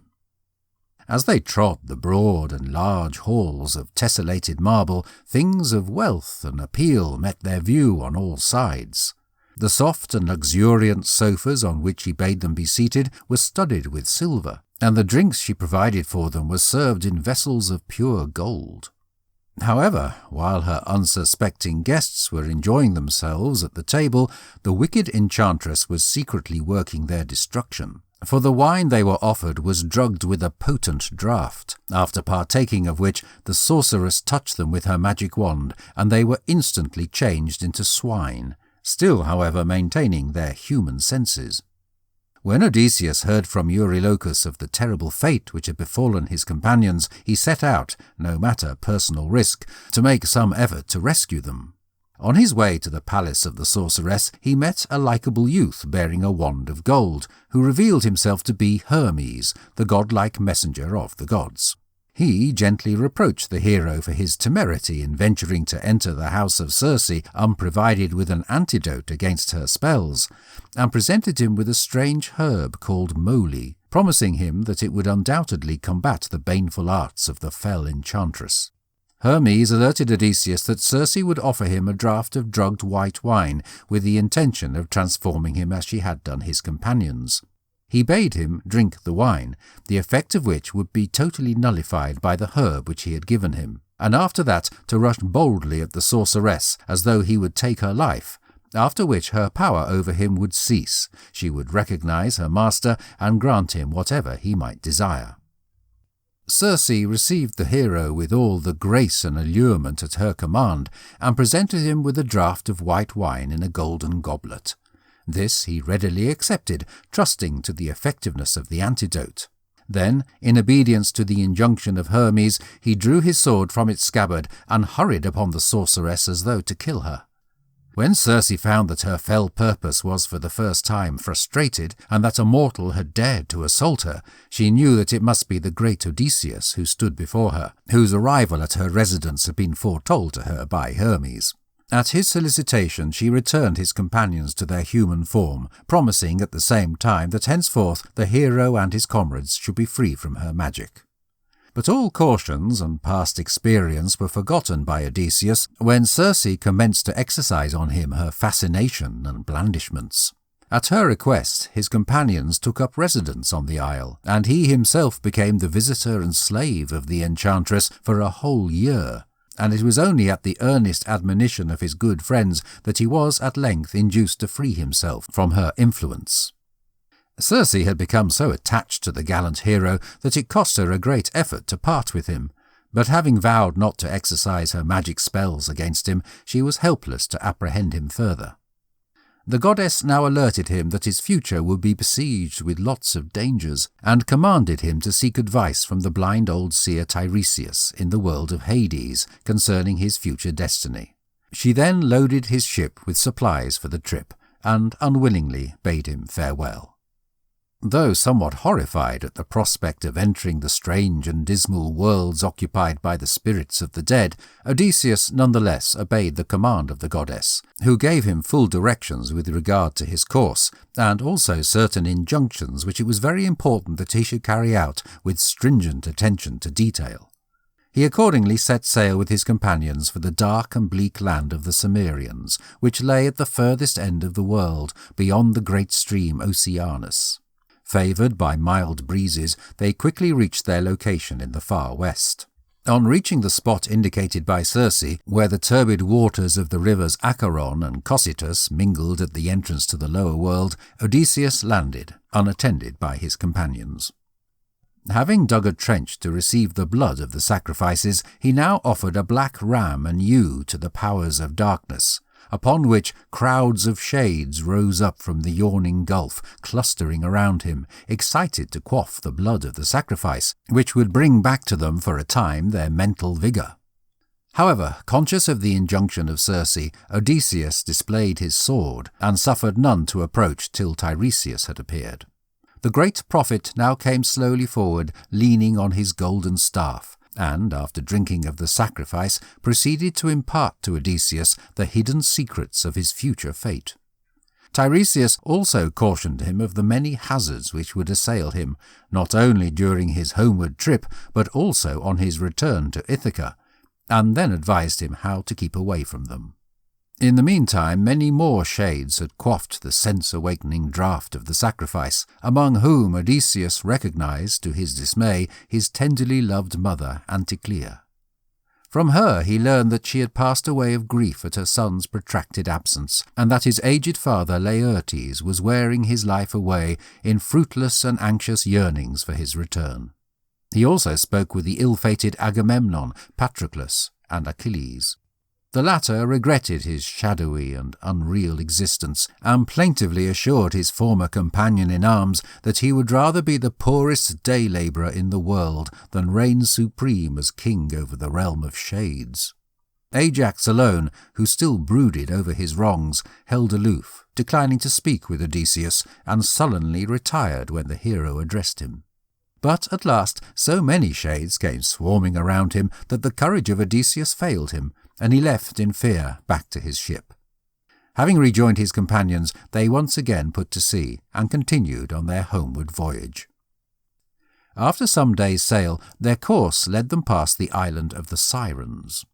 Now Circe had cautioned Odysseus on no account to listen to the seductive tunes of these treacherous nymphs, for all who gave ear to their enticing strains felt an unconquerable desire to leap overboard and join them, when they either died at their hands or were engulfed by the waves. In order that his crew shouldn't hear the tune of the sirens, Odysseus filled their ears with melted wax. But the hero himself so dearly loved experience that he couldn't withstand the temptation of braving this new risk. By his own desire, because of this, he was lashed to the mast, and his friends had strict orders on no account to release him until they were out of sight of the island, no matter how much he might implore them to set him free. As they neared the deadly coast, they saw the sirens seated side by side on the verdant slopes of their island, and as their sweet and attractive song fell on his ear, the hero became so strongly influenced by them that, forgetful of all danger, he entreated his associates to release him. But the sailors, loyal to their orders, refused to unbind him till the enchanted island had disappeared from view. The threat past, the hero gratefully acknowledged the firmness of his followers, which had meant the saving of his life. They now approached the dreadful dangers of Scylla and Charybdis, between which Circe had ordered them to pass. As Odysseus guided the vessel below the great rock, Scylla swooped down and took 6 of his crew from the deck, and the sobs of her sorrowful victims long rang in his ears. At length they reached the isle of Trinacria, Sicily, whereon the sun-god pastured his flocks and herds, and Odysseus, calling to mind the caution of Tiresias to keep away from this sacred island, would fain have guided the vessel past and left the country untouched. However, his crew became mutinous and demanded a landing. Odysseus was for this reason required to yield, but before allowing them to set foot on shore, he made them take an oath not to touch the sacred herds of Helios, and to be all set to sail again early the following morning. It happened, unfortunately, however, that stormy weather compelled them to remain an entire month at Trinacria, and the store of wine and food given them to by Circe at parting being totally exhausted, they were obliged to survive on what fish and birds the island afforded. Often there was not really enough to satisfy their cravings, and one night when Odysseus, broken with stress and anxiety and fatigue, had fallen asleep, Eurylochus encouraged the hungry men to break their vows and kill some of the holy oxen. Terrible was the anger of Helios, who caused the hides of the butchered animals to creak and the joints on the spits to wail like living cattle, and threatened that unless Zeus penalized the impious team, he would withdraw his light from the heavens and shine only in Hades. Restless to calm the furious deity, Zeus assured him that his cause should be avenged. When, therefore, after feasting for 7 days, Odysseus and his companions again set sail, the ruler of Olympus caused an awful storm to overtake them, during which the ship was struck with lightning and fell to pieces. All the crew were drowned except for Odysseus, who, holding onto a mast, floated about in the open sea for 9 days, when, after once again escaping being sucked in by the whirlpool of Charybdis, he was cast ashore on the island of Ogygia. Ogygia was an isle covered with dense forests, where, in the middle of a grove of cypress and poplar, stood the charming grotto palace of the nymph Calypso, daughter of the Titan Atlas. The entrance to the grotto was laced with a leafy trellis-work of vine branches, from which depended clusters of purple and golden grapes. The plashing of water fountains gave a scrumptious sense of coolness to the air, which was filled with the tunes of birds, and the ground was carpeted with violets and mosses. Calypso cordially invited the forlorn and shipwrecked hero in, and hospitably ministered to his wants. In the course of time she ended up being so considerably attached to him that she offered him immortality and eternal youth if he would consent to stay with her forever and ever. However, the heart of Odysseus turned yearningly to his beloved spouse Penelope and his young son. He therefore refused the boon, and earnestly entreated the gods to permit him to go home. Nevertheless, the curse of Poseidon still followed the unfortunate hero, and for 7 long years he was detained on the island by Calypso, sorely against his will. At length Pallas Athene interceded with her magnificent father on his behalf, and Zeus, yielding to her demand, forthwith dispatched the fleet-footed Hermes to Calypso, commanding her to allow Odysseus to leave, and to supply him with the means of transport. The goddess, though loath to part with her guest, did not venture to disobey the commands of the mighty Zeus. In response, she instructed the hero how to construct a raft, for which she herself wove the sails. Odysseus now bade her goodbye, and alone and unaided embarked on the frail little craft for his native land. For 17 days Odysseus contrived to pilot the raft skillfully through all of the dangers of the deep, directing his course according to the directions of Calypso, and guided by the stars of heaven. On the 18th day he happily hailed the distant outline of the Phaeacian coast, and started to look forward hopefully to short-term rest and shelter. But Poseidon, still furious with the hero who had blinded and insulted his son, caused a terrible tempest to occur, during which the raft was overloaded by the waves, and Odysseus only saved himself by clinging for bare life to a part of the wreck. For 2 days and nights he floated about, drifting hither and thither among the mad billows, till at last, after many narrow escapes, the sea goddess Leucothea came to his aid, and he was cast ashore on the coast of Scheria, the land of the glamorous Phaeaces. Worn out by the challenges and dangers he had gone through, he crept into a thicket for security, and, lying on a bed of dried leaves, soon fell asleep.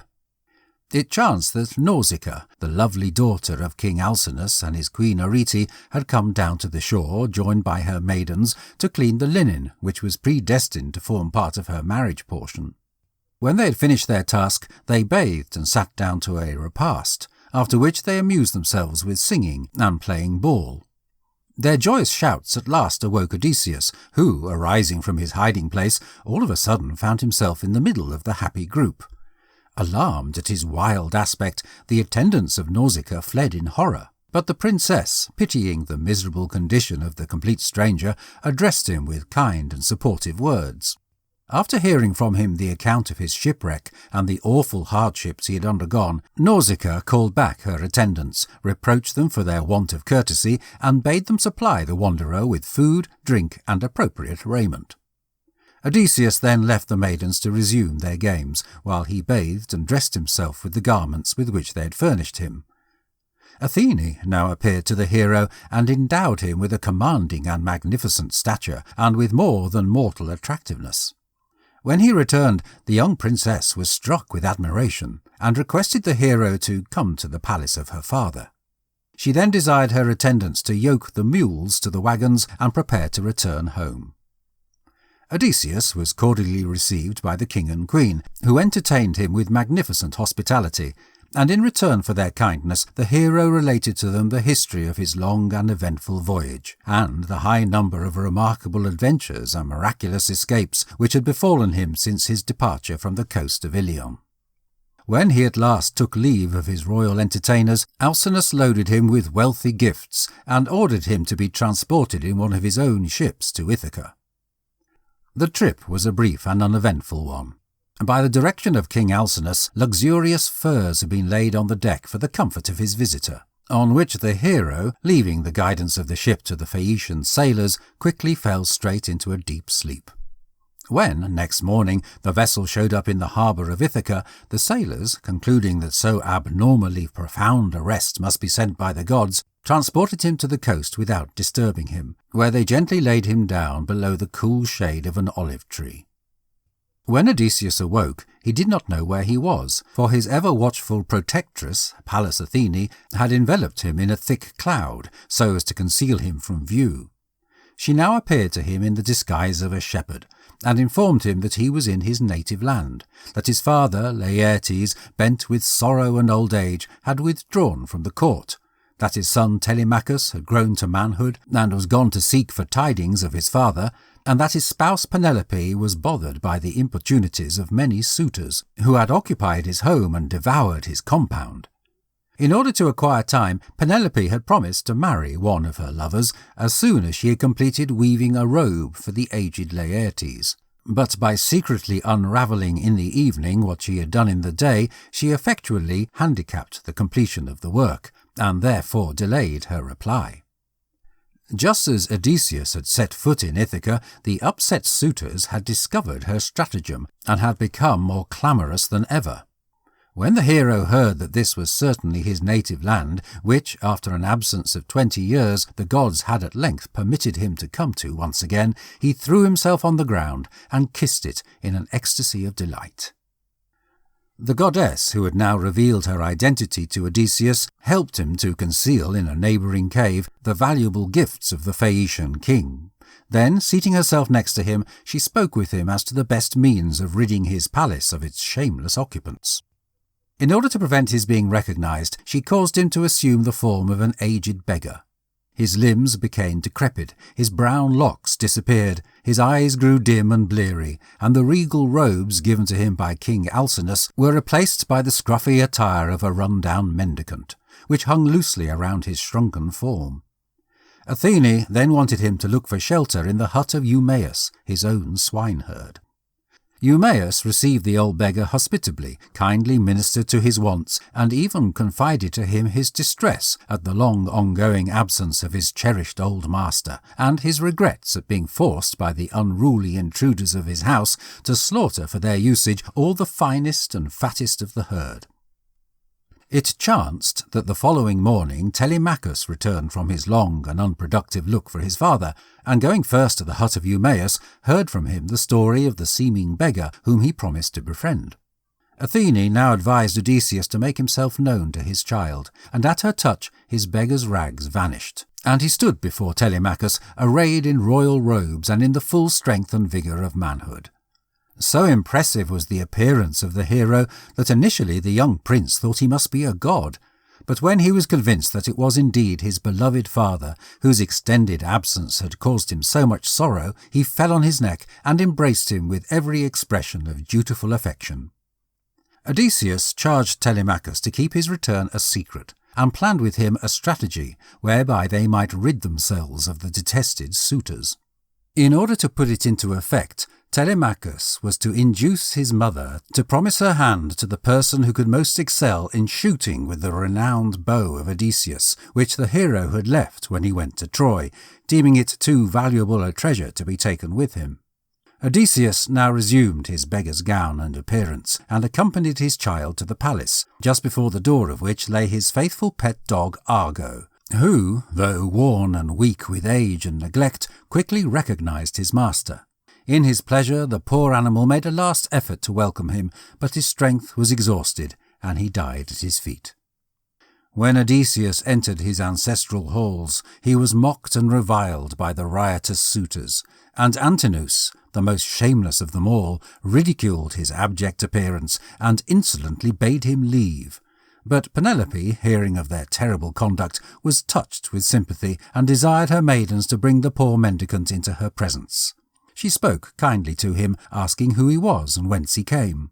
He told her that he was the brother of the king of Crete, in whose palace he had seen Odysseus, who was about to start for Ithaca, and had declared his objective of showing up there before the year was out. The queen, satisfied at the happy tidings, ordered her maidens to prepare a bed for the stranger, and to treat him as an honoured visitor. She then desired the old nurse Euryclea to offer him with ideal raiment, and to take care of all his wants. As the old servant was washing his feet, her eyes fell upon a scar which Odysseus had got in his youth from the tusks of a wild boar, and instantly recognising the cherished master whom she had nursed as a babe, she would have wept aloud in her joy, but the hero, placing his hand over her mouth, urged her not to betray him. The next day was a celebration of Apollo, and the suitors, in honour of the occasion, feasted with more than their accustomed celebration. After the banquet was over, Penelope, taking down the great bow of Odysseus from its spot, went into the hall and announced that whosoever of her lovers could bend it and send an arrow through 12 rings, a task which she had often seen Odysseus perform, should be chosen by her as her partner. All the suitors tried their skill, but fruitlessly. Not one possessed the strength required to draw the bow. Odysseus now moved forward and asked for authorization to be permitted to try, but the haughty nobles laughed at him for his audacity and wouldn't have allowed it had not Telemachus interfered. The pretended beggar picked up the bow, and with the greatest ease sent an arrow zipping through the rings. Then, turning to Antinous, who was just raising a goblet of red wine to his lips, he pierced him to the heart. At this the suitors sprang to their feet and looked around for their arms, but in obedience to the instructions of Odysseus, Telemachus had already removed them. He and his father now assaulted the riotous revellers, and after a desperate encounter, not one of the whole crew remained alive. The joyful intelligence of the return of Odysseus being communicated to Penelope, she descended to the hall, but refused to recognise in the aged beggar her gallant spouse, after which he retired to the bath, from which he arose in all of the vigour and charm with which Athene had enhanced him at the court of Alcinous. Penelope, however, still incredulous, determined to put him to a surer test. Because of that, she commanded in his hearing that his own bed should be brought from his chamber. Now, the foot of this bed had been made by Odysseus himself, out of the stem of an olive tree which was still rooted in the ground, and round it he had built the walls of the chamber. Knowing thus that the bed couldn't actually be moved, he exclaimed that the errand was useless, for that no mortal could stir it from its spot. Then Penelope knew that it must be Odysseus himself who stood before her, and a most touching and caring reunion took place between the long-separated couple. The following day the hero set out to seek his old father Laertes, whom he found on one of his estates in the country, participating in digging up a young olive tree. The poor old man, who was dressed in the humble clothes of a labourer, bore the traces of deep grief on his furrowed countenance, and so shocked was his son at the change in his appearance that for a moment he turned aside to hide his tears. When Odysseus revealed himself to his father as the child whom he had so long mourned as lost, the joy of the poor old man was practically greater than he could bear. With loving care Odysseus led him into the house, where at length, for the first time since the departure of his child, Laertes once more resumed his regal robes, and piously thanked the gods for this great and unlooked-for happiness. But the hero was not yet permitted to enjoy his well-earned repose, for the good friends and family members of the suitors now rose in rebellion against him and chased after him to the residence of his father. The struggle, however, was but a brief one. After a short contest, settlements of a peaceful nature were entered into between Odysseus and his subjects.